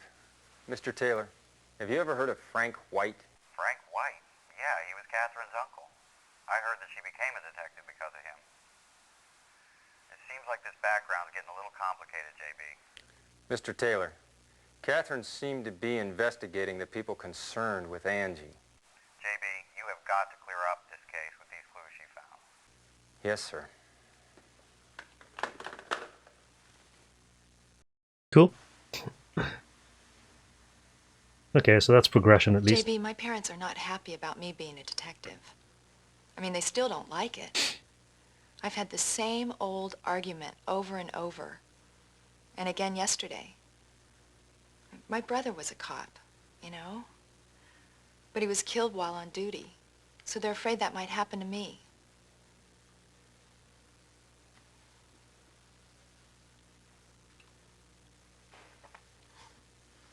I'm just wondering what they're going to say when I announce I'm going to be marrying a detective.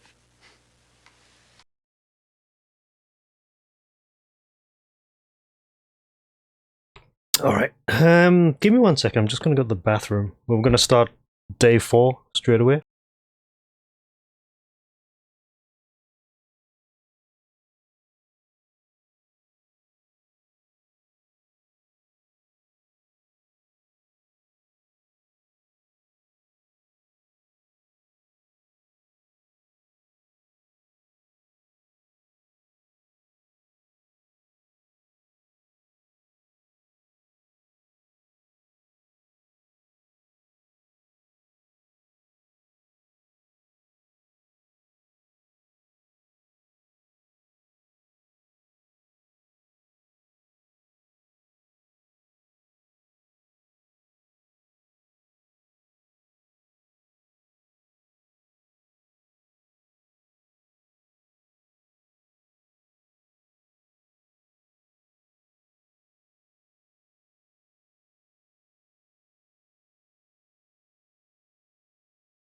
Yes, it does. This is the last disc, though, so almost done.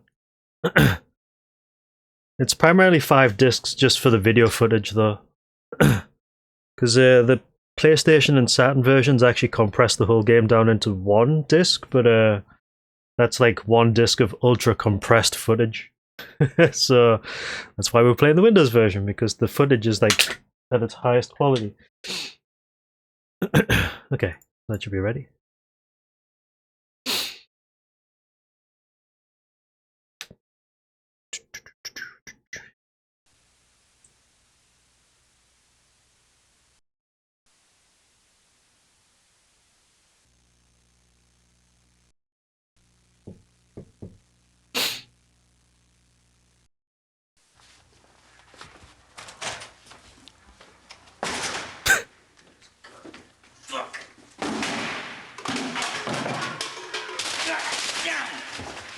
What's wrong? Been taking off the goddamn case. Now just Fucking ass. calm down. What's happened? The fucking captain, he tells me we got 24 hours to narrow it down to a key suspect, or else we're off the case. It's an order from the fucking commissioner's office. Hey. What the fuck do you want, shithead? Man, why you dissing me like that? What's up? Have you found your source yet? Nah, not yet. Yeah, well, what the hell you doing here, then? Man, you know, you keep sweating me like this. I'm not gonna tell you all about the sweet surprise I brought down to you. Yeah, well, what is it? Well, I tailed Rich yesterday. Yeah, you tailed him. Well, that's well done, Mr. Marlowe. Well, somebody's got to do some investigating around here. Thought I might find something interesting. Okay, so what's interesting? Also, I'm saving it here just so that we've actually got a save point for this day. Right. And did you? Yeah, man. Check this out. Rich went up to the Height after work, and he met some middle-class, suburbia-looking guy in the lobby, and they rapped for a while. Now, whatever they was talking about, they were dead serious. This white dude was way up in Rich's face, pissed off. I don't know what it was, but it was serious. Yeah, well, who was this guy? I don't know, some middle-class, suburbia-looking guy with glasses. Check it out. A man with glasses. James. Yeah. It's Angie Hardsoul, man. What? Y'all know they knew each other?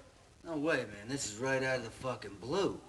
Well, I'll tell you something, man. I don't think this was their first rendezvous.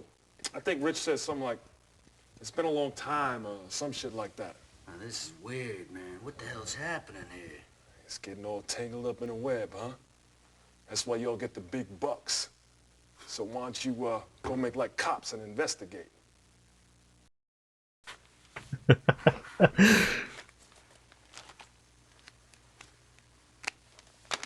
Don't you think it's time we drill him? Yeah, I guess so. All right, listen, I'm gonna go bring him in. You grill him, you get it out of him, okay?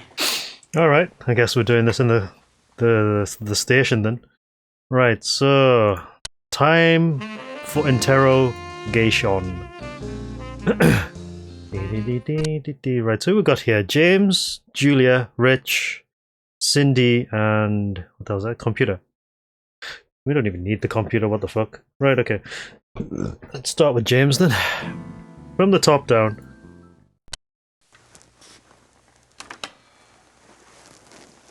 What up, Specs? So have you found out who did it? No. But we're getting very close to figuring out why Angie was murdered. Mr. Hart, there are a few things I'd like to ask you. All right. What is it? Right, so what we got here? Probably just have to talk about all this. So Rich, Angie's novel, Angie's father, an old photograph. Just go from the top down, I guess. Rich. I'm informed that you met Mr. Rich of the BR company yesterday, correct?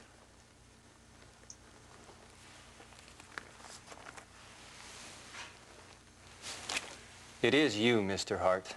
What did you meet Rich for?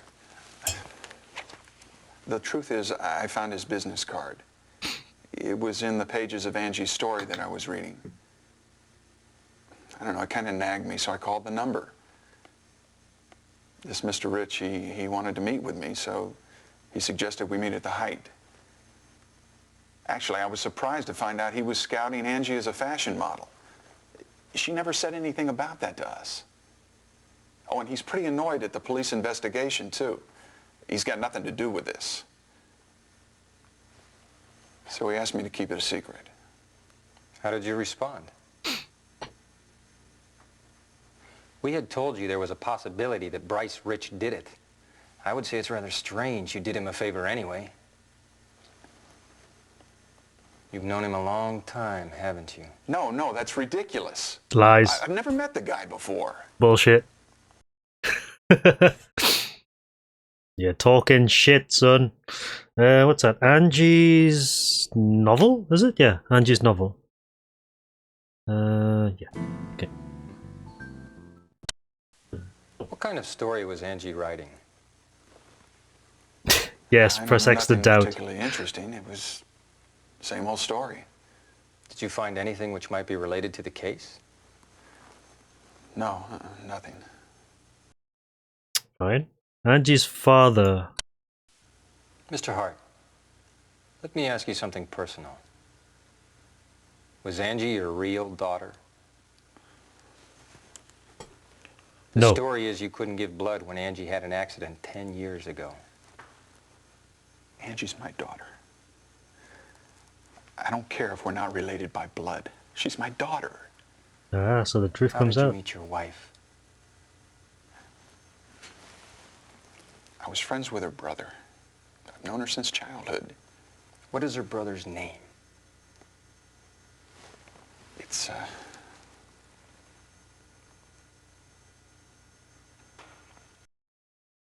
Go on. Say it. Have you seen this photograph before? The man in this photograph was a detective and was killed 17 years ago. I don't know. I have nothing to do with this. I know that's not true. You're hiding something. I can't let you go before I get the truth. Mr. Harold, my childhood was miserable. You understand that? My parents were killed when I was little. But I've been devoted to my family. See, I've got this dream. Home sweet home, trust, love. But sometimes that reality is just a little too severe.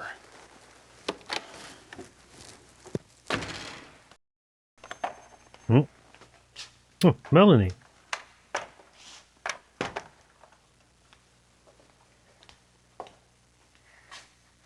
Where's my husband? In another room. Mr. Hart is hiding something. Did he tell you anything? He said he wasn't Angie's real father. He also said he wanted to be devoted to his family, but he's sorry it didn't work out that way.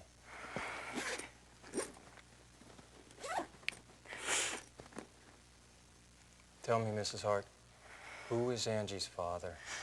Oh, my God. James.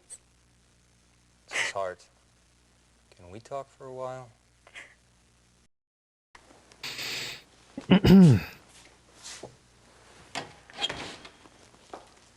Right, time to put another save down, I guess.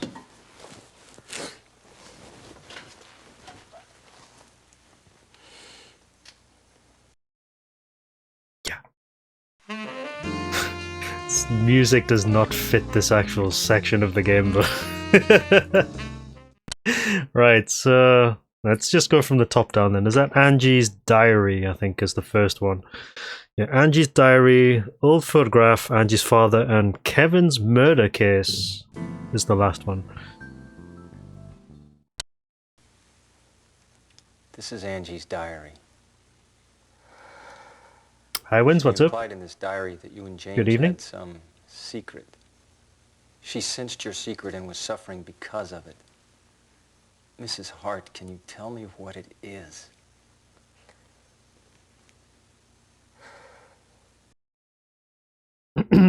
Old photograph. I assume you've seen this photograph before. I found this photograph in Angie's room.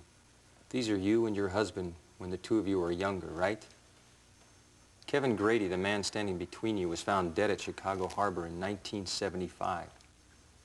The detective in charge of the case told me Kevin had a sister named Maggie. She vanished before Kevin was found dead. If you happen to be that Maggie, then your husband is... It's... Alan Black, right?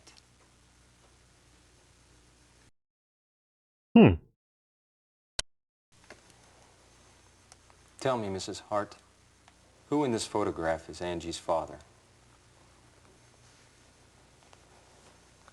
Angie could have been murdered because of your former life. Please, Mrs. Hart, tell me the truth.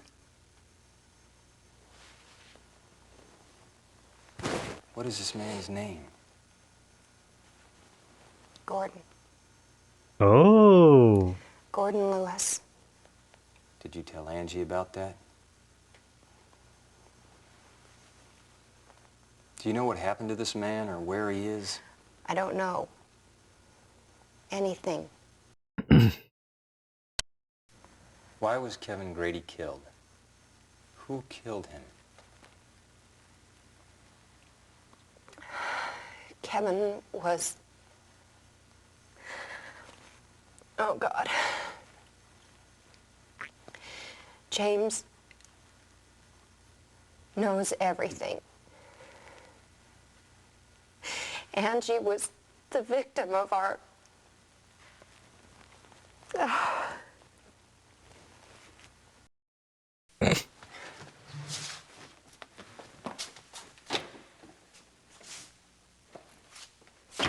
Bye. Right, so we can't quiz her again, so Julia?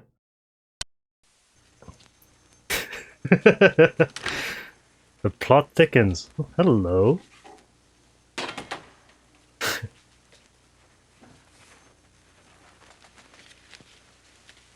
Well, she smokes.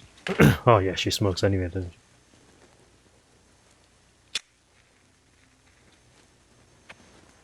What? What do you want from me? I want you to tell me everything you know about the case. What's this?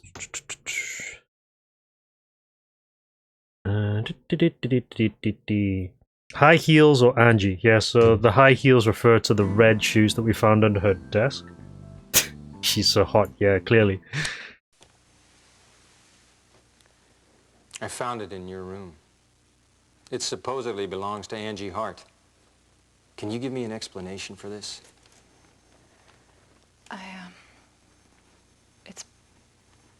I don't know. Related to Bryce Rich, huh? What relation are you to Rich? You came to my room a couple of days ago. Rich set it up too, right?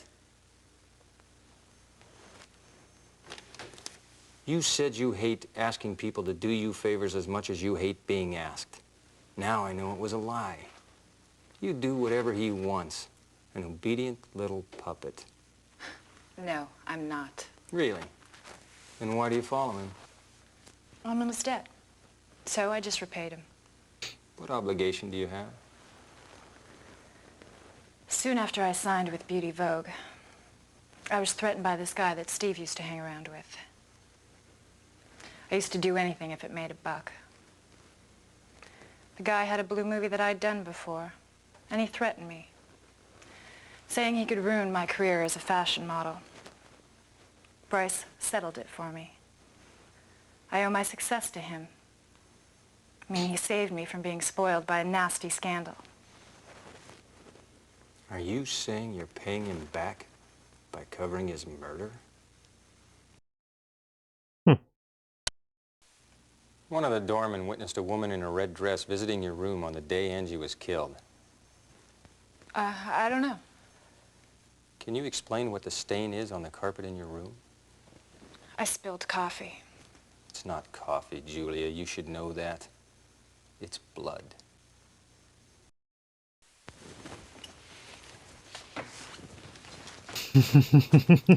Let me go.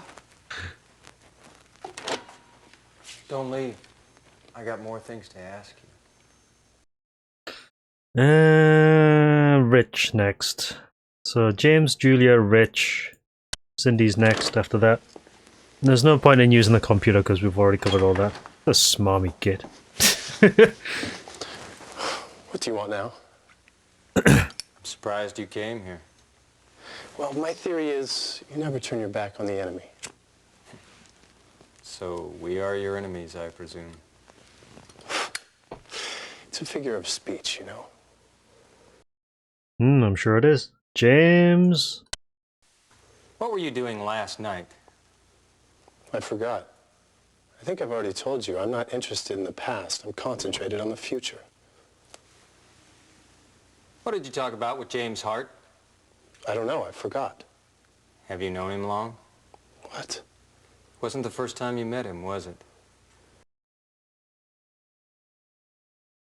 Old photograph. I was informed that you lived in Chicago before. When was that? Have you seen him?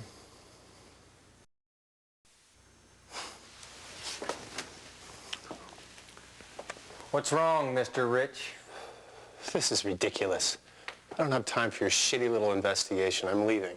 Because our progress in the investigation might break open memories you've kept locked up. I can't let you go before you tell me the truth.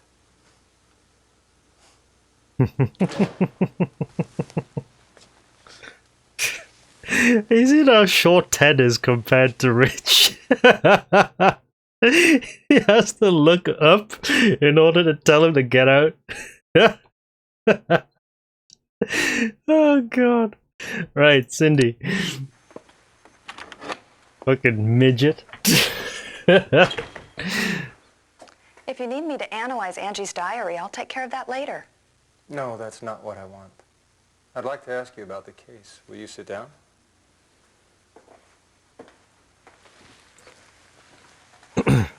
I don't understand.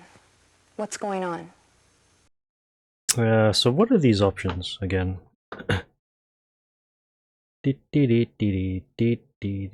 Develop photo. What's that? Reverse and old photograph. Okay, so develop photo. What's wrong with those? These were developed from the film that we found in your drawer. I want you to explain why you took these photos. I didn't. Catherine gave them to me. The film was hers. Catherine did. When? Well, let's see. Well, she doesn't say anything though. What? He's the one who introduced Angie to your clinic. You met Angie before she was killed. You knew her, but you didn't tell us that. And yet you offered us cooperation. I find it very strange, Cindy. Let me just go to this one again. What's wrong with those? Oh, she doesn't say anything new. Okay. I found this picture in Angie's room. This boy named Kevin was killed in '75. I met the detective in charge and he told me to review the murder case of your father. Your father died in a narcotics investigation in '75. They found the presumed assailant, but the truth has been hushed up. I was only a kid when he was killed. I don't know anything about it. Nothing.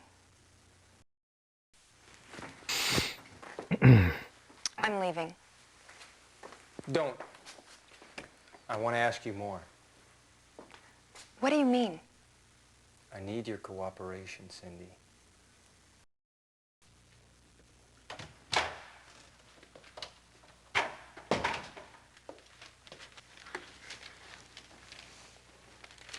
Hey, Mr. Harrell, here's that fax from Mr. Taylor over at Liberty PD. What is it?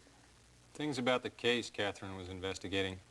What, that list of forged birth certificates, right? Alan Black.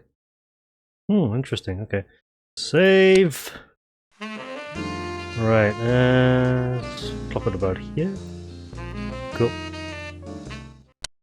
Right, so it looks like we have to question everybody.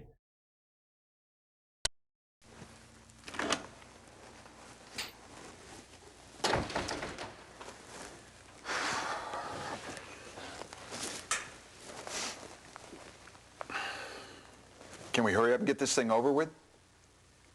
Look, I'm worried about Melanie. I'd like to get home and take care of her. Your wife was here a while ago. What are you talking about? Holy shit, that's a lot of items. Hold on a minute. Right, so what do we got here? Okay, so top one's knife, handgun, cocaine, old photograph, Angie's diary. What's that? High heels, ring, red dress. So all of the bits of evidence that we've come across so far. Let's just start from the top. Angie was killed with this knife. Are you sure you've never seen this knife before? Mm-hmm. What's that? Handgun, isn't it? Is that the gun? Just check. Come on, yeah, the handgun. I don't know. Cocaine? I don't know about things like this.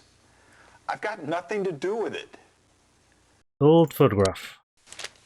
This is you, right? I showed this photograph to your wife. It's Maggie, Kevin, Gordon, and you, Mr. Hart. Your wife told me who Angie's father is. What are you? Angie's father is in this photograph. Don't you? Gordon? This is ridiculous. Angie's my daughter. Hmm? Hold on a minute, did we just lose a bunch of options there? Let's reload that very quickly.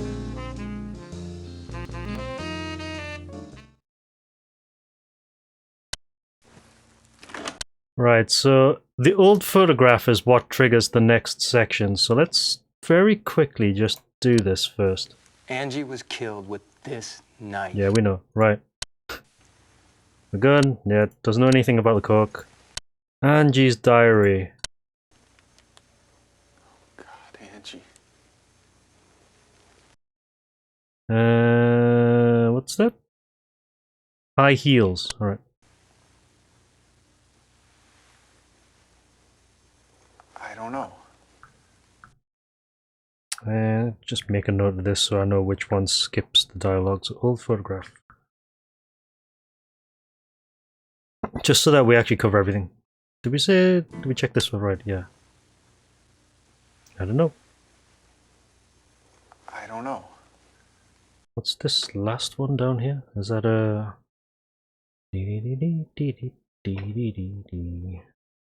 Ring and red dress. Okay, so ring.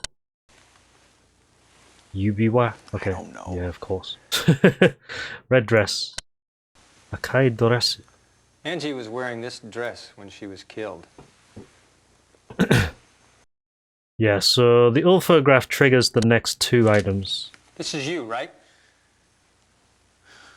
I showed this photograph to your wife. So I just want to make sure that we cover all of these Kevin, options before Gordon, and you, anything Mr. else Hart. happens. Your wife told me who Angie's father is. What are you? Angie's father is in this photograph. Don't you? This is ridiculous. Angie's my daughter. I'm sure she is. Or was, rather. Right, so the next two is Angie and Catherine. Okay, I'm actually going to overwrite that save very quickly. Holy crap, the time just kind of super accelerated at that point, did it? So, Angie. Do you have any idea why Angie was murdered? I presume she was killed because of your secret. Am I correct? Catherine. Catherine visited you at your office. What did she talk to you about? She, What did she see you for? it was...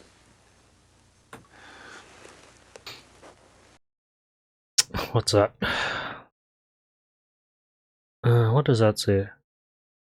Question. Okay. Mr. Hart, stop trying to fool us. We know you're Alan Black.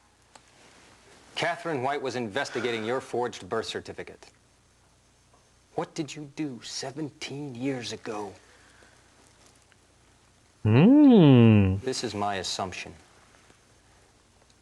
But Angie's murder is related to what you did 17 years ago. Right? I've had enough of this crap. I'm out of here.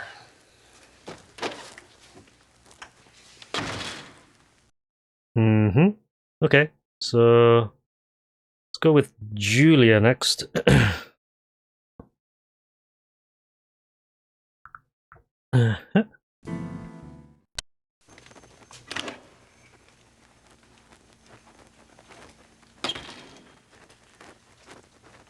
Let's overwrite the save here.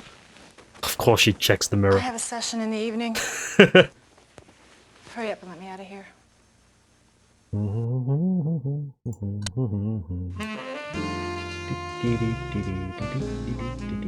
And just overwrite the old save. Huh? Oh. Okay, right. Fucking so many save files. Right, knife first. Angie was killed by this knife. Handgun? I don't know. Coke. I don't know. What is that? Birds something whatever. Bird figurines. Okay. Is that what we found in the room? This ornament was found in Angie's bag. I also found the same thing in your room. Oh. Okay. Angie's diary. Hell, how should I know? High heels? Can you explain why this pump was in your room? It... Right, I'm gonna reload. So the high heels skips. Yeah, I mean, I think it's the piece of evidence that you find in their room that jumps to the next bit. Angie was killed by this knife. Yeah, because there was the old photograph of James, which we found in Angie's room. I don't... So it'll be the high heels for Julia. So what's this? Ring. Okay. It's one I gave to Angie. Oh, okay. So she gave the ring to Angie. Red dress. Angie was wearing this dress when she was killed. High heels. Can you explain why this pump was in your room? Skip. Right, so... Angie was in your room on that night. Did Angie visit you?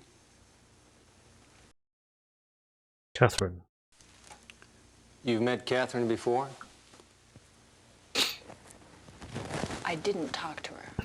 I just saw her in the office. Got it? You said she came to bring back memories that shouldn't be remembered. What does that mean?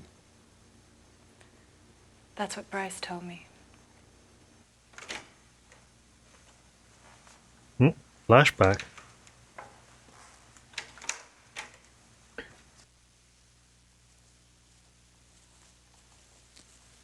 Who is that? What's happened? Must be serious.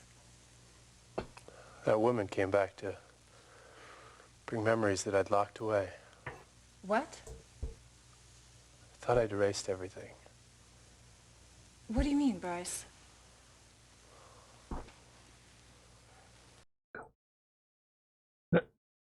Cross-examine. I'm telling you, Julia, if we search your room, we'll be able to find out right away if Angie was killed there. Yeah? So what? Did you do it? Maybe.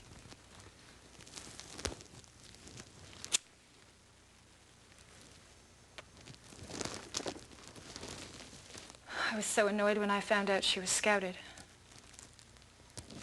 I mean, this little girl could jeopardize my position as top model, you know?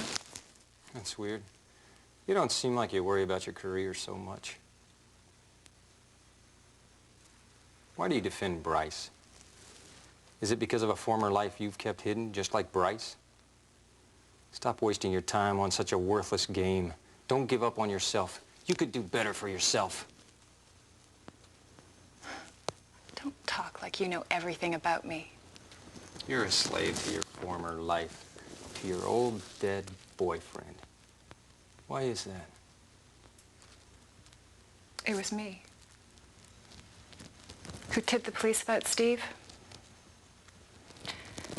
Steve wouldn't have been killed if I hadn't.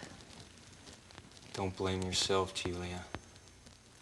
You should be free from your memories. I'm out of here.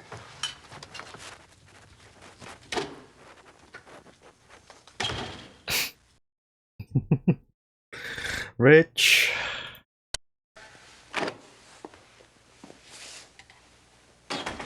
What up, dirtbag? Look, I'm under no obligation to stay here. I mean, let me leave now. If you want to talk further, contact my lawyers. Come here, Mr. Rich. What do you want? I can't let you go. What are you doing? Hey, cut it out. What the hell's going on? Wait a minute. Let me check my notes because there was something about a guy with a weird birthmark on his arm. Is that one of the two lackeys? I think it was, wasn't it? Where is it? Where is it? Where is it? See, I've got so many notes here. Jeez. Here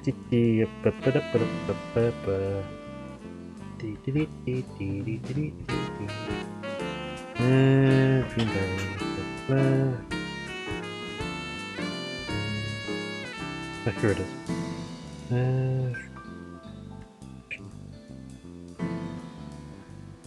Yeah, that's one of the friends in the photograph. Let's see. This one.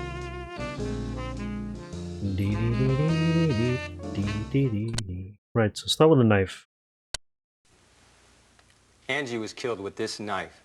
The same as used in the murders of Kevin Grady and Frank White 17 years ago.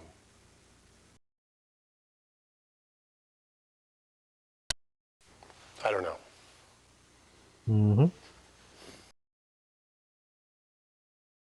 Coke?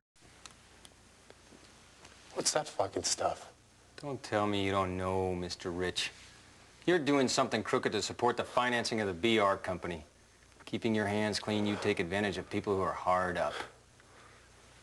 Michael Ebert was one of those people, right? Yeah, man in rear left has unique birthmark on right hand. Kevin Grady photograph. I'm trying to find the notes that I had for this. Gordon Allen, yeah, so it's probably Gordon or Allen. Old photograph is probably what's going to change it, so let's go to the other stuff first. Does this look familiar to you? No. No fucking way. You had models smuggling dope using ornaments like this.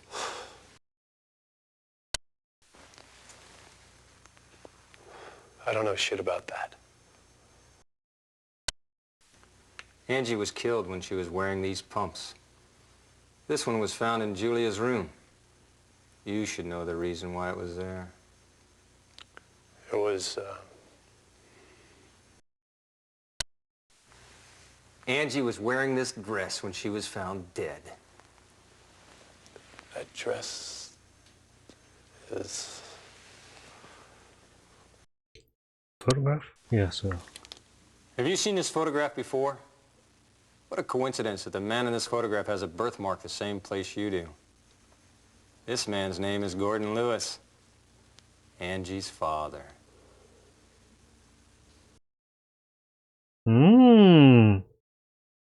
Angie's father. Of course. I'm informed you saw Angie on the day she was murdered. It's been proven. Paige McShannon said she set up a meeting on Friday, too.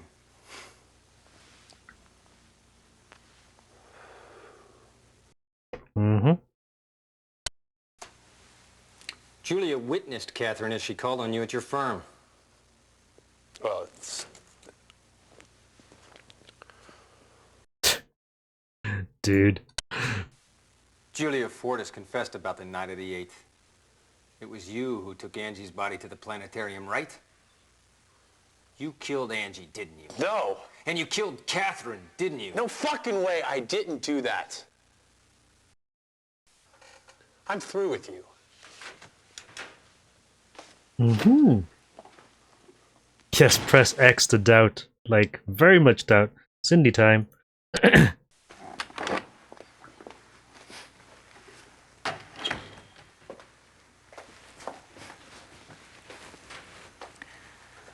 I've told you everything I know.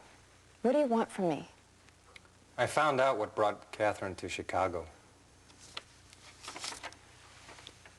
The man who presumably killed your father is listed on this paper. Right, so save. Okay, that's it. So, at the top. The assailant stabbed Angie with this knife.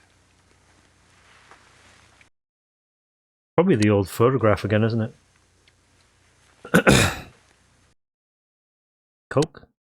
Coke is kind of useless as a bit of evidence, though. I've noticed. Red dress. Doesn't say anything. Oh, it's the red dress. Okay, right, so... kind of want to know what she says, though, so let's just go back a bit. So the red dress is what triggers the next bit. Okay, so I can actually go all the way down from the top. The assailant... Yeah, shut up. Right. Doesn't do anything. Oh, hold on.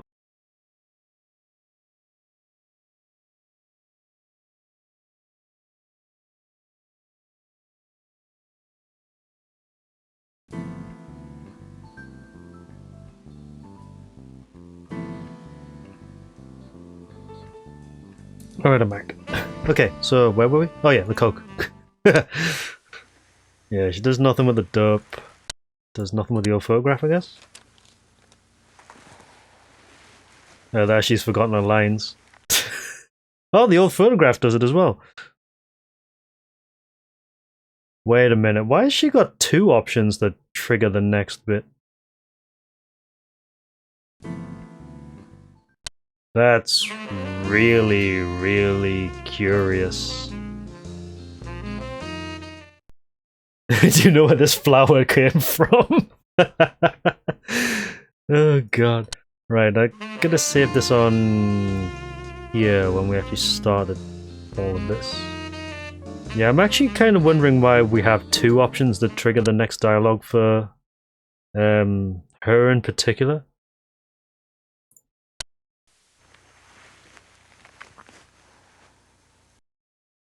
Oh, the red dress didn't do it. It's the high heels. Nope. Nope. Nope. Oh, so it probably is the old photo then. Wait, what was that? Or is it just after a certain amount of time? Ornaments. 1, 2, 3.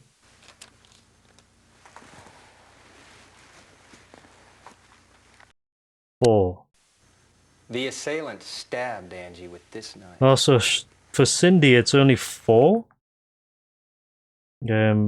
4 pieces of evidence shown. That's weird. Okay, Angie. Why didn't you tell me you'd met Angie?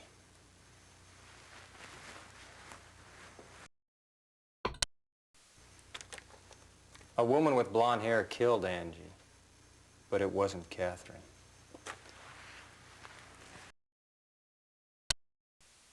Catherine visited the people related to Angie, but it was another blonde woman wearing a coat, not Catherine. Catherine had no motive to kill Angie. There must be a person who had to or was motivated to kill Angie. Now, the question is, who was it? This person killed Angie to make some people feel sorry for what they had done in their former lives. This is my hope, that this person would appear to confess her sin before I have to go and get her.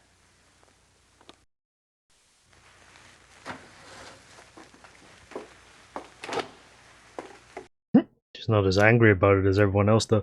Do we have to cross-reference everybody again? Okay, so... save here. Right, so... Start with James again.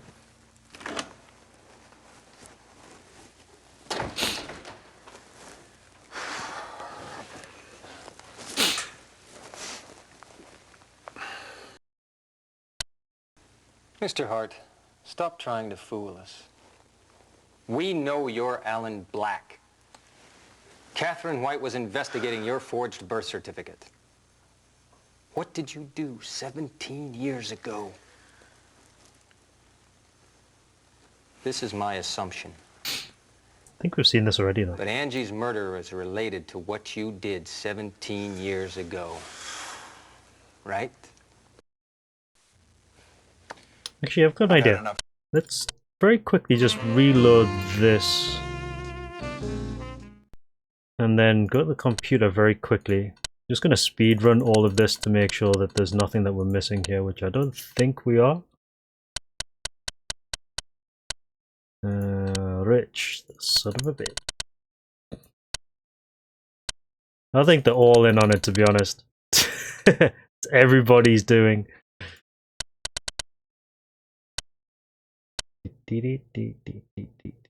Julia. I don't really get that much for Julia, interestingly enough. All the evidence, including the shoe.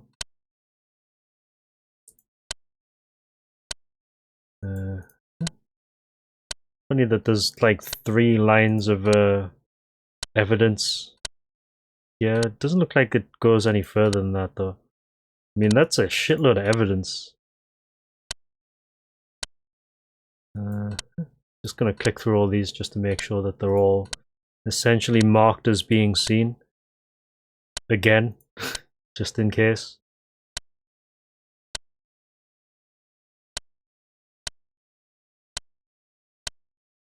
And then go to here. Alright. And go to, oop, hold on. This one.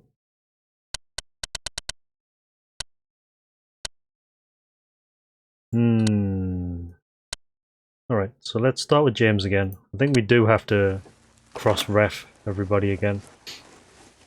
Sit down, punk. Mr. Hart, stop trying to fool us. We know you're Alan Black. Catherine White was investigating your forged birth certificate. What did you do 17 years ago? This is my assumption. But Angie's murder is related to what you did 17 years ago. Right? I've had enough of this crap. I'm out of here. Didn't you say that before? Right. Julia?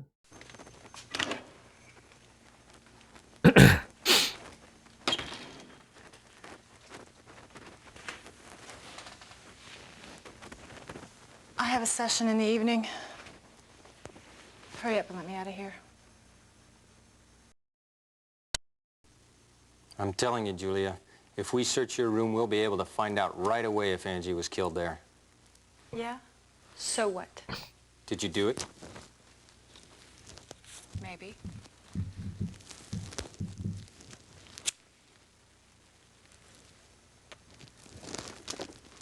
I was so annoyed when I found out she was scouted. I mean, this little girl could jeopardize my position as top model, you know? That's weird. You don't seem like you worry about your career so much.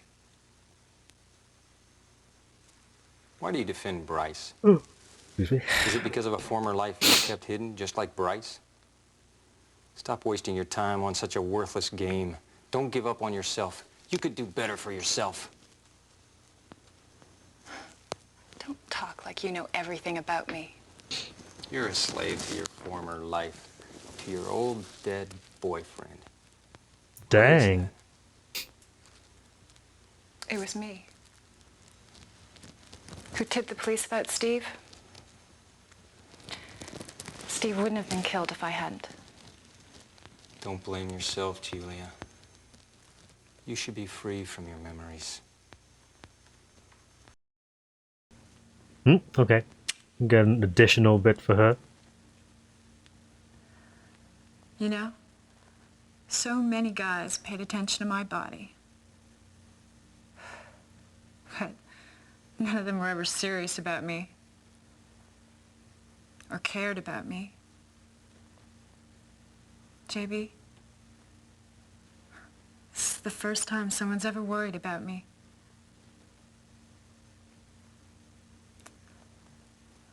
I'm obligated so much to Paige and Bryce, you know? They helped me make a clean break from that damn life I was living. So, they're convinced there's no way I could ever betray them.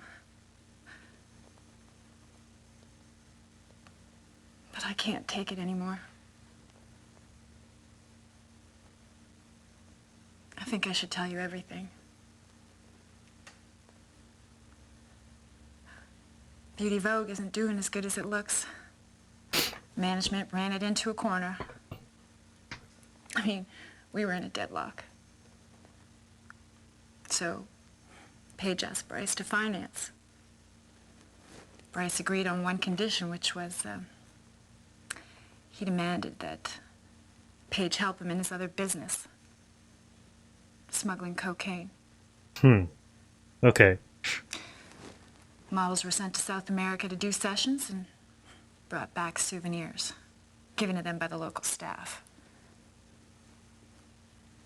You know, they never dreamed that cocaine was in the souvenirs. Paige pulled out the cocaine from the souvenirs and handed it to Bryce. Every time a new model was hired, it was their first assignment. Take it with you if you like. You can have it.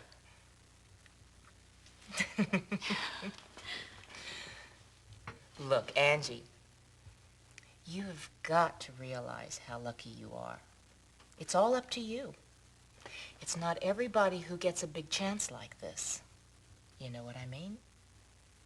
Now, the President Bryce Rich, he said that you have something very special that inspires him a lot. Now, Mr. Rich is a wonderful man. I'm sure that you'll make up your mind after you meet him. Oh, that reminds me. I've got to see him soon. Why don't you come with me, Angie? Really? All right, Angie, let's do it. This is for you. Something to remember me by. So those are the earrings. You'll love it.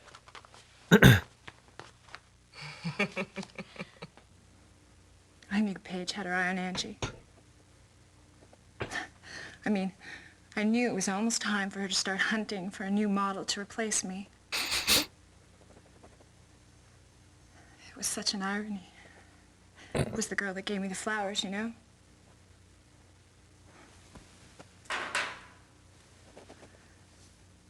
Bryce asked me to let the girl stay over at my room on the 8th.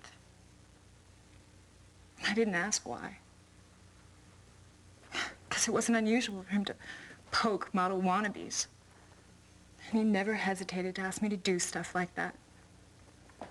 Excuse me? Yeah, I mean, this is pretty much Z-lister, like, acting going on here. Excuse me, but Mr. Rich told me to wait here? Oh, it's you.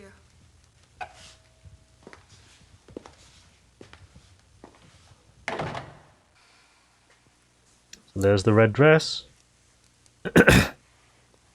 I'm gonna be a model. Well, it's a lot harder than it looks. You're not interested in a higher education or what? I want to be independent from my parents. I see. Everybody has their motive. Yeah.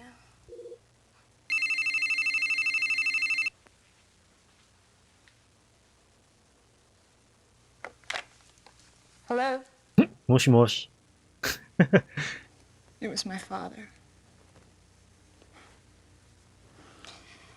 Begging me for some money as usual.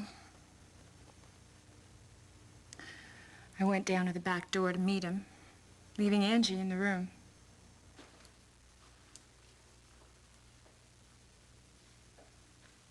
Oh, who's that?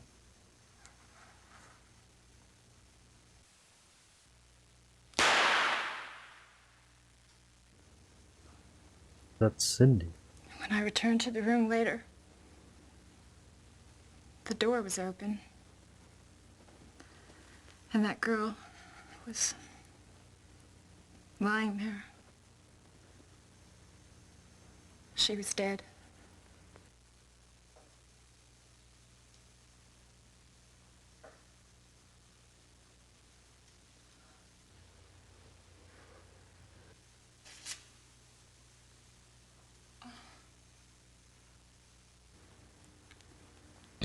I didn't know what to do.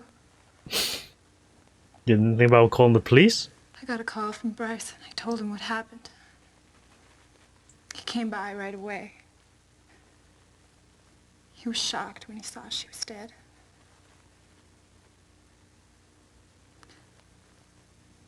And he just stood there. He couldn't move. And then he started sobbing. I couldn't believe it. That man was crying. The man who looked like he had no tears in his body cried. I couldn't say anything to him. And then he muttered something.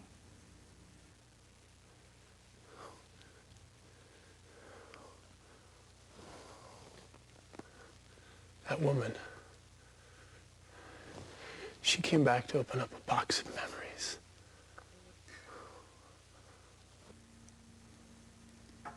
I helped him carry her body to the car. Bryce took it to somewhere. I cleaned the blood stain on the carpet, but I couldn't get it off. And then I realized there was the red pump next to the bed.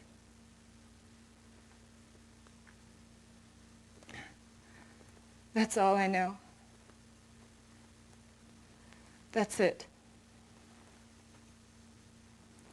The next thing was that Detective Catherine was killed, which led you and Rosen to the case.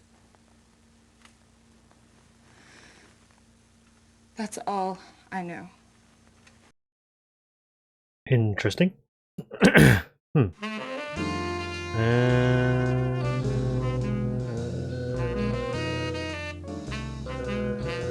This check which one I need to actually overwrite. Okay. So let's go with Rich this time.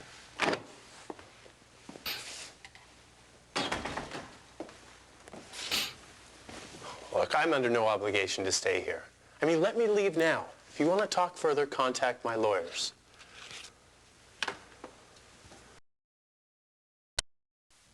Julia Fortis confessed about the night of the 8th. It was you who took Angie's body to the planetarium, right? You killed Angie, didn't you? No. And you killed Catherine, didn't you? No fucking way I didn't do that. I'm through with you. So you said that already. Cindy. I think she killed her, you know. Catherine visited the people related to Angie, but it was another blonde woman wearing a coat, not Catherine. Catherine had no motive to kill Angie. There must be a person who had to or was motivated to kill Angie. Now, the question is, who was it? This person killed Angie to make some people feel sorry for what they had done in their former lives. This is my hope, that this person would appear to confess her sin before I have to go and get her.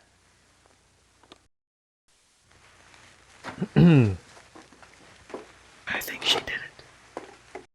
She's sus. Very sus. He's just gonna say the same thing again, is he? Yeah, so cross-reference again. Mr. Hart, stop trying to fool us. We know you're Alan Black. Catherine White was investigating your forged birth certificate. Making sure that they don't say anything else. What did you do 17 years ago? This is my assumption. But Angie's murder is related to what you did 17 years ago. Right? Oh, confession?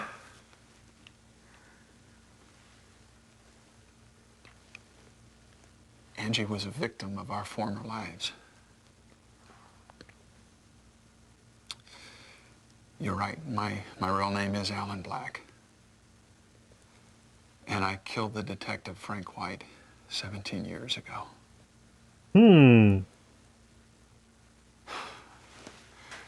Melanie was a friend of mine, and we called her Maggie back then.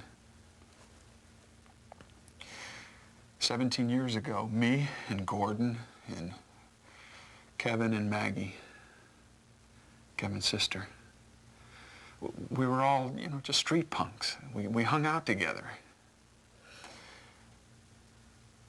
I don't know, we were looking to make some money, some way to get off the streets, you know?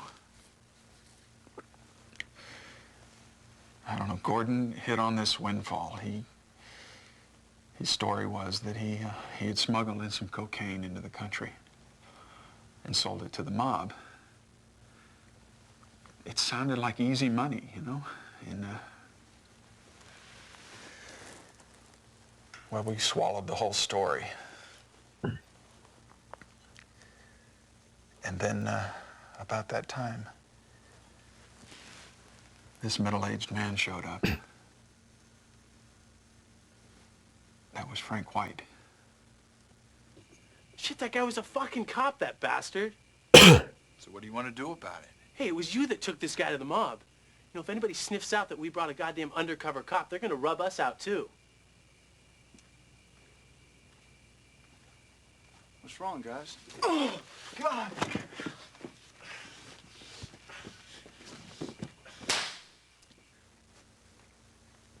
Gordon, he asked the mob people to get rid of the dead body of Frank White. But that wasn't the end of it. Maggie, what the hell happened? Gordon shot Kevin with that cop's gun. I begged him to stop it. He was trying to split with the coke. God, he was stupid, but Gordon shot him. Oh my God, he killed my brother. You know, we gotta take this money and get the hell out of Chicago. Otherwise, we're gonna end up like Kevin. And what do we do when we leave here? Play hide and seek with the cops for the rest of our lives? No, we forget everything. We dump the past, make a new start. I'm gonna make it. Come back to Chicago someday. Gordon? I left Chicago with Maggie, and we hit New York. We got some false birth certificates, and we were reborn, you know, James and Melanie. Less than a year later, Angie was born. We lived in New York for a while, and finally we had to move back to Chicago because Maggie's mom got sick. And we had to take care of her, you know. Oh, God, we were so scared. We were afraid somebody was going to link us to the murders, you know. But Chicago just let us live our new lives. And I started believing that, you know, we could put all of this behind us and maybe start over again.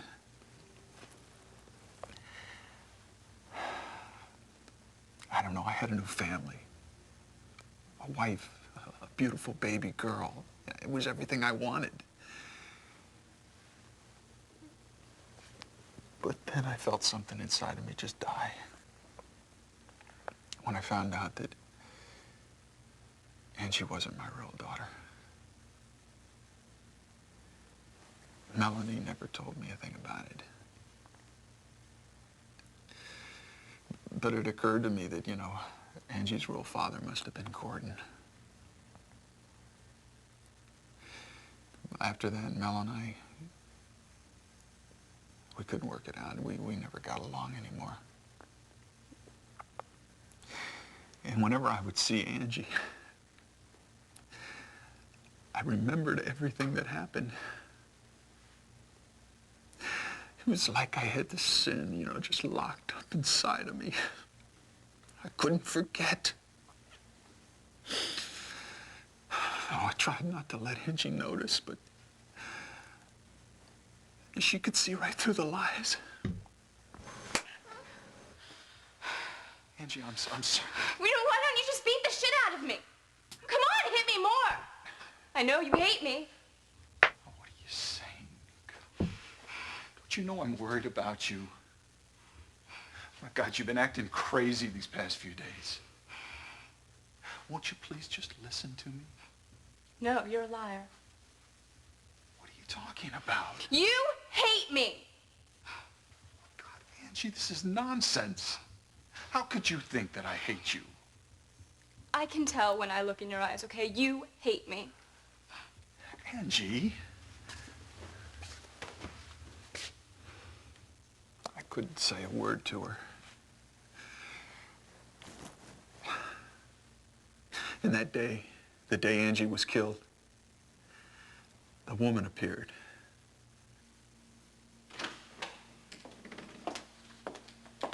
Catherine. Oh, how can I help you?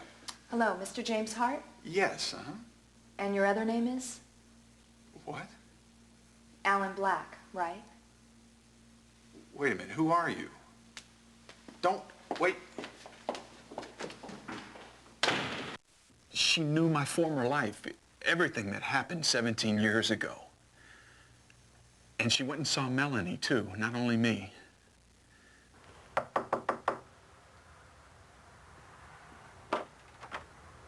Yes. Can I help you with something? Maggie?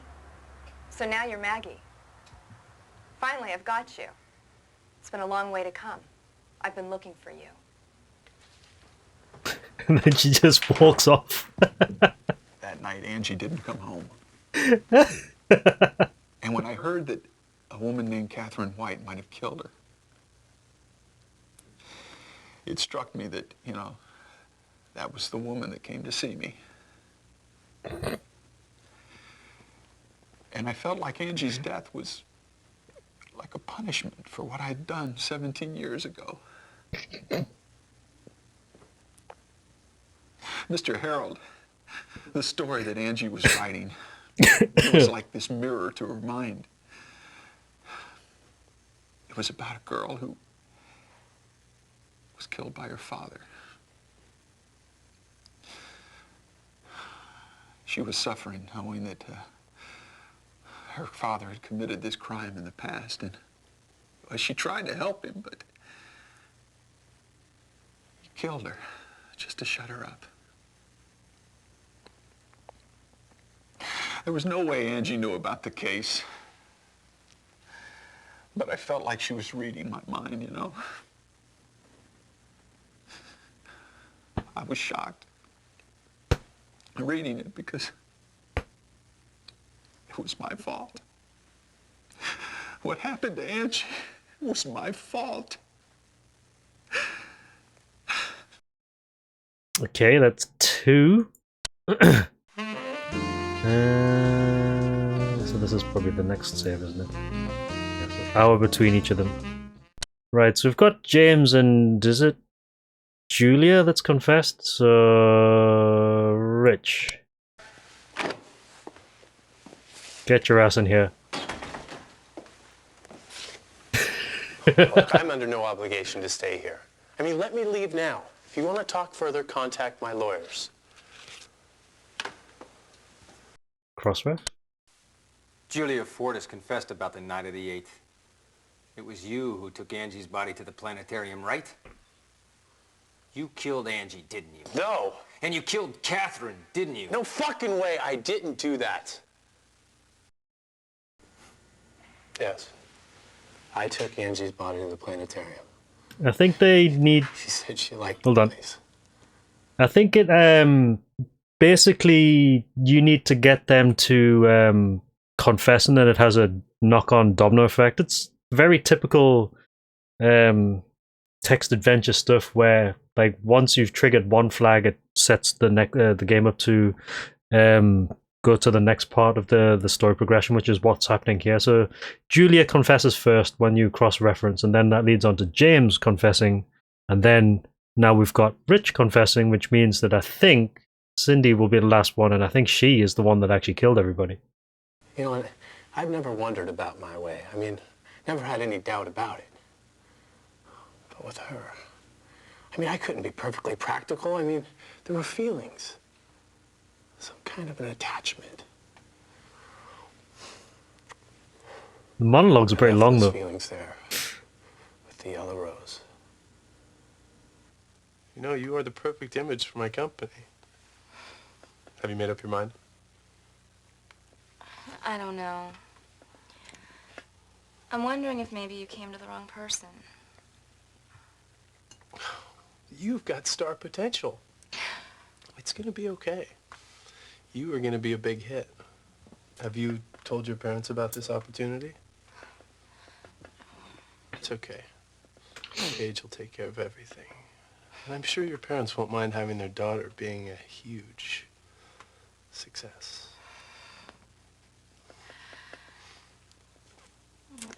Flowers are pretty. Yellow roses. Reminds me of something. First girl I was in love with.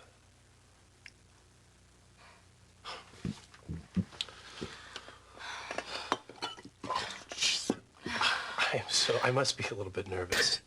Flowers are pretty. So, I don't even know your name. Angie. Angie Hart. Angie. It's a great name. Well, let me sleep on it, please. And I'll let you know on Monday. Monday. Okay. I'll pick you up at 5 o'clock. Where should we meet? How about in front of the planetarium? Planetarium? Yeah. I've loved that place since I was little. I used to like to look at the stars when I was a little kid, too. Oh. I've got this for you. I think it'll fit. I'd like to see you with this dress on the next time I see you. Okay. I mean, Angie was the perfect image for my new brand. I mean, she really inspired me a lot. I mean, and it felt like any inspiration that I had previously was lost. And I had the feeling that she could bring out my full potential. And I'd never felt that way before, you know? It was something. But I had no way of knowing that she was my daughter till that woman came to see me. Well, you don't have an appointment, but I would heartily invite a beauty like you into my office anytime. So why don't we get started? Where are you from originally? Connecticut. Hartford, correct? Look, if you already know all the answers to these questions, why don't we just skip to something more exciting? Do you remember a man named Gordon Lewis? Oh, come on. I don't know what you're talking about. You took a trip to California in the summer of '76? I don't remember. Gordon Lewis was in California about the same time as you. Obituary column. Bryce Rich, 20 years old. According to this article, you were killed in a car accident in California in '77. Who are you? Someone who knows who you really are. Your true name is Gordon Lewis.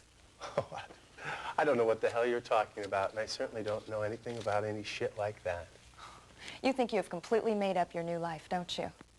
But you can't just dump your former life. You know what? You've got a daughter. Her name's Angie Hart. the child of yourself and Maggie. I've made up my mind. Great, Angie. I love it. So, what did your parents say? This is my life. I'm the one who makes the decisions. They have no control over me. I don't want to go home. I don't want to live with them anymore. I mean, I was supposed to cut off my former life, get what I wanted. I mean, I never thought that I would regret it. But when I saw Angie, what that woman said came back to haunt me. You just can't dump your former life. Just stop! Please! Put it back, Kevin. It belongs to all of us. Stop, Kevin. I mean, please put it back! Don't worry, Maggie. He doesn't have the nerve to shoot me. He's just chicken shit.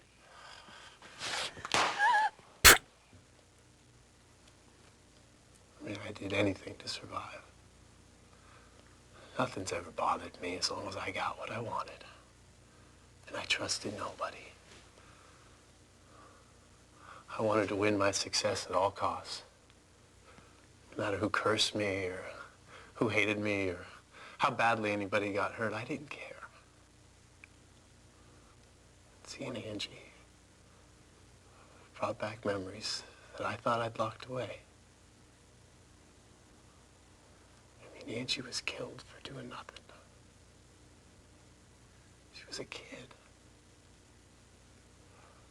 So yeah, I brought her body to the planetarium in my car.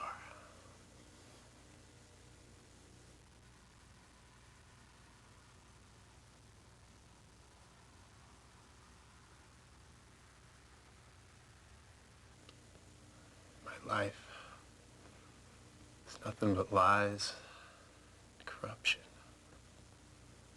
I mean, my own daughter shed blood. My wrongdoing can't be amended. That woman, she came to tell me how sinful I was. Cindy, you're the last one to interrogate. So let's double save that. And away we go.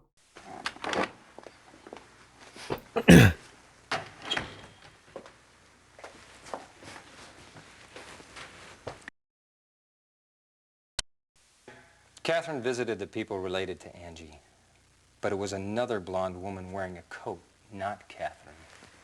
Catherine had no motive to kill Angie. There must be a person who had to or was motivated to kill Angie. Now, the question is, who was it? This person killed Angie to make some people feel sorry for what they had done in their former lives. This is my hope, that this person would appear to confess her sin before I have to go and get her. Bollocks. Oh.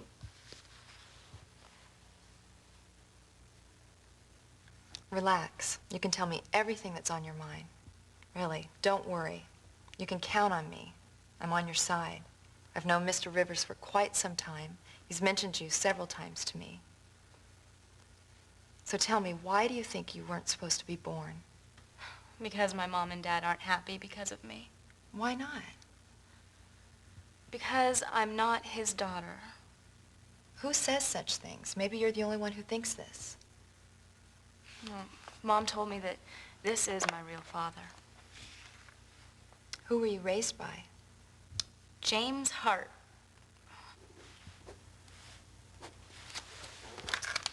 Hello? Hello. Hi, Catherine. What's up? Hang on, the phone didn't ring there.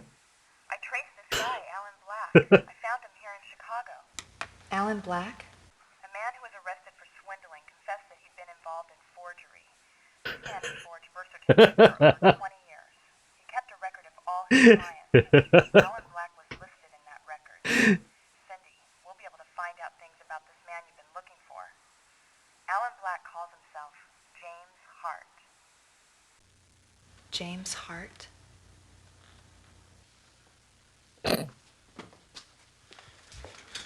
Help me, Cindy. Jesus, Michael, what's going on? Here, take this bag. Tell me what's going on. I fucked up. Someone's after me. For what? If I die, you go to the police with that bag. This man trapped me. That's not Bryce Rich. It's a fake. He's had plastic surgery. God, I'm stupid. I'm sorry if I've caused you problems. Forgive me. I'll call you.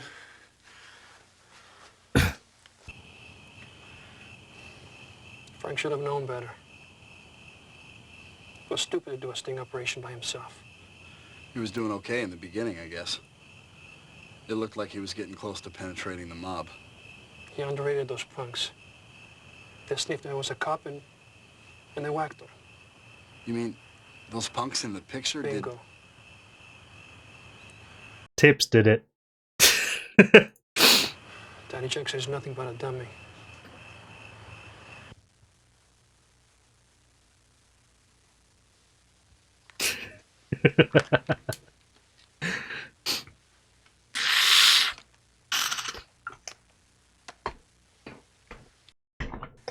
Now we'd better call in Cindy. I think she's done a runner. Homicide. It's for you. It's Cindy.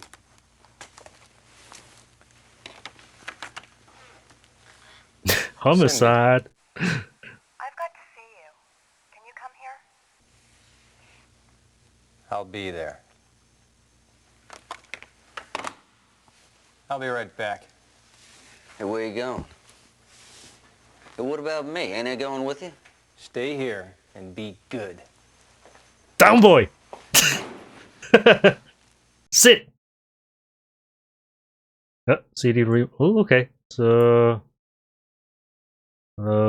disc 1.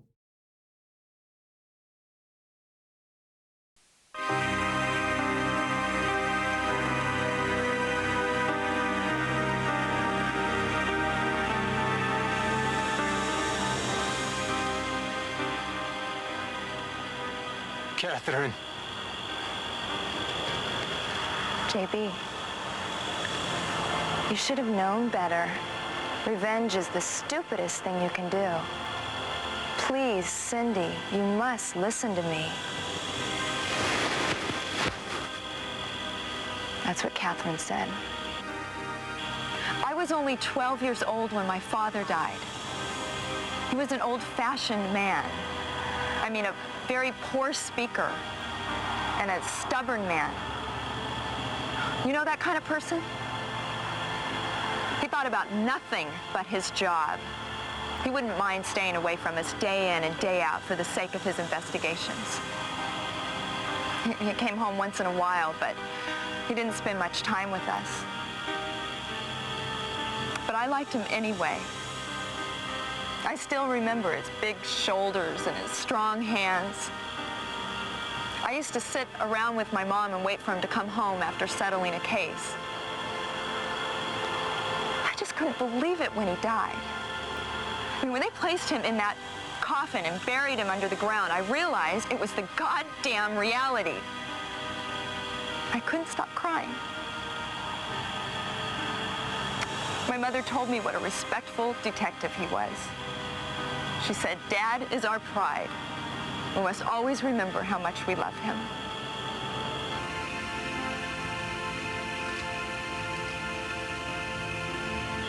One month after his funeral, some newspaper made a comment that my father took his investigation too far. So what you're saying is that your son was killed by the detective. Is that about right? Yes, absolutely. That detective used my son for his investigation. He pressured him into smuggling drugs.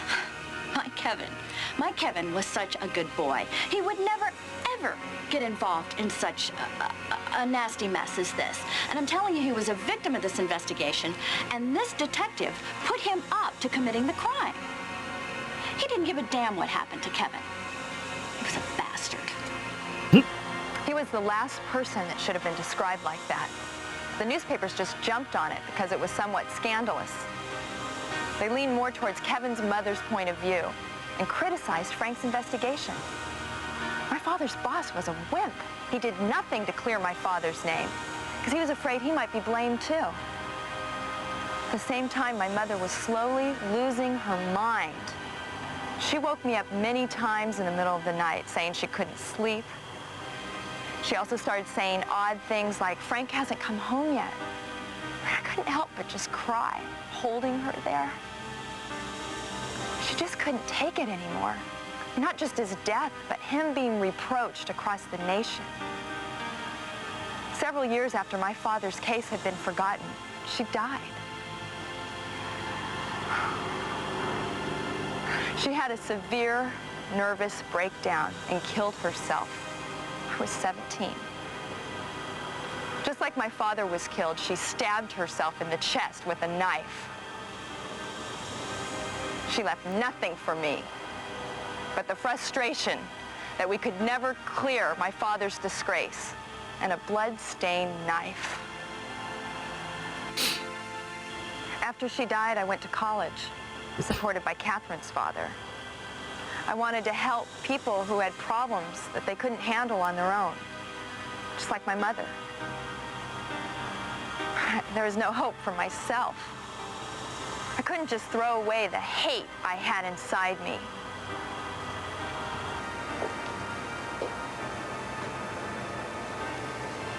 Cindy, how could you have done such a horrible thing? It's too stupid. Cindy, why? I found the bloodstained knife and the cocaine in your room. You should have known better. Revenge is the stupidest thing you could have done. Cindy, you've got to listen to me.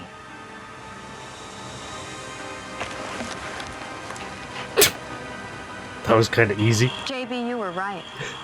I did it.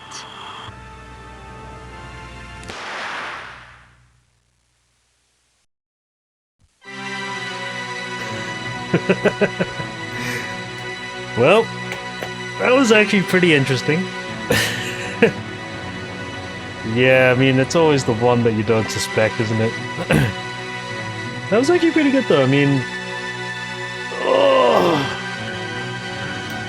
the last chapter is obviously quite long, though, because of all the confessions going on. But no, I thought that was really interesting, and it's actually finally nice to get to play it for the first proper time. But yeah, GG, thank you very much for the GGs. Yeah, I mean, it's more of a text adventure than an actual proper detective story, because you're not actually asked to make a choice and like to solve the case yourself.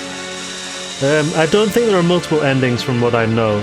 There's only one ending, so it's not like you know, the more modern detective stories where you do actually have to solve the case properly and you know, catch the criminals and stuff. This is more like just your typical text adventure where you just go through and experience the story that way. But I think it's alright. It's not that bad, actually. I would be pretty keen to check out maybe the remake of the very first game on DS, because that could be pretty interesting. I don't know if they've actually changed anything for that one to put it on the you know, modern system. But yeah, that should be. These are pretty cool. Kind of curious to know what the other ones are like, though. But yeah, it was nice to actually get to play this for the first time, because I've had the game for like at least 3 or 4 years now, and I never really got around to playing it. But I just felt like actually starting this year off with something interesting, and pretty glad that we actually sat down with this, because it's been pretty entertaining. There's a couple of sound clips, like voice clips, that I want to rip off the discs at some point and turn them into sound alerts for the stream, because they're quite funny. But yeah, we did have the option of playing you know, the console ones as well, but the console ones, as I mentioned before, are like really heavily compressed, like in terms of the video. And at least with the PlayStation and Saturn ones, they have like Japanese voice acting, which is actually kind of funny. Some of the Japanese voice acting is actually pretty good. But I know the English patch for the Saturn one actually ports a lot of the voice clips from this back into the Saturn version, so if you wanted to play it, you can actually play it that way now, which is a nice little option compared to playing it on like a Windows 95 virtual machine with Google Translate to translate the different options. I actually thought the game itself wasn't too bad. There was obviously bits at the very beginning in disc 1 which you end up game overing if you miss out on that, which I thought was an interesting way of actually telling you that you need to go back and do it properly. Although it is interesting that on disc 2 it doesn't do that, and you can still miss something which will basically screw your game over and on day 3 rather. So you do have to watch out for stuff like that. Yeah, the amount of times I got sprayed. Like I said, I think the game over system in this is kind of interesting. What was that say? Hold on. JB something something blah blah blah. Hold on, there's that from Ted Rosen. Hold on. What does that say? Camera please. Right, so JB, why don't you just shut up and go back to Liberty Town? It's gone. No. Why don't you go back to Liberty Why did you go back to Liberty Town without saying a word to me? That's terrible, buddy. Are you saying the case is solved because the culprit confessed? Do you really know the entire background of the incident? There are still many things I don't understand. I really want to know all the facts of this case, blah blah blah. It's been a pleasure working with you. I'd like to work with you again. It sounds like it's a bad end, but it's actually the only end, funny enough. Which is a shame really, because it would have been pretty funny if there was like multiple endings in it. But yeah, as I was saying, I think the game over system is actually somewhat interesting in this. Primarily because like a lot of the cutscenes, they don't actually change what's said in them, even if you've missed something previously. So that's the only clue that you get that you've actually missed maybe like an interaction previously. But otherwise, I think it's not a bad game. It's kind of short, like for a game of this type. Like I think we've been at it for like about maybe the past like 11-12 hours, but a lot of that was to redo some of the interactions in the first couple of discs in order to get everything done properly. And I'm quite certain we have basically covered everything because, like I said, I think there's only one ending in this game rather than multiple. Multiple endings started to become a thing like in later games, I think. Yeah, exactly. The culprit got busted, so what better ending could you hope for? I mean, there are maybe a couple of plot holes here and there, but I think that's more to do with the game itself than anything. And Ted gets some fresh pizza, yeah, rather than like 5-day-old car pizza. The killer was Cindy Highwinds. She confessed to killing everybody. Which kind of makes it a little bit suspect that JB went to see her on her own without actually arresting her, etc, etc. But yeah, stuff happens. So yeah, it's not a bad game. I think the story is pretty interesting.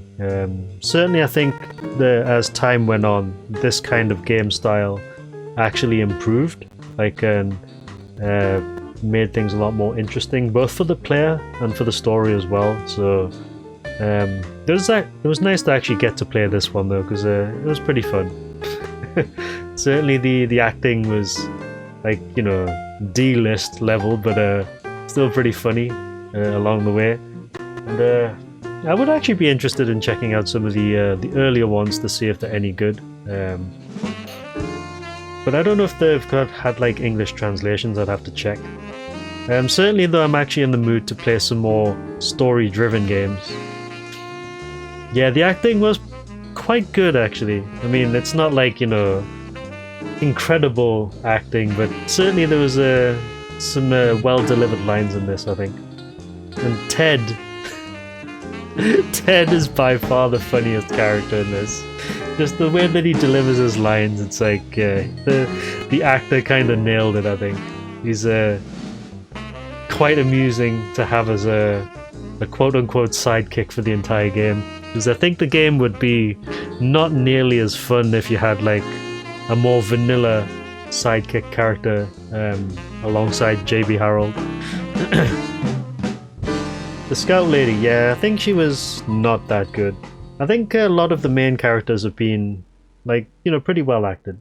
Like, again, I think the dialogue is a little bit light, so I think the script could be a little bit better in some cases, but for the most part, I think it's been done pretty well. Yeah, not a bad game though, not a bad game at all. I said I think I might consider checking out some of the later games, not the later games, the earlier games, but certainly not straight away.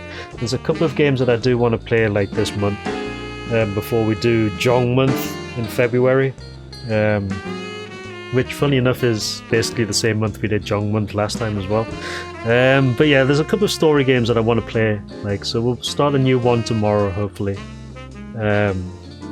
Schedule pending. Like, I might have like 1 or 2 things to do outside of stream, but otherwise we should start something new tomorrow.